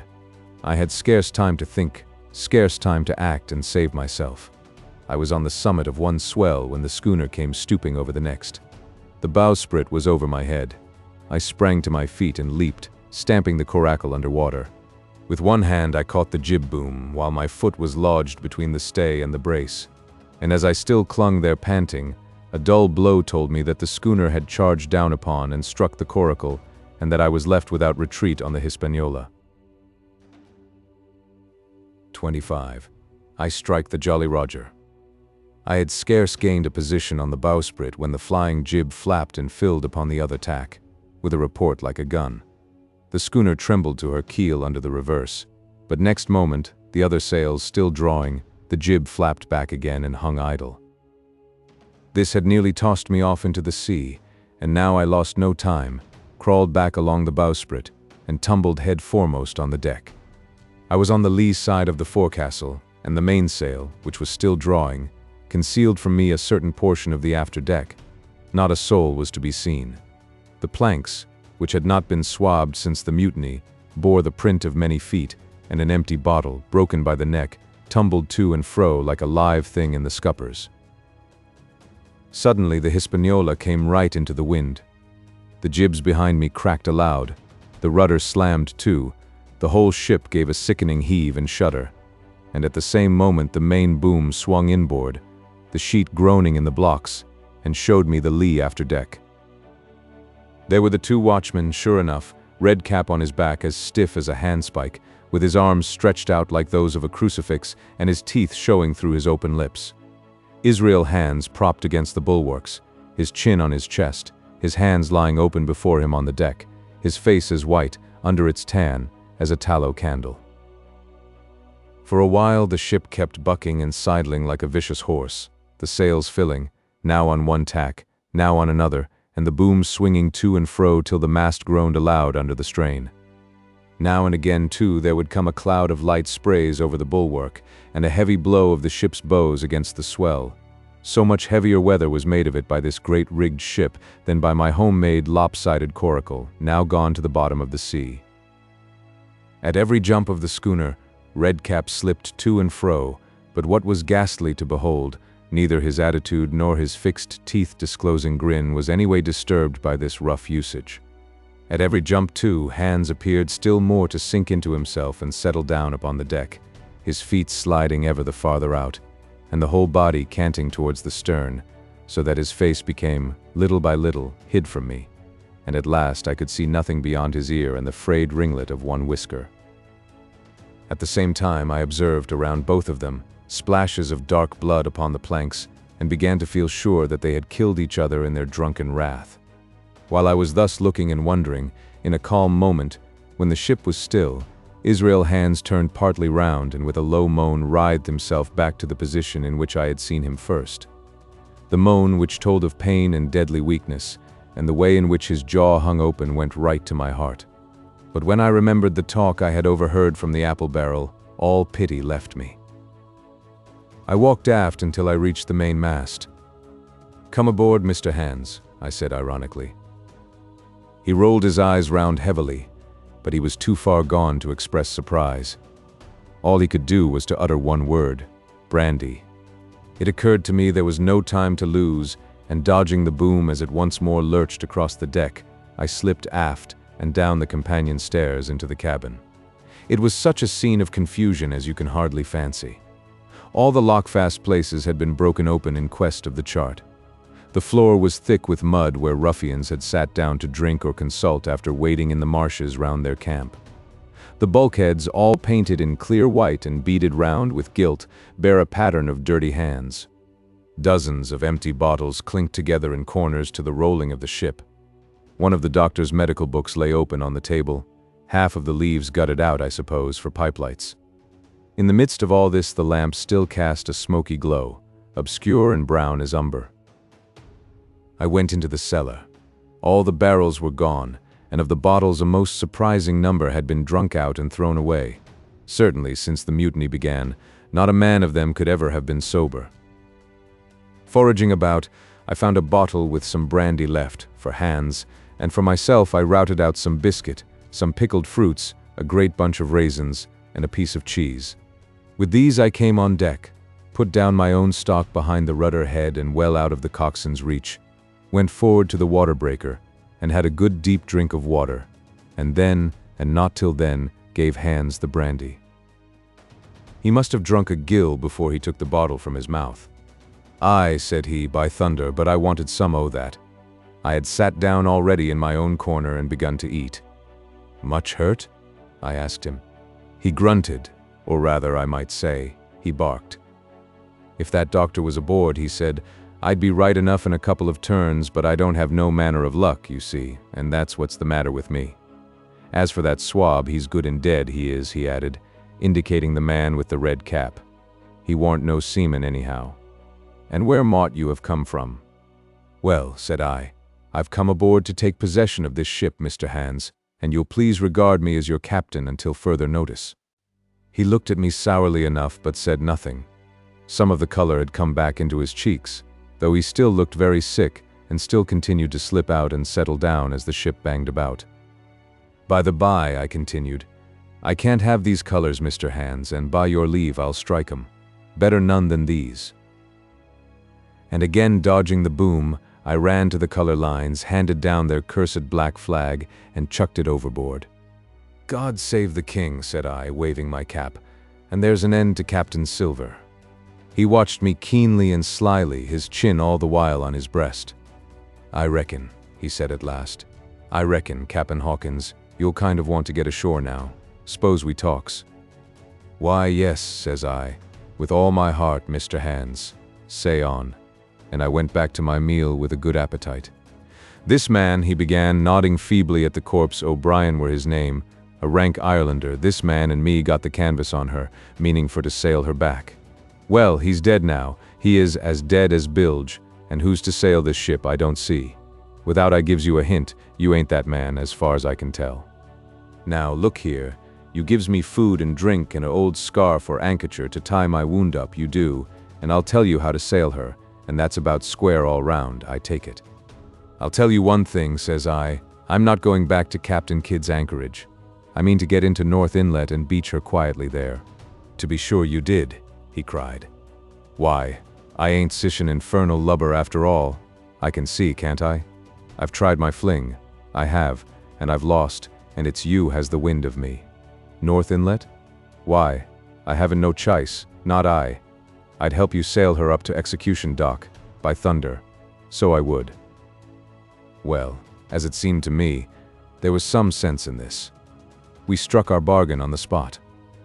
In 3 minutes I had the Hispaniola sailing easily before the wind along the coast of Treasure Island, with good hopes of turning the northern point ere noon and beating down again as far as North Inlet before high water, when we might beach her safely and wait till the subsiding tide permitted us to land. Then I lashed the tiller and went below to my own chest, where I got a soft silk handkerchief of my mother's. With this, and with my aid, Hans bound up the great bleeding stab he had received in the thigh, and after he had eaten a little and had a swallow or two more of the brandy, he began to pick up visibly, sat straighter up, spoke louder and clearer, and looked in every way another man. The breeze served us admirably. We skimmed before it like a bird, the coast of the island flashing by and the view changing every minute. Soon we were past the high lands and bowling beside low, sandy country, sparsely dotted with dwarf pines. And soon we were beyond that again and had turned the corner of the rocky hill that ends the island on the north. I was greatly elated with my new command, and pleased with the bright, sunshiny weather and these different prospects of the coast. I had now plenty of water and good things to eat, and my conscience, which had smitten me hard for my desertion, was quieted by the great conquest I had made. I should, I think, have had nothing left me to desire but for the eyes of the coxswain as they followed me derisively about the deck, and the odd smile that appeared continually on his face. It was a smile that had in it something both of pain and weakness, a haggard old man's smile. But there was, besides that, a grain of derision, a shadow of treachery, in his expression as he craftily watched, and watched, and watched me at my work. 26. Israel Hands. The wind, serving us to a desire, now hauled into the west. We could run so much the easier from the northeast corner of the island to the mouth of the North Inlet. Only, as we had no power to anchor and dared not beach her till the tide had flowed a good deal farther, time hung on our hands. The coxswain told me how to lay the ship to. After a good many trials I succeeded, and we both sat in silence over another meal. "Cap'n," said he at length with that same uncomfortable smile, "here's my old shipmate, O'Brien. S'pose you was to heave him overboard. I ain't particular as a rule, and I don't take no blame for settling his hash, but I don't reckon him ornamental now, do you? I'm not strong enough, and I don't like the job, and there he lies for me," said I. "This here's an unlucky ship. This Hispaniola, Jim," he went on, blinking. "There's a power of men been killed in this Hispaniola, a sight o' poor seamen dead and gone since you and me took ship to Bristol. I never seen sich dirty luck, not I. There was this here O'Brien, now he's dead, ain't he? Well now, I'm no scholar, and you're a lad as can read and figure, and to put it straight, do you take it as a dead man is dead for good, or do he come alive again? You can kill the body, Mr. Hands, but not the spirit. You must know that already," I replied. "O'Brien there is in another world, and may be watching us." "Ah," says he. "Well, that's unfortunate. Appears as if killing parties was a waste of time. Howsomever, sperits don't reckon for much by what I've seen. I'll chance it with the sperits, Jim. And now you've spoke up free, and I'll take it kind if you'd step down into that there cabin and get me a shiver my timbers. I can't hit the name on tea. Well, you get me a bottle of wine, Jim. This here brandy's too strong for my head." Now, the coxswain's hesitation seemed to be unnatural, and as for the notion of his preferring wine to brandy, I entirely disbelieved it. The whole story was a pretext. He wanted me to leave the deck, so much was plain, but with what purpose I could in no way imagine. His eyes never met mine. They kept wandering to and fro, up and down, now with a look to the sky, now with a flitting glance upon the dead O'Brien. All the time he kept smiling and putting his tongue out in the most guilty, embarrassed manner, so that a child could have told that he was bent on some deception. I was prompt with my answer, however, for I saw where my advantage lay, and that with a fellow so densely stupid I could easily conceal my suspicions to the end. "Some wine?" I said. "Far better. Will you have white or red?" "Well, I reckon it's about the blessed same to me, shipmate," he replied. "So it's strong and plenty of it, what's the odds?" "All right," I answered. "I'll bring you port, Mr. Hands, but I'll have to dig for it. With that, I scuttled down the companion with all the noise I could, slipped off my shoes, ran quietly along the sparred gallery, mounted the forecastle ladder, and popped my head out of the fore-companion. I knew he would not expect to see me there, yet I took every precaution possible, and certainly the worst of my suspicions proved too true. He had risen from his position to his hands and knees, and though his leg obviously hurt him pretty sharply when he moved, for I could hear him stifle a groan, yet it was at a good, rattling rate that he trailed himself across the deck. In half a minute he had reached the port scuppers and picked, out of a coil of rope, a long knife, or rather a short dirk, discolored to the hilt with blood. He looked upon it for a moment, thrusting forth his under jaw, tried the point upon his hand, and then, hastily concealing it in the bosom of his jacket, trundled back again into his old place against the bulwark. This was all that I required to know. Israel could move about. He was now armed, and if he had been at so much trouble to get rid of me, it was plain that I was meant to be the victim. What he would do afterwards, whether he would try to crawl right across the island from North Inlet to the camp among the swamps, or whether he would fire Long Tom, trusting that his own comrades might come first to help him, was, of course, more than I could say. Yet I felt sure that I could trust him in one point, since in that our interests jumped together, and that was in the disposition of the schooner. We both desired to have her stranded safe enough, in a sheltered place, and so that, when the time came, she could be got off again with as little labor and danger as might be, and until that was done I considered that my life would certainly be spared. While I was thus turning the business over in my mind, I had not been idle with my body. I had stolen back to the cabin, slipped once more into my shoes and laid my hand at random on a bottle of wine, and now, with this for an excuse, I made my reappearance on the deck. Hans lay as I had left him, all fallen together in a bundle, and with his eyelids lowered as though he were too weak to bear the light. He looked up, however, at my coming, knocked the neck off the bottle like a man who had done the same thing often, and took a good swig, with his favorite toast of "Here's luck." Then he lay quiet for a little, and then, pulling out a stick of tobacco, begged me to cut him a quid. "Cut me a junco that," says he, "for I haven't no knife and hardly strength enough, so be as I had. Ah, Jim, I reckon I've missed stays. Cut me a quid, as'll likely be the last, lad, for I'm for my long home, and no mistake." "Well," said I, "I'll cut you some tobacco, but if I was you and thought myself so badly, I would go to my prayers like a Christian man." "Why?" said he. "Now you tell me why." "Why?" I cried. "You were asking me just now about the dead. You've broken your trust. You've lived in sin and lies and blood. There's a man you killed lying at your feet this moment, and you ask me why. For God's mercy, Mr. Hans, that's why." I spoke with a little heat, thinking of the bloody dirk he had hidden in his pocket and designed, in his ill thoughts, to end me with. He, for his part, took a great draught of the wine and spoke with the most unusual solemnity. "For 30 years, he said, "I've sailed the seas and seen good and bad, better and worse, fair weather and foul, provisions running out, knives going and what not. Well, now I tell you, I never seen good come o' goodness yet. Him as strikes first is my fancy. Dead men don't bite.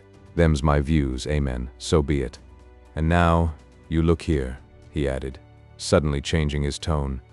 "We've had about enough of this foolery. The tide's made good enough by now.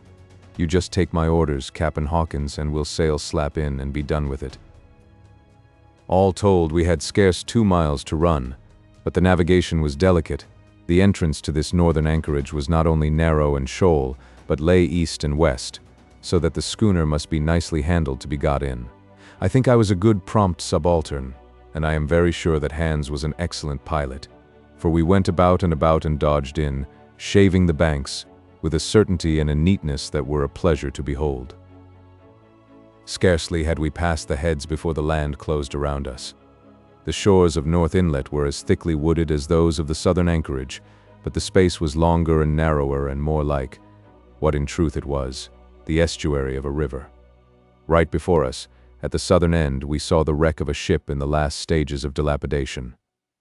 It had been a great vessel of 3 masts, but had lain so long exposed to the injuries of the weather that it was hung about with great webs of dripping seaweed, and on the deck of it shore bushes had taken root and now flourished thick with flowers. It was a sad sight, but it showed us that the anchorage was calm. "Now," said Hans, "look there. There's a pet bit for to beach a ship in.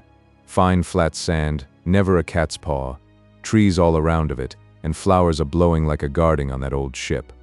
"And once beached," I inquired, "how shall we get her off again?" "Why, so," he replied.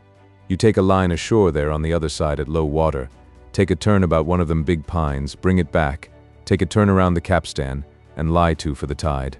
Come high water, all hands take a pull upon the line, and off she comes as sweet as nature. And now, boy, you stand by. We're near the bit now, and she's too much way on her. Starboard a little so, steady, starboard, larboard a little steady, steady." So he issued his commands, which I breathlessly obeyed, till all of a sudden he cried, "Now, my hearty luff," and I put the helm hard up, and the Hispaniola swung round rapidly and ran stem on for the low, wooded shore. The excitement of these last maneuvers had somewhat interfered with the watch I had kept hitherto, sharply enough, upon the coxswain. Even then I was still so much interested, waiting for the ship to touch, that I had quite forgot the peril that hung over my head and stood craning over the starboard bulwarks and watching the ripples spreading wide before the bows.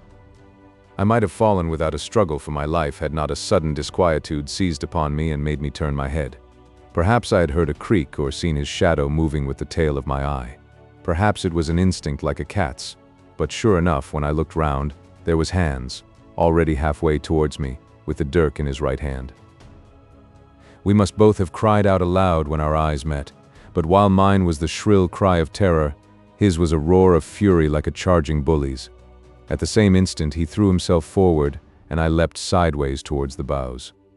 As I did so, I let go of the tiller, which sprang sharp to leeward, and I think this saved my life, for it struck Hans across the chest and stopped him, for the moment, dead. Before he could recover, I was safe out of the corner where he had me trapped, with all the deck to dodge about. Just forward of the main mast I stopped, drew a pistol from my pocket, took a cool aim, though he had already turned and was once more coming directly after me, and drew the trigger. The hammer fell, but there followed neither flash nor sound. The priming was useless with seawater. I cursed myself for my neglect. Why had not I, long before, reprimanded and reloaded my only weapons? Then I should not have been as now, a mere fleeing sheep before this butcher. Wounded as he was, it was wonderful how fast he could move, his grizzled hair tumbling over his face, and his face itself as red as a red ensign with his haste and fury. I had no time to try my other pistol, nor indeed much inclination, for I was sure it would be useless. One thing I saw plainly: I must not simply retreat before him, or he would speedily hold me boxed into the bows, as a moment since he had so nearly boxed me in the stern. Once so caught, and 9 or 10 inches of the blood-stained dirk would be my last experience on this side of eternity. I placed my palms against the main mast, which was of a goodish bigness, and waited, every nerve upon the stretch. Seeing that I meant to dodge, he also paused, and a moment or two passed in feints on his part and corresponding movements upon mine. It was such a game as I had often played at home about the rocks of Black Hill Cove, but never before, you may be sure, with such a wildly beating heart as now. Still, as I say, it was a boy's game, and I thought I could hold my own at it against an elderly seaman with a wounded thigh. Indeed, my courage had begun to rise so high that I allowed myself a few darting thoughts on what would be the end of the affair, and while I saw certainly that I could spin it out for long, I saw no hope of any ultimate escape. Well, while things stood thus, suddenly the Hispaniola struck, staggered, ground for an instant in the sand, and then, swift as a blow, canted over to the port side till the deck stood at an angle of 45 degrees, and about a puncheon of water splashed into the scupper holes and lay, in a pool, between the deck and bulwark. We were both of us capsized in a second, and both of us rolled, almost together, into the scuppers, the dead red cap, with his arms still spread out, tumbling stiffly after us. So near were we, indeed, that my head came against the coxswain's foot with a crack that made my teeth rattle. Blow and all, I was the first afoot again, for Hans had got involved with the dead body. The sudden canting of the ship had made the deck no place for running on. I had to find some new way of escape, and that upon the instant, for my foe was almost touching me. Quick as thought, I sprang into the mizzen shrouds, rattled up hand over hand, and did not draw a breath till I was seated on the crosstrees. I had been saved by being prompt. The dirk had struck not half a foot below me as I pursued my upward flight, and there stood Israel Hands with his mouth open and his face upturned to mine, a perfect statue of surprise and disappointment. Now that I had a moment to myself, I lost no time in changing the priming of my pistol, and then, having one ready for service, and to make assurance doubly sure, I proceeded to draw the load of the other and recharge it afresh from the beginning. My new employment struck Hands all of a heap. He began to see the dice going against him, and after an obvious hesitation, he also hauled himself heavily into the shrouds, and with the dirk in his teeth, began slowly and painfully to mount. It cost him no end of time and groans to haul his wounded leg behind him, and I had quietly finished my arrangements before he was much more than a third of the way up. Then, with a pistol in either hand, I addressed him. "One more step, Mr. Hands," said I, "and I'll blow your brains out. Dead men don't bite, you know," I added with a chuckle. He stopped instantly. I could see by the working of his face that he was trying to think, and the process was so slow and laborious that, in my newfound security, I laughed aloud. At last, with a swallow or two, he spoke, his face still wearing the same expression of extreme perplexity. In order to speak, he had to take the dagger from his mouth, but in all else he remained unmoved. "Jim," says he, "I reckon we're fouled, you and me, and we'll have to sign articles. I'd have had you but for that there lurch, but I don't have no luck, not I, and I reckon I'll have to strike, which comes hard, you see, for a master mariner to a ship's yunker like you, Jim." I was drinking in his words and smiling away, as conceited as a cock upon a wall, when all in a breath, back went his right hand over his shoulder. Something sang like an arrow through the air. I felt a blow and then a sharp pang, and there I was pinned by the shoulder to the mast. In the horrid pain and surprise of the moment, I scarce can say it was by my own volition, and I am sure it was without a conscious aim. Both my pistols went off, and both escaped out of my hands. They did not fall alone. With a choked cry, the coxswain loosed his grasp upon the shrouds and plunged head first into the water. 27. Pieces of 8. Owing to the cant of the vessel, the masts hung far out over the water, and from my perch on the crosstrees I had nothing below me but the surface of the bay. Hands, who was not so far up, was in consequence nearer to the ship and fell between me and the bulwarks. He rose once to the surface in a lather of foam and blood, and then sank again for good. As the water settled, I could see him lying huddled together on the clean, bright sand in the shadow of the vessel's sides. A fish or two whipped past his body. Sometimes, by the quivering of the water, he appeared to move a little, as if he were trying to rise. But he was dead enough, for all that, being both shot and drowned, and was food for fish in the very place where he had designed my slaughter. I was no sooner certain of this than I began to feel sick, faint, and terrified. The hot blood was running over my back and chest. The dirk, where it had pinned my shoulder to the mast, seemed to burn like a hot iron. Yet it was not so much these real sufferings that distressed me, for these, it seemed to me, I could bear without a murmur. It was the horror I had upon my mind of falling from the crosstrees into that still green water, beside the body of the coxswain. I clung with both hands till my nails ached, and I shut my eyes as if to cover up the peril. Gradually my mind came back again, my pulses quieted down to a more natural time, and I was once more in possession of myself. It was my first thought to pluck forth the dirk, but either it stuck too hard or my nerve failed me, and I desisted with a violent shudder.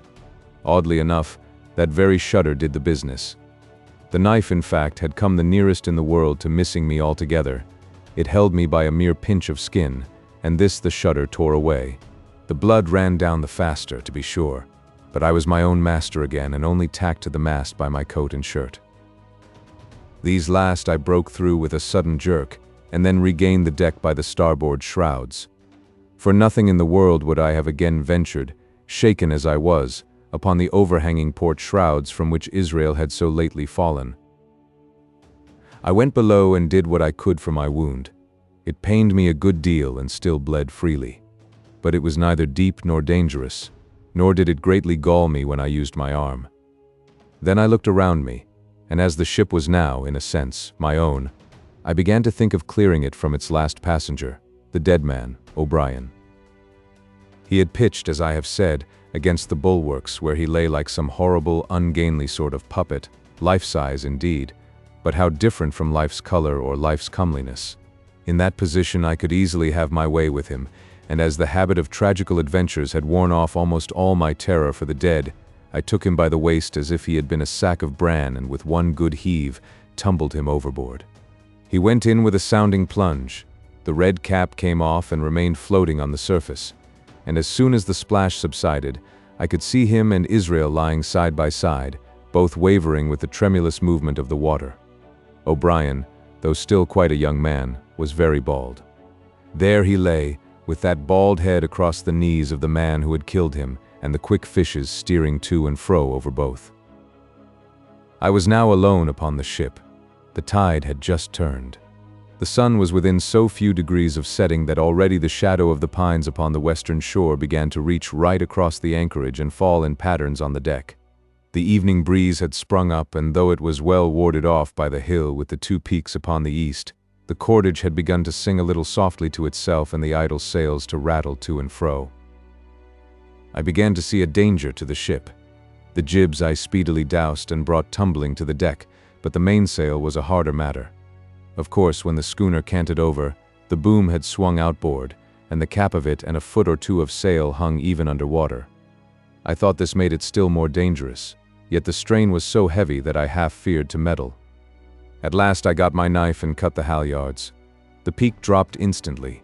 A great belly of loose canvas floated broad upon the water, and since, pull as I liked, I could not budge the downhaul. That was the extent of what I could accomplish. For the rest, the Hispaniola must trust to luck, like myself.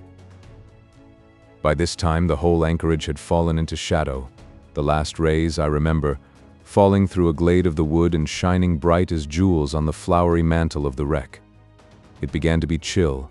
The tide was rapidly fleeting seaward, the schooner settling more and more on her beam ends. I scrambled forward and looked over. It seemed shallow enough, and holding the cut hawser in both hands for a last security, I let myself drop softly overboard. The water scarcely reached my waist. The sand was firm and covered with ripple marks, and I waded ashore in great spirits, leaving the Hispaniola on her side, with her mainsail trailing wide upon the surface of the bay. About the same time, the sun went fairly down and the breeze whistled low in the dusk among the tossing pines. At least, and at last I was off the sea, nor had I returned thence empty-handed. There lay the schooner, clear at last from buccaneers and ready for our own men to board and get to sea again.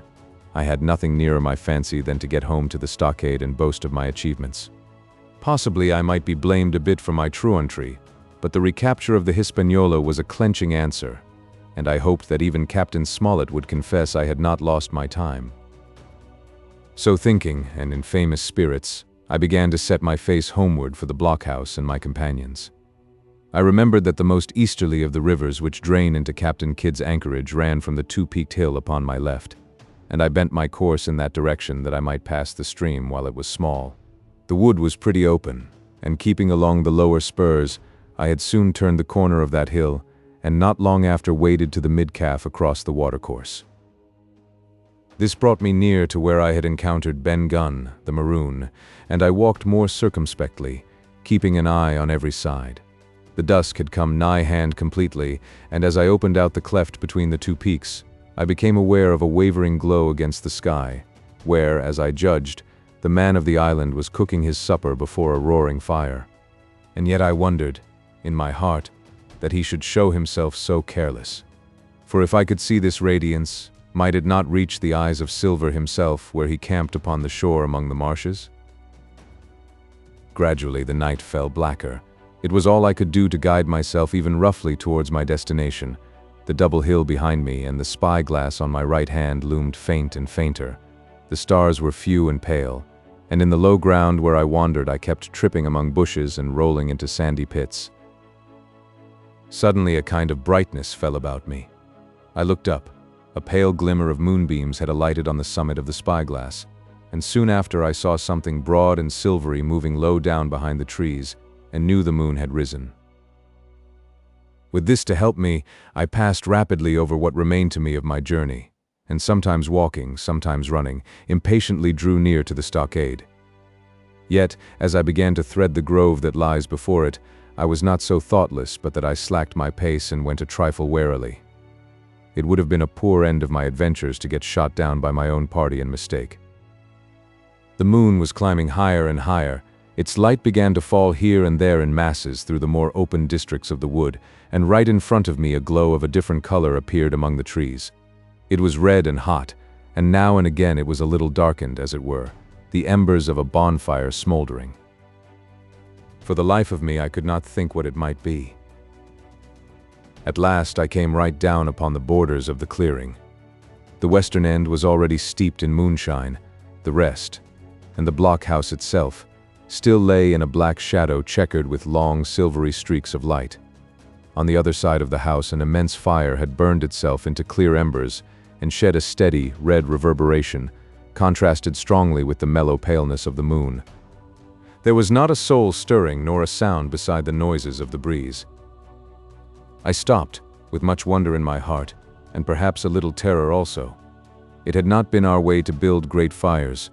We were, indeed, by the captain's orders, somewhat niggardly of firewood, and I began to fear that something had gone wrong while I was absent.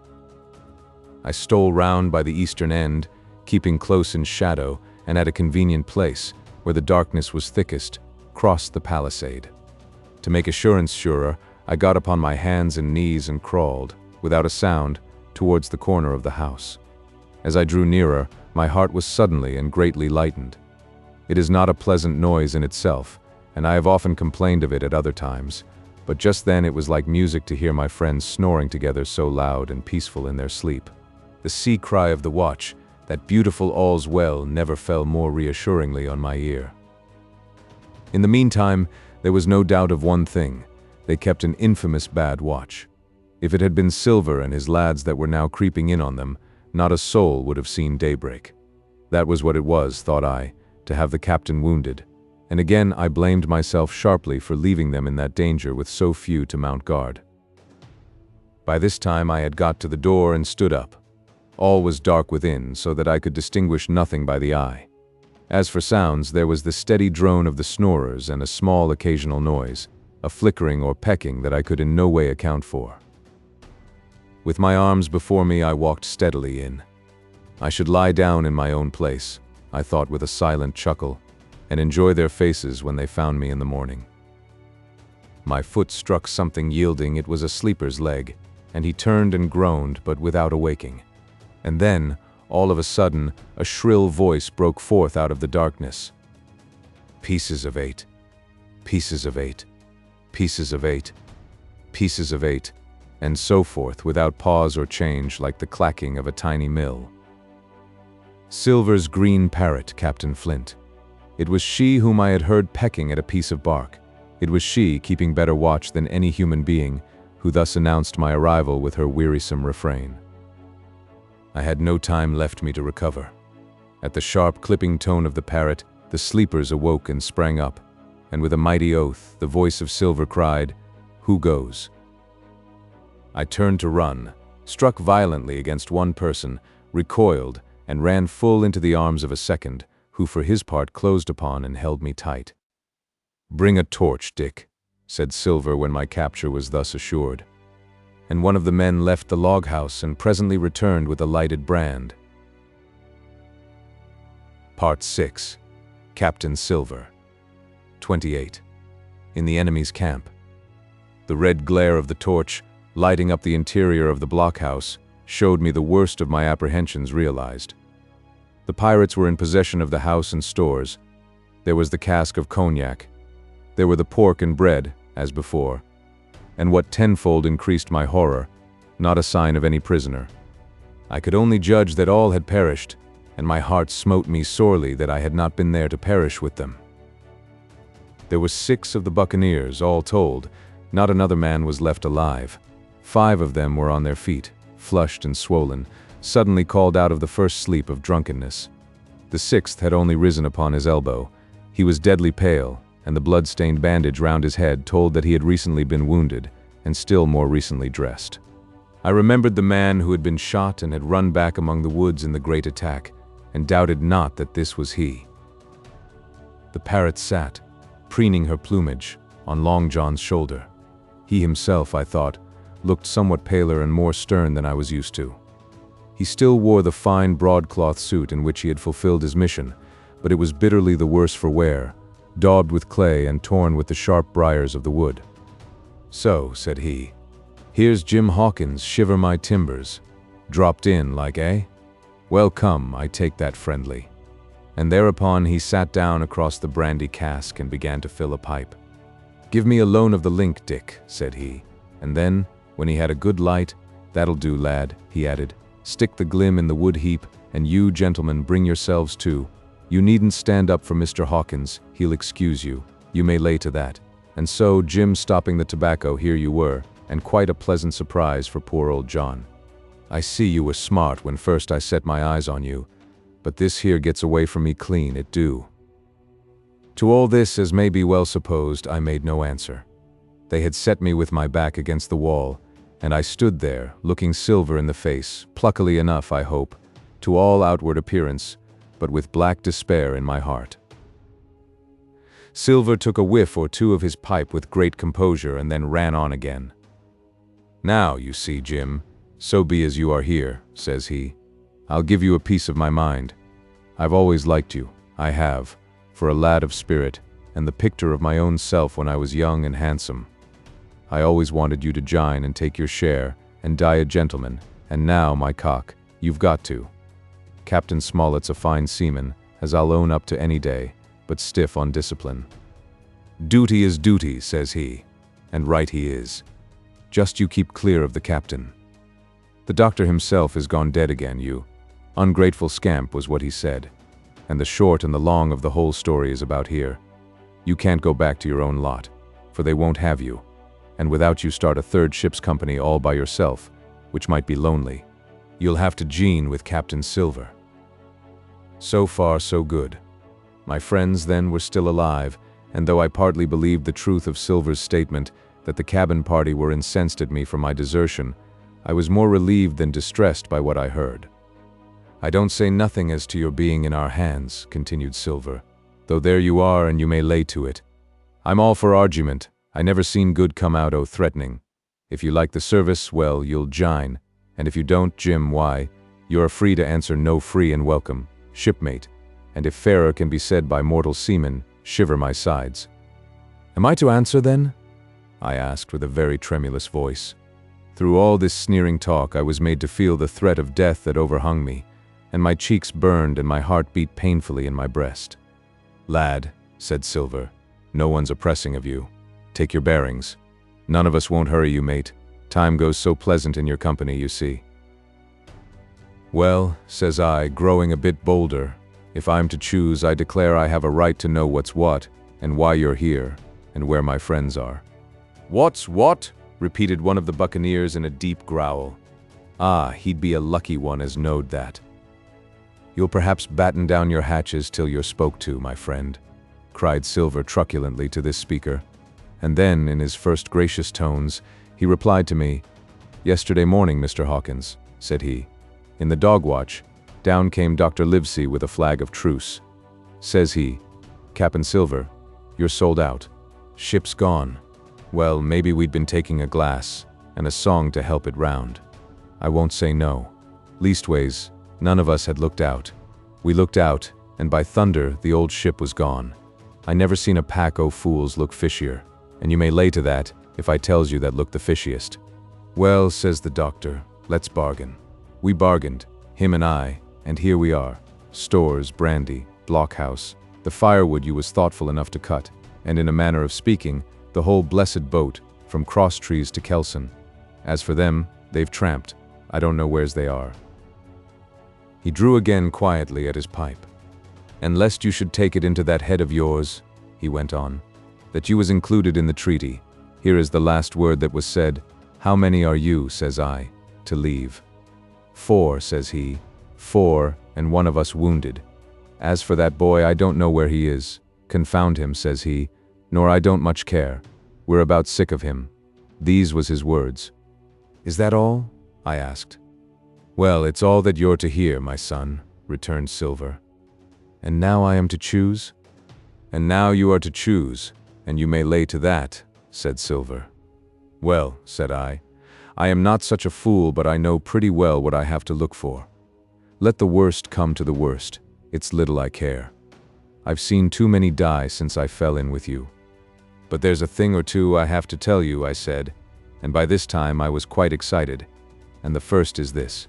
Here you are, in a bad way, ship lost, treasure lost, men lost, your whole business gone to wreck. And if you want to know who did it, it was I. I was in the apple barrel the night we sighted land, and I heard you, John, and you, Dick Johnson and Hans, who is now at the bottom of the sea, and told every word you said before the hour was out. And as for the schooner, it was I who cut her cable, and it was I that killed the men you had aboard of her, and it was I who brought her where you'll never see her more, not one of you. The laugh's on my side. I've had the top of this business from the first. I no more fear you than I fear a fly. Kill me, if you please, or spare me. But one thing I'll say, and no more. If you spare me, bygones are bygones, and when you fellows are in court for piracy, I'll save you all I can. It is for you to choose. Kill another and do yourselves no good, or spare me and keep a witness to save you from the gallows. I stopped, for, I tell you, I was out of breath, and to my wonder, not a man of them moved, but all sat staring at me like as many sheep. And while they were still staring, I broke out again. And now, Mr. Silver, I said, I believe you're the best man here, and if things go to the worst, I'll take it kind of you to let the doctor know the way I took it. I'll bear it in mind, said Silver with an accent so curious that I could not, for the life of me, decide whether he were laughing at my request or had been favorably affected by my courage. I'll put one to that, cried the old mahogany-faced seaman, Morgan by name, whom I had seen in Long John's public house upon the quays of Bristol. It was him that knowed Black Dog. Well, and see here, added the sea cook, I'll put another again to that, by thunder, for it was this same boy that faked the chart from Billy Bones. First and last, we've split upon Jim Hawkins. Then here goes, said Morgan with an oath. And he sprang up, drawing his knife as if he had been 20. Avast there, cried Silver. Who are you, Tom Morgan? Maybe you thought you was cap'n here, perhaps. By the powers, but I'll teach you better. Cross me, and you'll go where many a good man's gone before you, first and last, these 30 year back, some to the yard arm, shiver my timbers, and some by the board, and all to feed the fishes. There's never a man looked me between the eyes and seen a good day afterwards. Tom Morgan, you may lay to that. Morgan paused, but a hoarse murmur rose from the others. Tom's right, said one. I stood hazing long enough from one, added another. I'll be hanged if I'll be hazed by you, John Silver. Did any of you gentlemen want to have it out with me? Roared Silver, bending far forward from his position on the keg, with his pipe still glowing in his right hand. Put a name on what you're at. You ain't dumb, I reckon. Him that wants shall get it. Have I lived this many years, and a son of a rum-punchin' cock his hat athwart my hawse at the latter end of it? You know the way. You're all gentlemen o' fortune by your account. Well, I'm ready. Take a cutlass, him that dares, and I'll see the color of his inside, crutch and all, before that pipe's empty. Not a man stirred, not a man answered. That's your sort, is it? He added, returning his pipe to his mouth. Well, you're a gay lot to look at anyway. Not much worth to fight, you ain't. P'raps you can understand King George's English. I'm cap'n here by 'lection. I'm cap'n here because I'm the best man by a long sea mile. You won't fight as gentlemen o' fortune should. Then by thunder you'll obey, and you may lay to it. I like that boy now. I never seen a better boy than that. He's more a man than any pair of rats of you in this here house. And what I say is this, let me see him that'll lay a hand on him.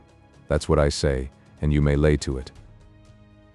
There was a long pause after this. I stood straight up against the wall, my heart still going like a sledgehammer, but with a ray of hope now shining in my bosom. Silver leant back against the wall, his arms crossed, his pipe in the corner of his mouth, as calm as though he had been in church, yet his eye kept wandering furtively, and he kept the tail of it on his unruly followers. They, on their part, drew gradually together towards the far end of the blockhouse, and the low hiss of their whispering sounded in my ear continuously, like a stream. One after another, they would look up, and the red light of the torch would fall for a second on their nervous faces. But it was not towards me. It was towards Silver that they turned their eyes. "You seem to have a lot to say," remarked Silver, spitting far into the air. "Pipe up and let me hear it, or lay to." "Ax your pardon, sir," returned one of the men. "You're pretty free with some of the rules. Maybe you'll kindly keep an eye upon the rest. This crew's dissatisfied. This crew don't valley bullying a marlinspike. This crew has its rights like other crews. I'll make so free as that, and by your own rules, I take it we can talk together. I ax your pardon, sir, acknowledging you for to be capting at this present, but I claim my right, and steps outside for a council." And with an elaborate sea salute, this fellow, a long, ill-looking, yellow-eyed man of 35, stepped coolly towards the door and disappeared out of the house. One after another the rest followed his example, each making a salute as he passed, each adding some apology. "According to rules," said one. "Forecastle Council," said Morgan. And so, with one remark or another, all marched out and left Silver and me alone with the torch. The sea cook instantly removed his pipe. "Now, look you here, Jim Hawkins," he said in a steady whisper that was no more than audible, "you're within half a plank of death, and what's a long sight worse, of torture. They're going to throw me off. But you mark, I stand by you through thick and thin. I didn't mean to, no, not till you spoke up. I was about desperate to lose that much blunt, and be hanged into the bargain. But I see you as the right sort. I says to myself, you stand by Hawkins, John, and Hawkins'll stand by you. You're his last card, and by the living thunder, John, he's yours. Back to back, says I.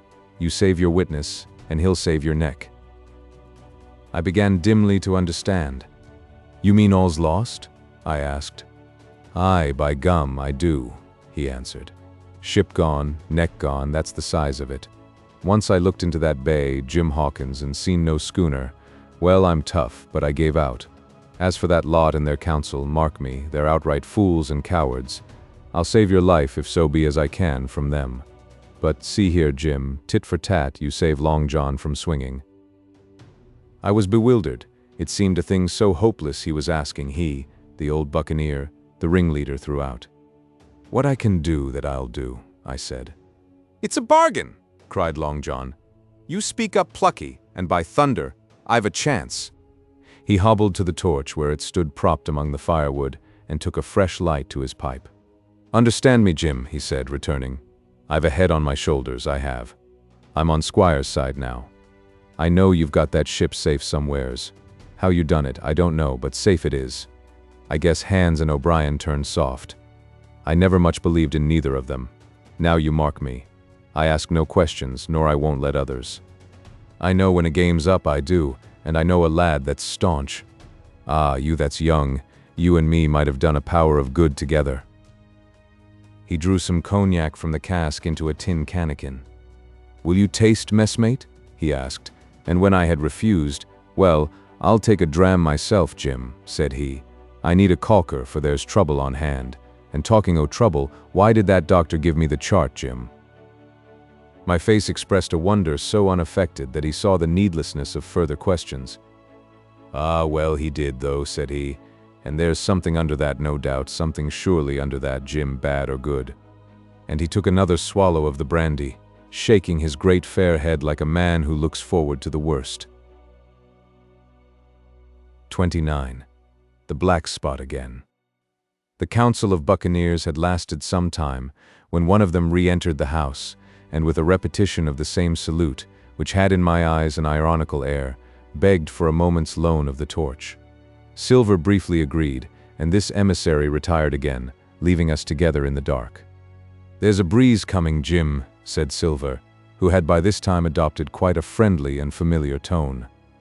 I turned to the loophole nearest me and looked out. The embers of the great fire had so far burned themselves out and now glowed so low and duskily that I understood why these conspirators desired a torch. About halfway down the slope to the stockade, they were collected in a group. One held the light, another was on his knees in their midst, and I saw the blade of an open knife shine in his hand with varying colors in the moon and torchlight. The rest were all somewhat stooping, as though watching the maneuvers of this last. I could just make out that he had a book as well as a knife in his hand, and was still wondering how anything so incongruous had come in their possession when the kneeling figure rose once more to his feet and the whole party began to move together towards the house. "Here they come," said I, and I returned to my former position, for it seemed beneath my dignity that they should find me watching them. "Well, let 'em come, lad, let 'em come," said Silver cheerily. "I've still a shot in my locker." The door opened, and the 5 men, standing huddled together just inside, pushed one of their number forward. In any other circumstances, it would have been comical to see his slow advance, hesitating as he set down each foot, but holding his closed right hand in front of him. "Step up, lad," cried Silver. "I won't eat you. Hand it over, lubber. I know the rules, I do. I won't hurt a depitation." Thus encouraged, the buccaneer stepped forth more briskly, and having passed something to Silver, from hand to hand, slipped yet more smartly back again to his companions. The sea cook looked at what had been given him. "The black spot." "I thought so," he observed. "Where might you have got the paper?" "Why, Hillo. Look here now, this ain't lucky. You've gone and cut this out of a Bible." "What fools cut a Bible?" "Ah, there," said Morgan. "There. What did I say? No good'll come o' that, I said." "Well, you've about fixed it now, among you," continued Silver. "You'll all swing now, I reckon. What soft-headed lubber had a Bible?" "It was Dick," said one. "Dick, was it? Then Dick can get to prayers," said Silver. "He's seen his slice of luck, has Dick, and you may lay to that." But here the long man with the yellow eyes struck in. "Belay that talk, John Silver," he said. "This crew has tipped you the black spot in full council, as in duty bound. Just you turn it over, as in duty bound, and see what's wrote there. Then you can talk." "Thank'ee, George," replied the sea cook. "You always was brisk for business, and has the rules by heart, George, as I'm pleased to see. Well, what is it, anyway?" "Ah, deposed. That's it, is it? Very pretty wrote, to be sure. Like print, I swear. Your hand o' right, George. Why, you was getting quite a leadin' man in this here crew. You'll be cappin' next, I shouldn't wonder. Just oblige me with that torch again, will you? This pipe don't draw." "Come, now," said George. "You don't fool this crew no more. You're a funny man by your account, but you're over now, and you'll maybe step down off that barrel and help vote." "I thought you said you knowed the rules," returned Silver contemptuously. "Leastways, if you don't, I do, and I wait here, and I'm still your cap'n. Mind, till you outs with your grievances and I reply. In the meantime, your black spot ain't worth a biscuit. After that, we'll see." "Oh," replied George, "you don't be under no kind of apprehension. We're all square, we are. First, you've made a hash of this cruise. You'll be a bold man to say no to that. Second, you let the enemy out o' this here trap for nothing. Why did they want out? I dunno, but it's pretty plain they wanted it. Third, you wouldn't let us go at them upon the march. Oh, we see through you, John Silver. You want to play booty, that's what's wrong with you. And then, fourth, there's this here boy." "Is that all?" asked Silver quietly. "Enough, too," retorted George. "We'll all swing and sun-dry for your bungling." "Well now, look here. I'll answer these 4 pints. One after another I'll answer 'em. I made a hash o' this cruise, did I?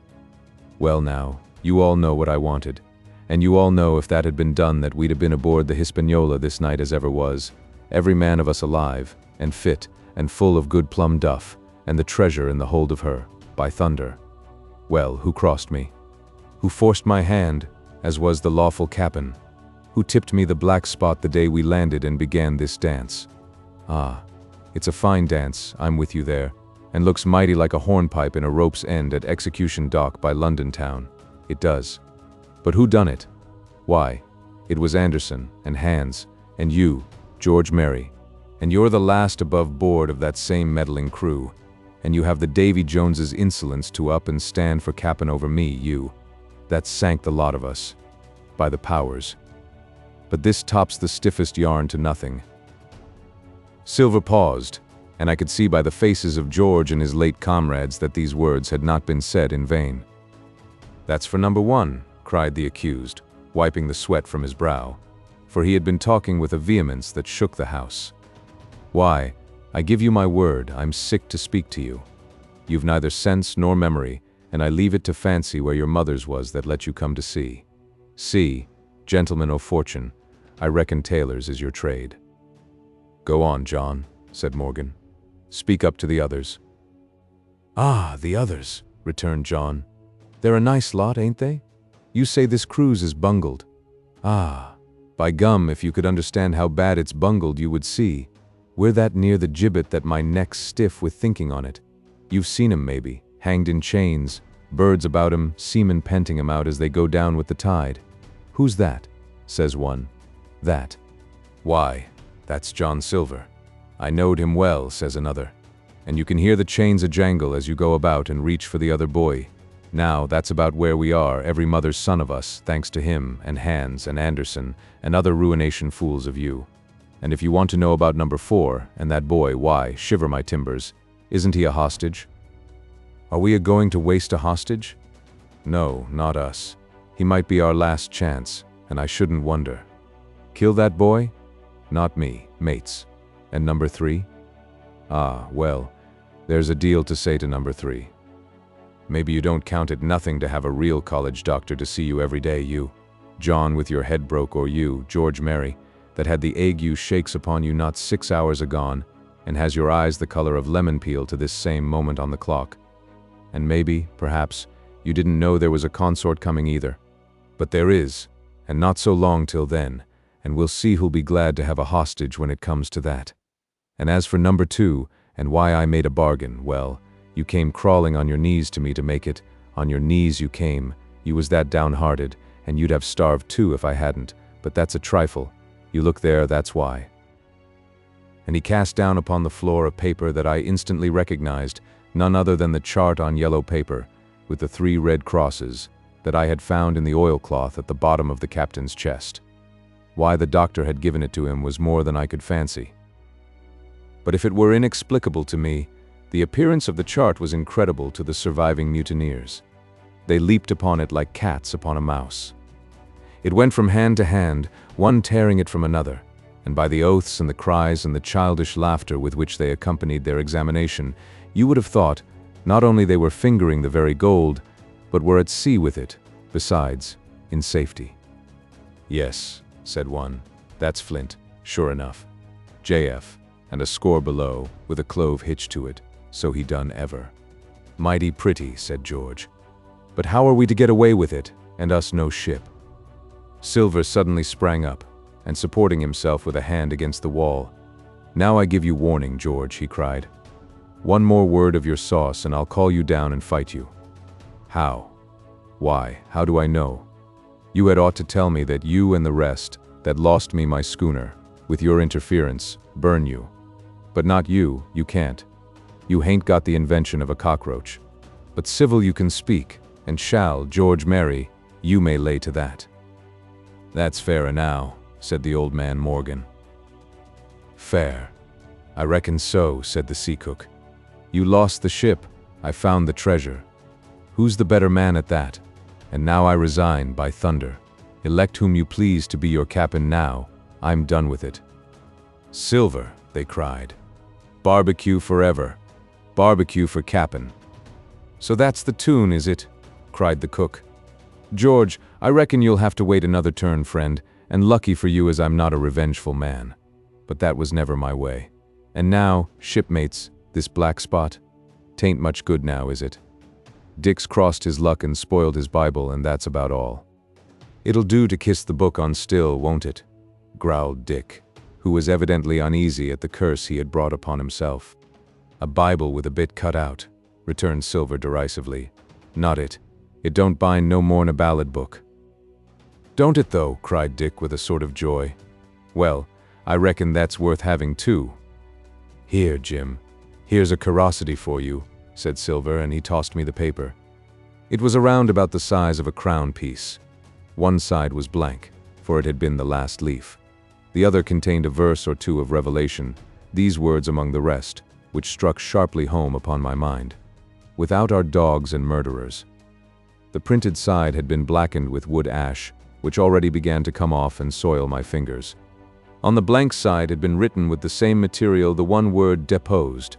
I have that curiosity beside me at this moment, but not a trace of writing now remains beyond a single scratch, such as a man might make with his thumbnail. That was the end of the night's business. Soon after, with a drink all round, we lay down to sleep, and the outside of Silver's vengeance was to put George Merry up for sentinel and threaten him with death if he should prove unfaithful. It was long ere I could close an eye, and heaven knows I had matter enough for thought in the man whom I had slain that afternoon, in my own most perilous position, and above all, in the remarkable game that I saw Silver now engaged upon, keeping the mutineers together with one hand and grasping with the other after every means, possible and impossible, to make his peace and save his miserable life. He himself slept peacefully and snored aloud, yet my heart was sore for him, wicked as he was, to think on the dark perils that environed and the shameful gibbet that awaited him. 30 on parole. I was wakened, indeed. We were all wakened, for I could see even the sentinel shake himself together from where he had fallen against the doorpost, by a clear, hearty voice hailing us from the margin of the wood. "Blockhouse, ahoy!" it cried. "Here's the doctor."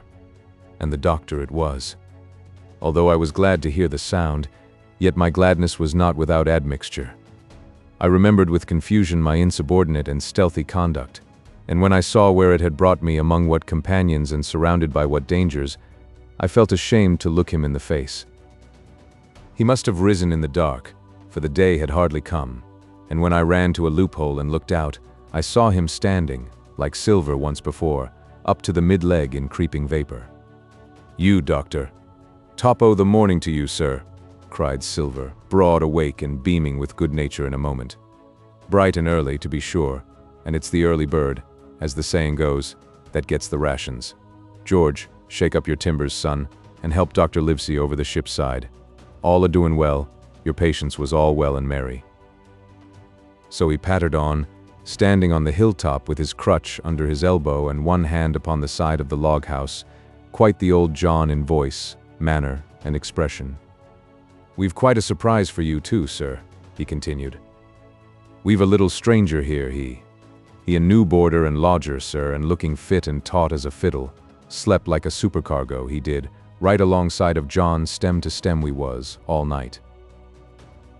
Dr. Livesey was by this time across the stockade and pretty near the cook, and I could hear the alteration in his voice as he said, "Not Jim?" "The very same Jim as ever was," says Silver. The doctor stopped outright, although he did not speak, and it was some seconds before he seemed able to move on. "Well, well," he said at last. "Duty first and pleasure afterwards, as you might have said yourself, Silver. Let us overhaul these patients of yours." A moment afterwards he had entered the blockhouse and with one grim nod to me proceeded with his work among the sick. He seemed under no apprehension, though he must have known that his life among these treacherous demons depended on a hair, and he rattled on to his patients as if he were paying an ordinary professional visit in a quiet English family. His manner, I suppose, reacted on the men, for they behaved to him as if nothing had occurred, as if he were still ship's doctor and they still faithful hands before the mast. "You're doing well, my friend," he said to the fellow with the bandaged head, "and if ever any person had a close shave, it was you. Your head must be as hard as iron. Well, George, how goes it? You're a pretty color, certainly. Why, your liver, man, is upside down. Did you take that medicine? Did he take that medicine, men?" "Aye, aye, sir, he took it. Sure enough," returned Morgan. "Because, you see, since I am mutineer's doctor, or prison doctor as I prefer to call it," says Dr. Livesey in his pleasantest way, "I make it a point of honor not to lose a man for King George, God bless him, and the gallows." The rogues looked at each other but swallowed the home thrust in silence. "Dick don't feel well, sir," said one. "Don't he?" replied the doctor. "Well, step up here, Dick, and let me see your tongue. No, I should be surprised if he did. The man's tongue is fit to frighten the French. Another fever." "Ah, there," said Morgan, "that comed of spiling Bibles." "That comes, as you call it, of being arrant asses," retorted the doctor, and not having sense enough to know honest air from poison, and the dry land from a vile, pestiferous slough. I think it most probable, though of course it's only an opinion, that you'll all have the deuce to pay before you get that malaria out of your systems. Camp in a bog, would you? Silver, I'm surprised at you. You're less of a fool than many, take you all round, but you don't appear to me to have the rudiments of a notion of the rules of health. Well, he added after he had dosed them round and they had taken his prescriptions, with really laughable humility, more like charity schoolchildren than blood-guilty mutineers and pirates. Well, that's done for today, and now I should wish to have a talk with that boy, please. And he nodded his head in my direction carelessly. George Merry was at the door, spitting and spluttering over some bad-tasted medicine, but at the first word of the doctor's proposal he swung round with a deep flush and cried no, and swore. Silver struck the barrel with his open hand. Silence. He roared and looked about him positively like a lion. Doctor, he went on in his usual tones, I was a-thinking of that, knowing as how you had a fancy for the boy. We're all humbly grateful for your kindness, and as you see, puts faith in you and takes the drugs down like that much grog, and I take it I've found a way as'll suit all. Hawkins, will you give me your word of honor as a young gentleman, for a young gentleman you are, although poor-born, your word of honor not to slip your cable? I readily gave the pledge required. Then, Doctor, said Silver, you just step outside that stockade, and once you're there I'll bring the boy down on the inside, and I reckon you can yarn through the spars. Good day to you, sir, and all our duties to the Squire and Captain Smollett. The explosion of disapproval, which nothing but Silver's black looks had restrained, broke out immediately the doctor had left the house. Silver was roundly accused of playing double, of trying to make a separate peace for himself, of sacrificing the interests of his accomplices and victims, and, in one word, of the identical exact thing that he was doing. It seemed to me so obvious in this case that I could not imagine how he was to turn their anger. But he was twice the man the rest were, and his last night's victory had given him a huge preponderance on their minds.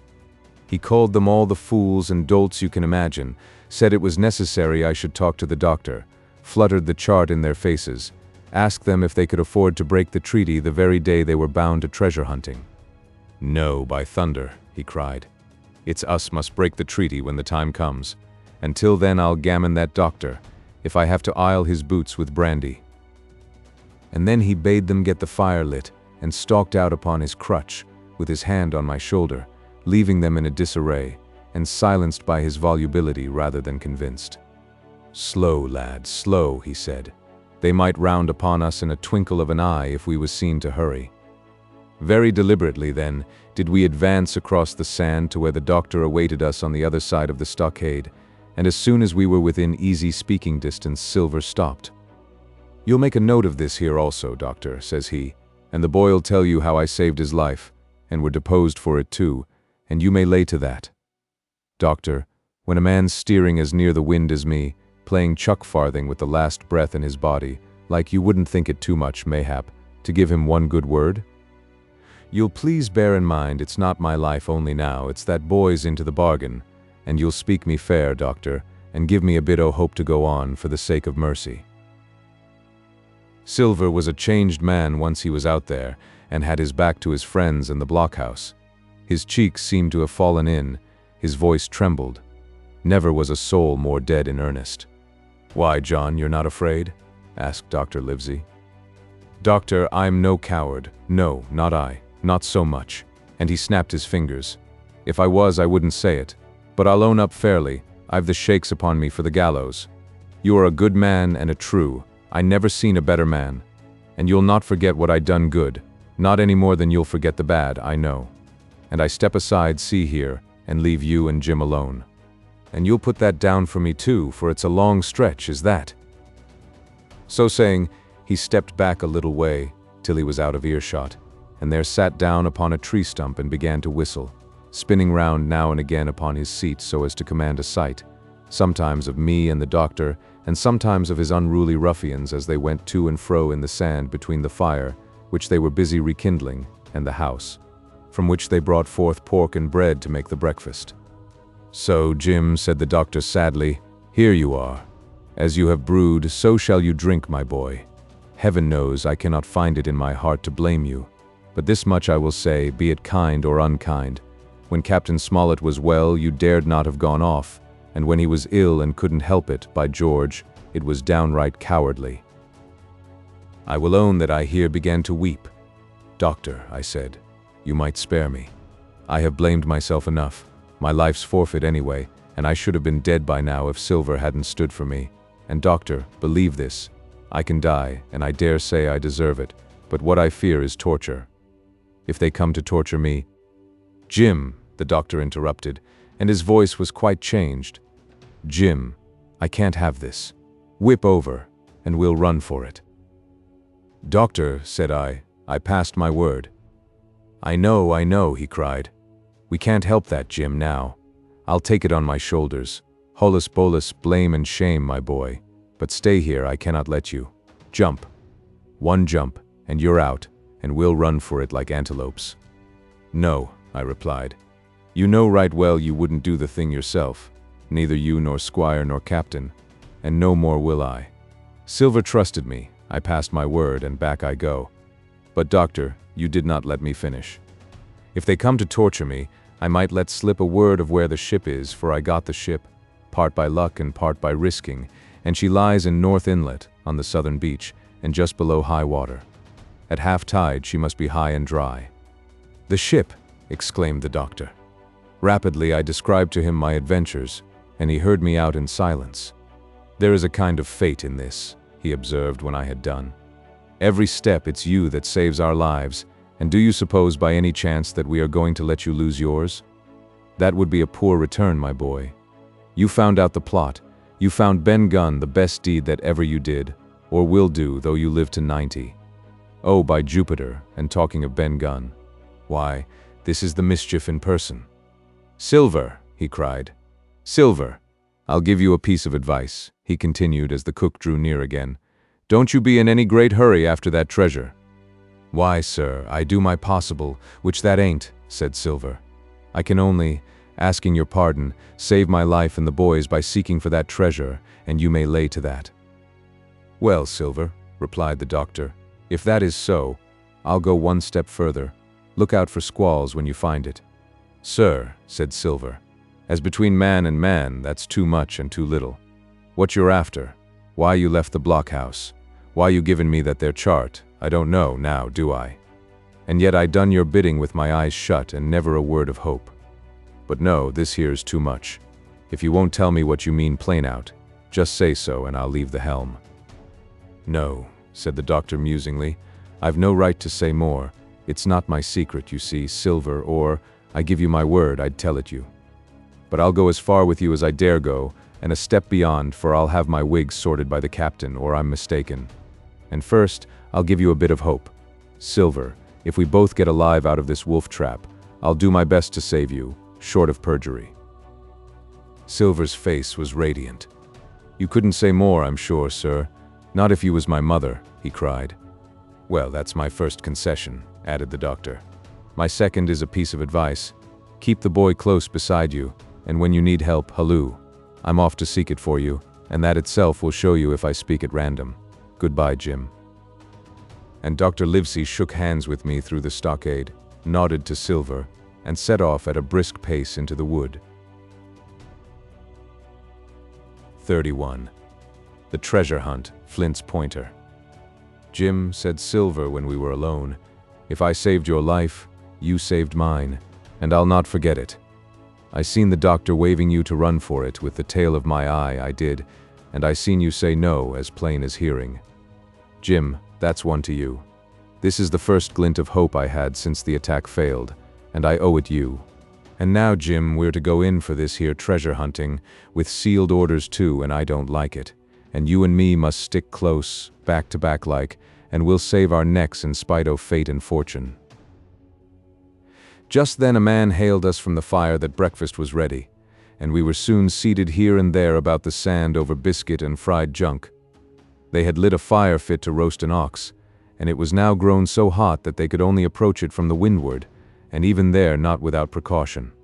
In the same wasteful spirit they had cooked, I suppose, 3 times more than we could eat, and one of them, with an empty laugh, threw what was left into the fire, which blazed and roared again over this unusual fuel. I never in my life saw men so careless of the morrow. Hand to mouth is the only word that can describe their way of doing, and what with wasted food and sleeping sentries, though they were bold enough for a brush and be done with it, I could see their entire unfitness for anything like a prolonged campaign. Even Silver, eating away with Captain Flint upon his shoulder, had not a word of blame for their recklessness. And this the more surprised me, for I thought he had never shown himself so cunning as he did then. "Aye, mates," said he, "it's lucky you have barbecue to think for you with this here head. I got what I wanted, I did.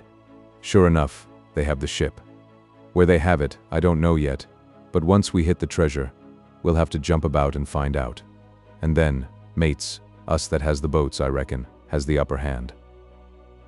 Thus he kept running on, with his mouth full of the hot bacon. Thus he restored their hope and confidence, and, I more than suspect, repaired his own at the same time. "As for hostage," he continued, "that's his last talk, I guess. With them he loves so dear. I've got my piece o' news and thank ye to him for that, but it's over and done. I'll take him in a line when we go treasure hunting, for we'll keep him like so much gold, in case of accidents, you mark, and in the meantime. Once we got the ship and treasure both and off to sea like jolly companions, why then we'll talk Mr. Hawkins over, we will, and we'll give him his share, to be sure, for all his kindness." It was no wonder the men were in a good humor now. For my part, I was horribly cast down. Should the scheme he had now sketched prove feasible, Silver, already doubly a traitor, would not hesitate to adopt it. He had still a foot in either camp, and there was no doubt he would prefer wealth and freedom with the pirates to a bare escape from hanging, which was the best he had to hope on our side. Nay, and even if things so fell out that he was forced to keep his faith with Dr. Livesey, even then what danger lay before us? What a moment that would be when the suspicions of his followers turned to certainty, and he and I should have to fight for dear life, he a cripple and I a boy, against 5 strong and active seamen. Add to this double apprehension the mystery that still hung over the behavior of my friends, their unexplained desertion of the Stockade, their inexplicable cession of the chart, or harder still to understand, the doctor's last warning to Silver. "Look out for squalls when you find it, and you will readily believe how little taste I found in my breakfast, and with how uneasy a heart I set forth behind my captors on the quest for treasure." We made a curious figure. Had anyone been there to see us all in soiled sailor clothes and all but me armed to the teeth? Silver had 2 guns slung about him, one before and one behind, besides the great cutlass at his waist, and a pistol in each pocket of his square-tailed coat. To complete his strange appearance, Captain Flint sat perched upon his shoulder and gabbling odds and ends of purposeless sea talk. I had a line about my waist and followed obediently after the sea cook, who held the loose end of the rope, now in his free hand, now between his powerful teeth. For all the world, I was led like a dancing bear. The other men were variously burthened, some carrying picks and shovels, for that had been the very first necessary they brought ashore from the Hispaniola, others laden with pork, bread, and brandy for the midday meal.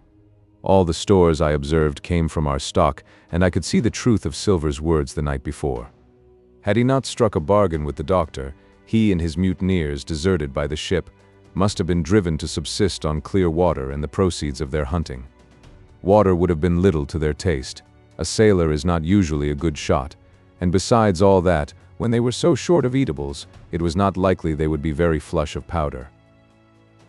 Well, thus equipped, we all set out, even the fellow with the broken head, who should certainly have kept in shadow and straggled, one after another, to the beach where the 2 gigs awaited us.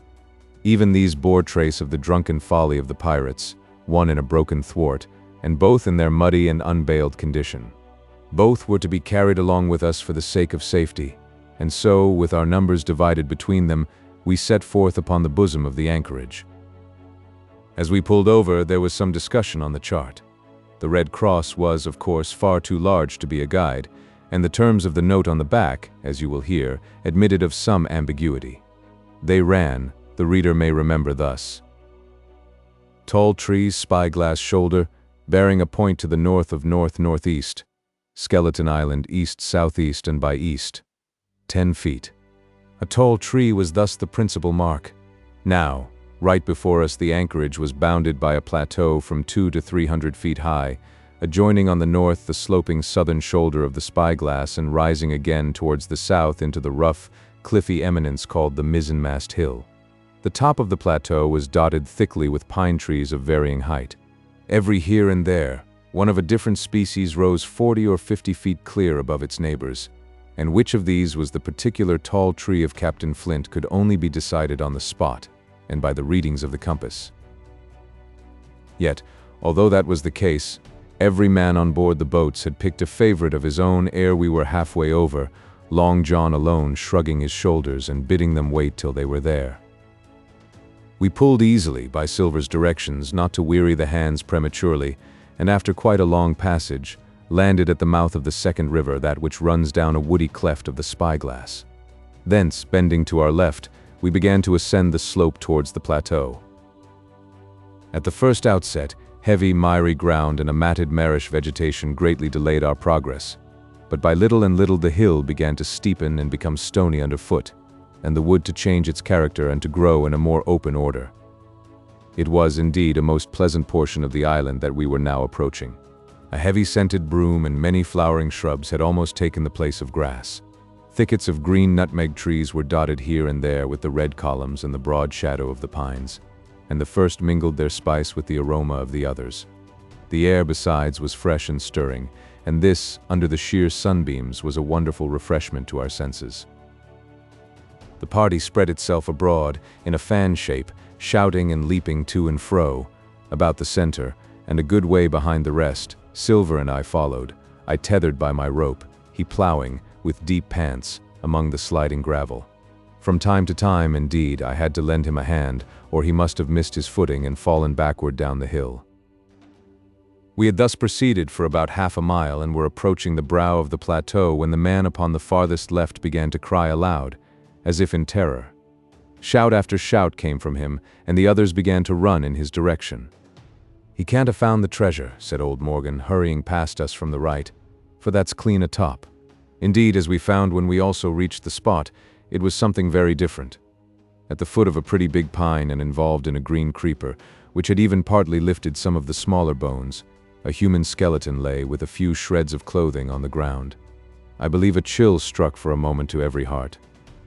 "He was a seaman," said George Merry, who, bolder than the rest, had gone up close and was examining the rags of clothing. "Leastways, this is good sea-cloth." "Aye, aye," said Silver. "Like enough. You wouldn't look to find a bishop here, I reckon. But what sort of a way is that for bones to lie? 'Tain't in nature." Indeed, on a second glance, it seemed impossible to fancy that the body was in a natural position. But for some disarray, the work perhaps of the birds that had fed upon him or of the slow-growing creeper that had gradually enveloped his remains, the man lay perfectly straight, his feet pointing in one direction, his hands, raised above his head like a diver's, pointing directly in the opposite. "I've taken a notion into my old numbskull," observed Silver. "Here's the compass. There's the tip-top Pinto skeleton island, sticking out like a tooth. Just take a bearing, will you, along the line of them bones." It was done. The body pointed straight in the direction of the island, and the compass read duly east-southeast and by east. "I thought so," cried the cook. "This here is a pinter. Right up there is our line for the Pole Star and the Jolly Dollars. But, by thunder, if it don't make me cold inside to think of Flint, this is one of his jokes, and no mistake.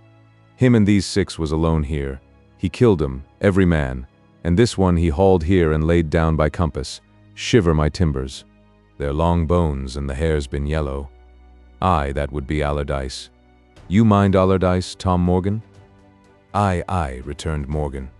"I mind him. He owed me money, he did, and took my knife ashore with him." "Speaking of knives," said another, "why don't we find his'n lying round? Flint warn't the man to pick a seaman's pocket, and the birds, I guess, would leave it be." "By the powers, and that's true," cried Silver. "There ain't a thing left here," said Mary, still feeling round among the bones. "Not a copper doit nor a baccy box. It don't look natural to me." "No, by gum, it don't," agreed Silver. "Not natural, nor not nice, says you. Great guns. Messmates, But if Flint was living, this would be a hot spot for you and me. 6 they were, and 6 are we, and bones is what they are now. I saw him dead with these here deadlights, said Morgan. Billy took me in. There he laid, with penny pieces on his eyes. Dead, eh? Sure enough, he's dead and gone below, said the fellow with the bandage. But if ever spirit walked, it would be Flint's. Dear heart, but he died bad. Did Flint? Aye, that he did, observed another. Now he raged, and now he hollered for the rum, and now he sang. 15 men were his only song mates, and I tell you true, I never rightly liked to hear it since. It was main hot, and the windy was open, and I hear that old song comin' out as clear, and the death haul on the man already. Come, come, said Silver. Stow this talk. He's dead, and he don't walk, that I know. Leastways, he won't walk by day, and you may lay to that. Care killed a cat. Fetch ahead for the doubloons. We started, certainly, but in spite of the hot sun and the staring daylight, the pirates no longer ran separate and shouting through the wood, but kept side by side and spoke with bated breath. The terror of the dead buccaneer had fallen on their spirits. 32. The treasure hunt, the voice among the trees. Partly from the damping influence of this alarm, partly to rest Silver and the sick folk, the whole party sat down as soon as they had gained the brow of the ascent. The plateau being somewhat tilted towards the west, this spot on which we had paused commanded a wide prospect on either hand. Before us, over the treetops, we beheld the cape of the woods fringed with surf. Behind, we not only looked down upon the anchorage in Skeleton Island, but saw clear across the spit and the eastern lowlands a great field of open sea upon the east. Sheer above us rose the spyglass, here dotted with single pines, there black with precipices. There was no sound but that of the distant breakers, mounting from all round, and the chirp of countless insects in the brush. Not a man, not a sail, upon the sea. The very largeness of the view increased the sense of solitude. Silver, as he sat, took certain bearings with his compass. There are 3 tall trees, said he, about in the right line from Skeleton Island. Spyglass shoulder, I take it, means that lower pent there. It's child's play to find the stuff now. I've half a mind to dine first. I don't feel sharp, growled Morgan. Thinkin' o' Flint, I think it were, has done me.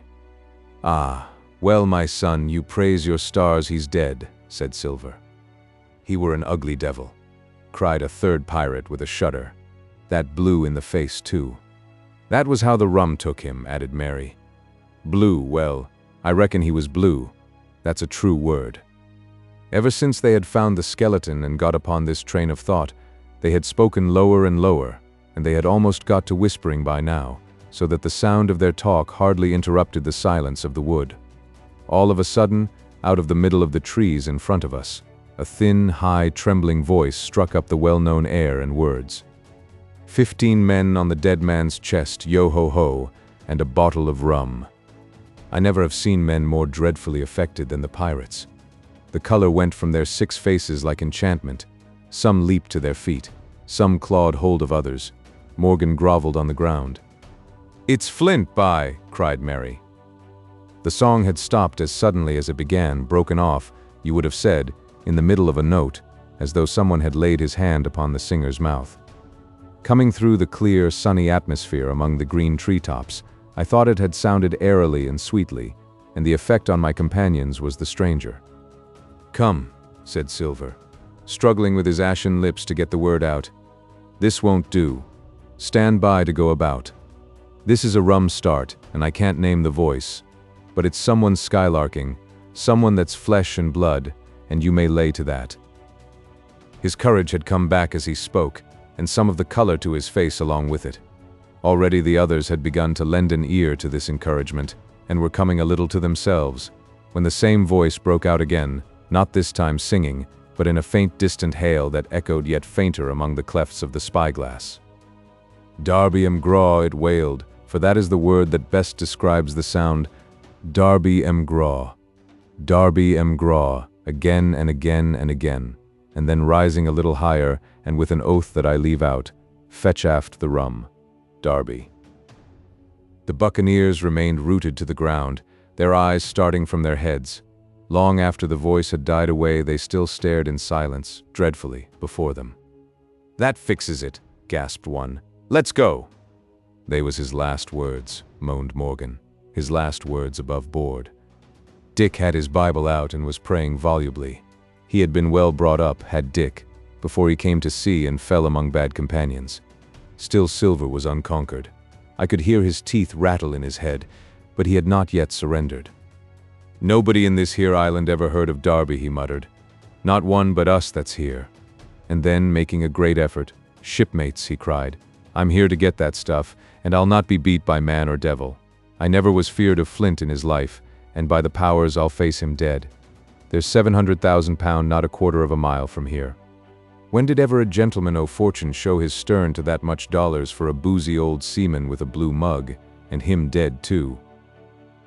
But there was no sign of reawakening courage in his followers, rather indeed of growing terror at the irreverence of his words. "Belay there, John," said Mary. "Don't you cross a sperrit." And the rest were all too terrified to reply. They would have run away severally had they dared, but fear kept them together and kept them close by John, as if his daring helped them. He, on his part, had pretty well fought his weakness down. "Sperrit? Well, maybe," he said. "But there's one thing not clear to me. There was an echo. Now, no man ever seen a sperrit with a shadow. Well then, what's he doing with an echo to him, I should like to know. That ain't in nature, surely." This argument seemed weak enough to me. But you can never tell what will affect the superstitious, and to my wonder, George Merry was greatly relieved. "Well, that's so," he said. "You've a head upon your shoulders, John, and no mistake. 'Bout ship, mates. This here crew is on a wrong tack, I do believe. And come to think on it, it was like Flint's voice, I grant you, but not just so clear away like it, after all. It was like her somebody else's voice now, it was like her." "By the powers, Ben Gunn," roared Silver. "Aye, and so it were," cried Morgan, springing on his knees. "Ben Gunn it were." "It don't make much odds, do it, now?" asked Dick. "Ben Gunn's not here in the body any more'n Flint." But the older hands greeted this remark with scorn. "Why, nobody minds Ben Gunn," cried Mary. "Dead or alive, nobody minds him." It was extraordinary how their spirits had returned and how the natural color had revived in their faces. Soon they were chatting together, with intervals of listening, and not long after, hearing no further sound, they shouldered the tools and set forth again, Mary walking first with Silver's compass to keep them on the right line with Skeleton Island. He had said the truth. Dead or alive, nobody minded Ben Gunn. Dick alone still held his Bible and looked around him as he went, with fearful glances, but he found no sympathy, and Silver even joked him on his precautions. "I told you," said he. "I told you you had spiled your Bible. If it ain't no good to swear by, what do you suppose a sperrit would give for it? Not that." And he snapped his big fingers, halting a moment on his crutch. But Dick was not to be comforted. Indeed, it was soon plain to me that the lad was falling sick, hastened by heat, exhaustion, and the shock of his alarm. The fever, predicted by Dr. Livesey, was evidently growing swiftly higher. It was fine open walking here upon the summit. Our way lay a little downhill, for, as I have said, the plateau tilted towards the west. The pines, great and small, grew wide apart, and even between the clumps of nutmeg and azalea, wide open spaces baked in the hot sunshine. Striking, as we did, pretty near northwest across the island, we drew, on the one hand, ever nearer under the shoulders of the spyglass, and on the other, looked ever wider over that western bay where I had once tossed and trembled in the coracle. The first of the tall trees was reached, and by the bearings proved the wrong one. So with the second. The third rose nearly 200 feet into the air above a clump of underwood, a giant of a vegetable, with a red column as big as a cottage, and a wide shadow around in which a company could have maneuvered. It was conspicuous far to see both on the east and west, and might have been entered as a sailing mark upon the chart. But it was not its size that now impressed my companions. It was the knowledge that 700,000 pounds in gold lay somewhere buried below its spreading shadow. The thought of the money, as they drew nearer, swallowed up their previous terrors.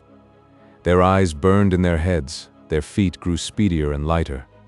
Their whole soul was bound up in that fortune, that whole lifetime of extravagance and pleasure that lay waiting there for each of them. Silver hobbled, grunting on his crutch.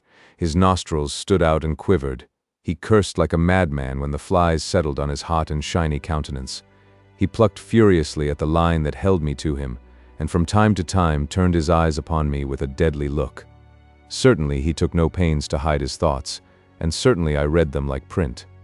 In the immediate nearness of the gold, all else had been forgotten. His promise and the doctor's warning were both things of the past, and I could not doubt that he hoped to seize upon the treasure, find and board the Hispaniola under cover of night, cut every honest throat about that island, and sail away as he had at first intended, laden with crimes and riches. Shaken as I was with these alarms, it was hard for me to keep up with the rapid pace of the treasure hunters. Now and again I stumbled, and it was then that Silver plucked so roughly at the rope and launched at me his murderous glances. Dick, who had dropped behind us and now brought up the rear, was babbling to himself both prayers and curses as his fever kept rising.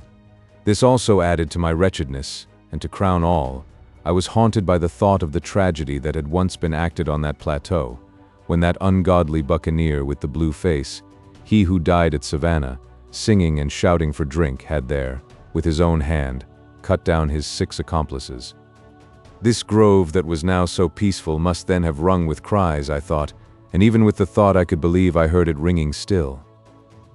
We were now at the margin of the thicket. "Huzza, mates, all together," shouted Mary, and the foremost broke into a run. And suddenly, not 10 yards further, we beheld them stop. A low cry arose. Silver doubled his pace, digging away with the foot of his crutch like one possessed, and next moment he and I had come also to a dead halt. Before us was a great excavation, not very recent, for the sides had fallen in and grass had sprouted on the bottom. In this were the shaft of a pick broken in 2 and the boards of several packing cases strewn around. On one of these boards I saw, branded with a hot iron, the name Walrus, the name of Flint's ship. All was clear to probation. The cash had been found and rifled. The £700,000 were gone. 33. The fall of a chieftain.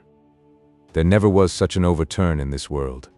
Each of these 6 men was as though he had been struck. But with Silver the blow passed almost instantly. Every thought of his soul had been set full stretch, like a racer, on that money. Well, he was brought up in a single second dead, and he kept his head, found his temper, and changed his plan before the others had had time to realize the disappointment. "Jim," he whispered, "take that, and stand by for trouble." And he passed me a double-barreled pistol. At the same time, he began quietly moving northward, and in a few steps had put the hollow between us 2 and the other 5. Then he looked at me and nodded, as much as to say, "Here is a narrow corner," as, indeed, I thought it was.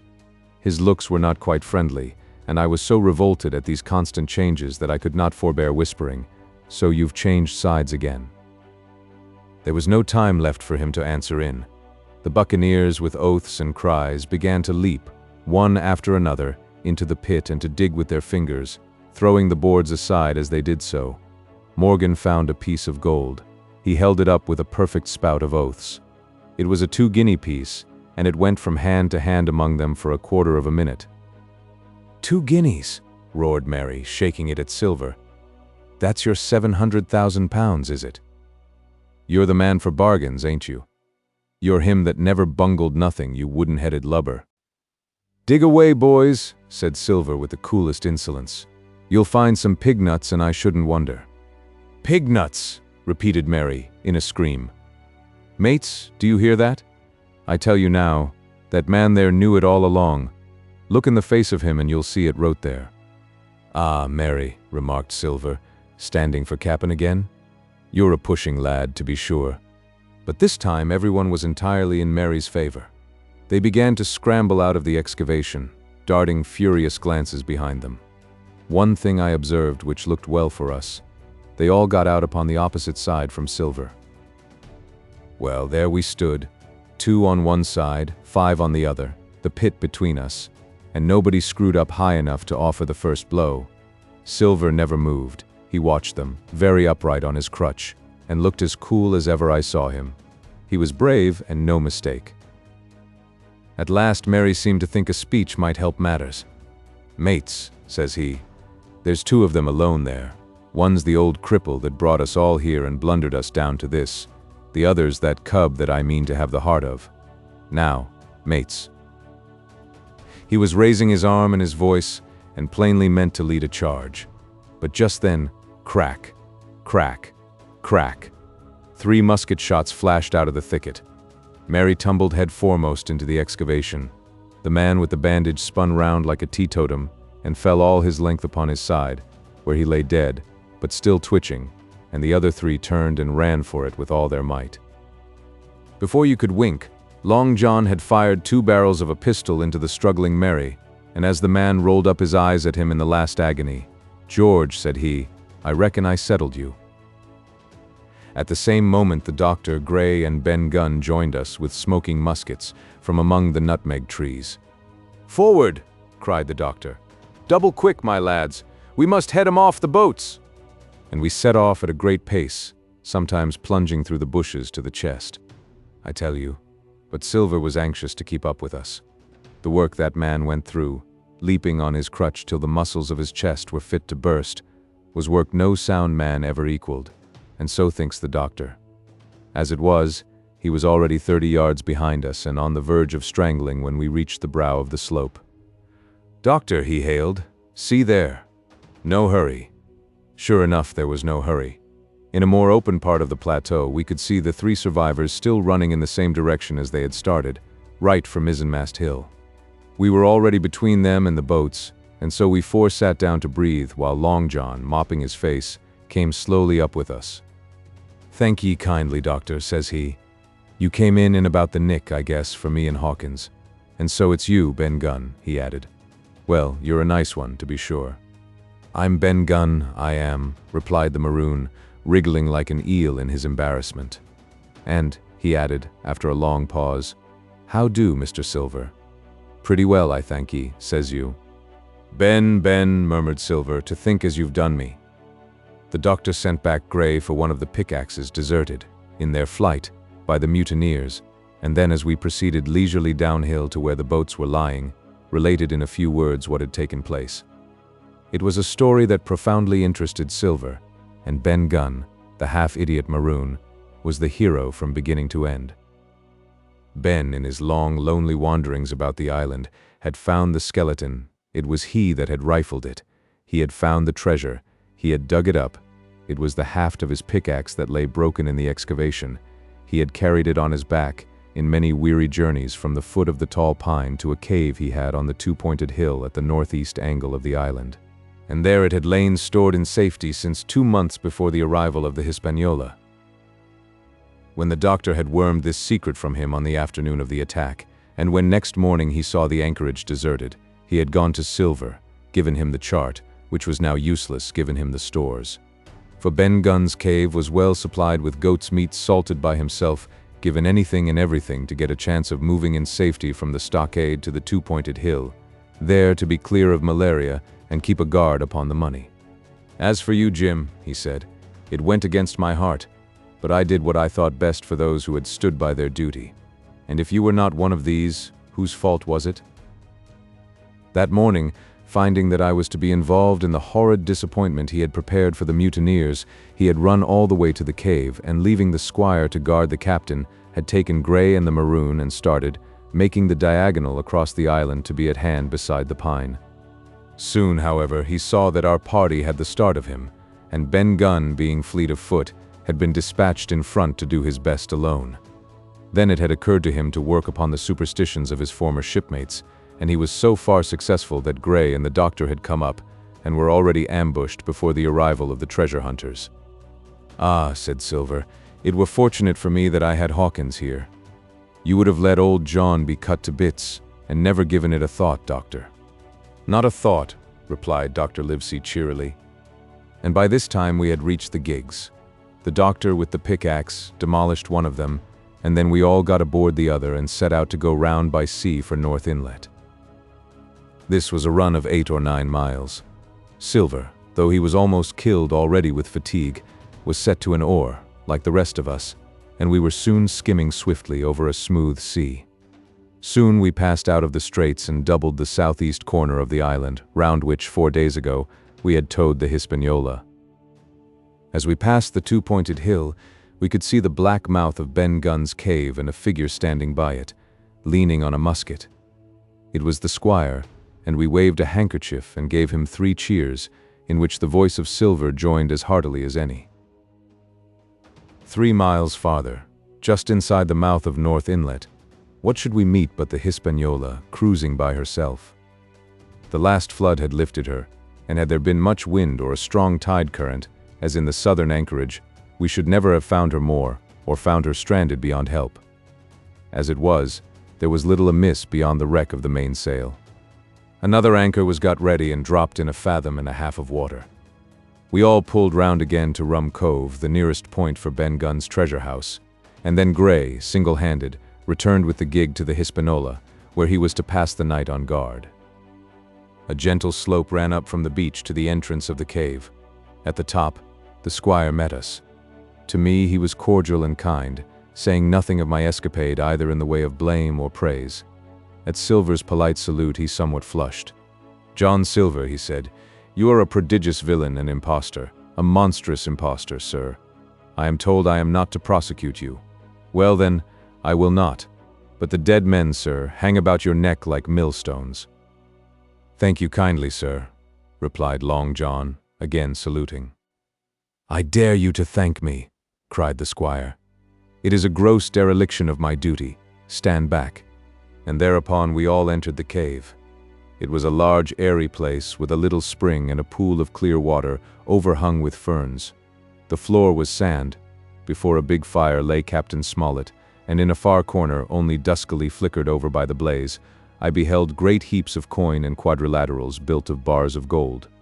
That was Flint's treasure that we had come so far to seek and that had cost already the lives of 17 men from the Hispaniola. How many it had cost in the amassing, what blood and sorrow, what good ships scuttled on the deep, what brave men walking the plank fold, what shot of cannon, what shame and lies and cruelty, perhaps no man alive could tell. Yet there was still 3 upon that island, Silver and old Morgan and Ben Gunn, who had each taken his share in these crimes, as each had hoped in vain to share in the reward. "Come in, Jim," said the captain. "You're a good boy in your line, Jim, but I don't think you and me'll go to sea again. You are too much of the born favorite for me. Is that you, John Silver? What brings you here, man?" "Come back to my duty, sir," returned Silver. "Ah," said the captain, and that was all he said. What a supper I had of it that night, with all my friends around me, and what a meal it was, with Ben Gunn's salted goat and some delicacies and a bottle of old wine from the Hispaniola. Never, I am sure, were people gayer or happier. And there was Silver, sitting back almost out of the firelight, but eating heartily, prompt to spring forward when anything was wanted, even joining quietly in our laughter, the same bland, polite, obsequious seaman of the voyage out. 34. And last. The next morning we fell early to work, for the transportation of this great mass of gold near a mile by land to the beach, and thence 3 miles by boat to the Hispaniola, was a considerable task for so small a number of workmen. The 3 fellows still abroad upon the island did not greatly trouble us. A single sentry on the shoulder of the hill was sufficient to ensure us against any sudden onslaught, and we thought, besides, they had had more than enough of fighting. Therefore the work was pushed on briskly. Gray and Ben Gunn came and went with the boat, while the rest during their absences piled treasure on the beach. 2 of the bars, slung in a rope's end, made a good load for a grown man, one that he was glad to walk slowly with. For my part, as I was not much use at carrying, I was kept busy all day in the cave packing the minted money into bread bags. It was a strange collection like Billy Bones's hoard for the diversity of coinage, but so much larger and so much more varied that I think I never had more pleasure than in sorting them. English, French, Spanish, Portuguese, Georges and Louises, doubloons and double guineas and moidors and sequins, the pictures of all the kings of Europe for the last 100 years, strange oriental pieces stamped with what looked like wisps of string or bits of spider's web, round pieces and square pieces, and pieces bored through the middle, as if to wear them round your neck, Nearly every variety of money in the world must, I think, have found a place in that collection, and for number, I am sure they were like autumn leaves, so that my back ached with stooping and my fingers with sorting them out. Day after day this work went on. By every evening a fortune had been stowed aboard. But there was another fortune waiting for the morrow, and all this time we heard nothing of the 3 surviving mutineers. At last, I think it was on the 3rd night, the doctor and I were strolling on the shoulder of the hill where it overlooks the lowlands of the isle, when from out the thick darkness below, the wind brought us a noise between shrieking and singing. It was only a snatch that reached our ears, followed by the former silence. "Heaven forgive them," said the doctor. "'Tis the mutineers." "All drunk, sir," struck in the voice of Silver from behind us. Silver, I should say, was allowed his entire liberty, and in spite of daily rebuffs, seemed to regard himself once more as quite a privileged and friendly dependent. Indeed, it was remarkable how well he bore these slights, and with what unwearying politeness he kept on trying to ingratiate himself with all. Yet, I think, none treated him better than a dog, unless it was Ben Gunn, who was still terribly afraid of his old quartermaster, or myself, who had really something to thank him for, although for that matter, I suppose, I had reason to think even worse of him than anybody else, for I had seen him meditating a fresh treachery upon the plateau. Accordingly, it was pretty gruffly that the doctor answered him. "Drunk or raving," said he. "Right you were, sir," replied Silver, "and precious little odds which, to you and me." "I suppose you would hardly ask me to call you a humane man," returned the doctor with a sneer, "and so my feelings may surprise you, Master Silver. But if I were sure they were raving as I am morally certain one, at least of them is down with fever, I should leave this camp, and at whatever risk to my own carcass, take them the assistance of my skill." "Ask your pardon, sir. You would be very wrong," quoth Silver. "You would lose your precious life, and you may lay to that. I am on your side now, hand and glove, and I shouldn't wish for to see the party weakened, let alone yourself, seeing as I know what I owes you. But these men down there, they couldn't keep their word, no, not supposing they wished to, and what's more, they couldn't believe as you could." "No," said the doctor. "You're the man to keep your word, we know that." "Well, that was about the last news we had of the 3 pirates. Only once we heard a gunshot a great way off and supposed them to be hunting. A council was held, and it was decided that we must desert them on the island, to the huge glee, I must say, of Ben Gunn, and with the strong approval of Gray. We left a good stock of powder and shot, the bulk of the salt goat, a few medicines and some other necessaries, tools, clothing, a spare sail, a fathom or 2 of rope, and by the particular desire of the doctor, a handsome present of tobacco. That was about our last doing on the island. Before that, we had got the treasure stowed and had shipped enough water and the remainder of the goat meat in case of any distress, and at last, one fine morning, we weighed anchor, which was about all that we could manage, and stood out of North Inlet, the same colors flying that the captain had flown and fought under at the palisade. The 3 fellows must have been watching us closer than we thought for, as we soon had proved. For coming through the Narrows, we had to lie very near the southern point, and there we saw all 3 of them kneeling together on a spit of sand, with their arms raised in supplication. It went to all our hearts, I think, to leave them in that wretched state, but we could not risk another mutiny, and to take them home for the gibbet would have been a cruel sort of kindness. The doctor hailed them and told them of the stores we had left, and where they were to find them. But they continued to call us by name and appeal to us, for God's sake, to be merciful and not leave them to die in such a place. At last, seeing the ship still bore on her course and was now swiftly drawing out of earshot, one of them, I know not which it was, leapt to his feet with a hoarse cry, whipped his musket to his shoulder, and sent a shot whistling over Silver's head and through the mainsail. After that, we kept under cover of the bulwarks, and when next I looked out they had disappeared from the spit, and the spit itself had almost melted out of sight in the growing distance. That was, at least, the end of that, and before noon, to my inexpressible joy, the highest rock of Treasure Island had sunk into the blue round of sea. We were so short of men that everyone on board had to bear a hand, only the captain lying on a mattress in the stern and giving his orders, for though greatly recovered he was still in want of quiet. We laid her head for the nearest port in Spanish America, for we could not risk the voyage home without fresh hands, and as it was, what with baffling winds and a couple of fresh gales, We were all worn out before we reached it. It was just at sundown when we cast anchor in a most beautiful landlocked gulf, and were immediately surrounded by shore boats full of Negroes and Mexican Indians and half-bloods selling fruits and vegetables and offering to dive for bits of money. The sight of so many good-humored faces, especially the blacks, the taste of the tropical fruits, and above all the lights that began to shine in the town made a most charming contrast to our dark and bloody sojourn on the island, and the doctor and the squire, taking me along with them, went ashore to pass the early part of the night. Here they met the captain of an English man of war, fell in talk with him, went on board his ship, and in short, had so agreeable a time that day was breaking when we came alongside the Hispaniola.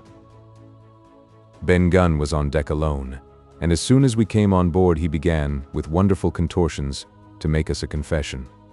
Silver was gone. The maroon had connived at his escape in a shore boat some hours ago, and he now assured us he had only done so to preserve our lives, which would certainly have been forfeit if that man with the one leg had stayed aboard. But this was not all. The sea cook had not gone empty-handed. He had cut through a bulkhead unobserved and had removed one of the sacks of coin, worth perhaps 300 or 400 guineas, to help him on his further wanderings. I think we were all pleased to be so cheaply quit of him. Well, to make a long story short, we got a few hands on board, made a good cruise home, and the Hispaniola reached Bristol just as Mr. Blandley was beginning to think of fitting out her consort. 5 men only of those who had sailed returned with her. Drink and the devil had done for the rest, with a vengeance, although, to be sure, we were not quite in so bad a case as that other ship they sang about. With 1 man of her crew alive, what put to sea with 75. All of us had an ample share of the treasure and used it wisely or foolishly, according to our natures. Captain Smollett is now retired from the sea.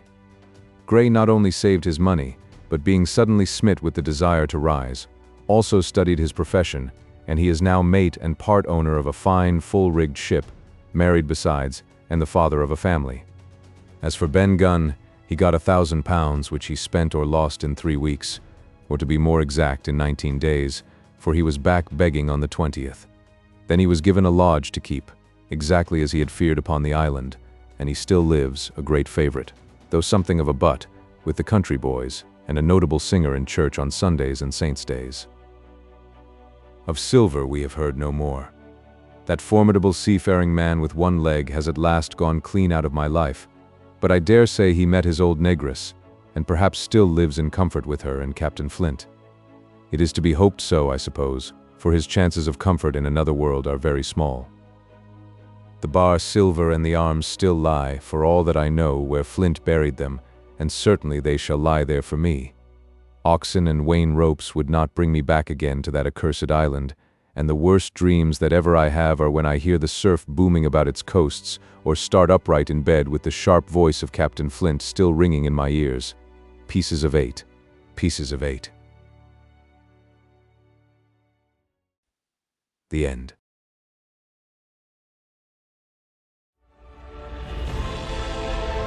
A whole galaxy to go.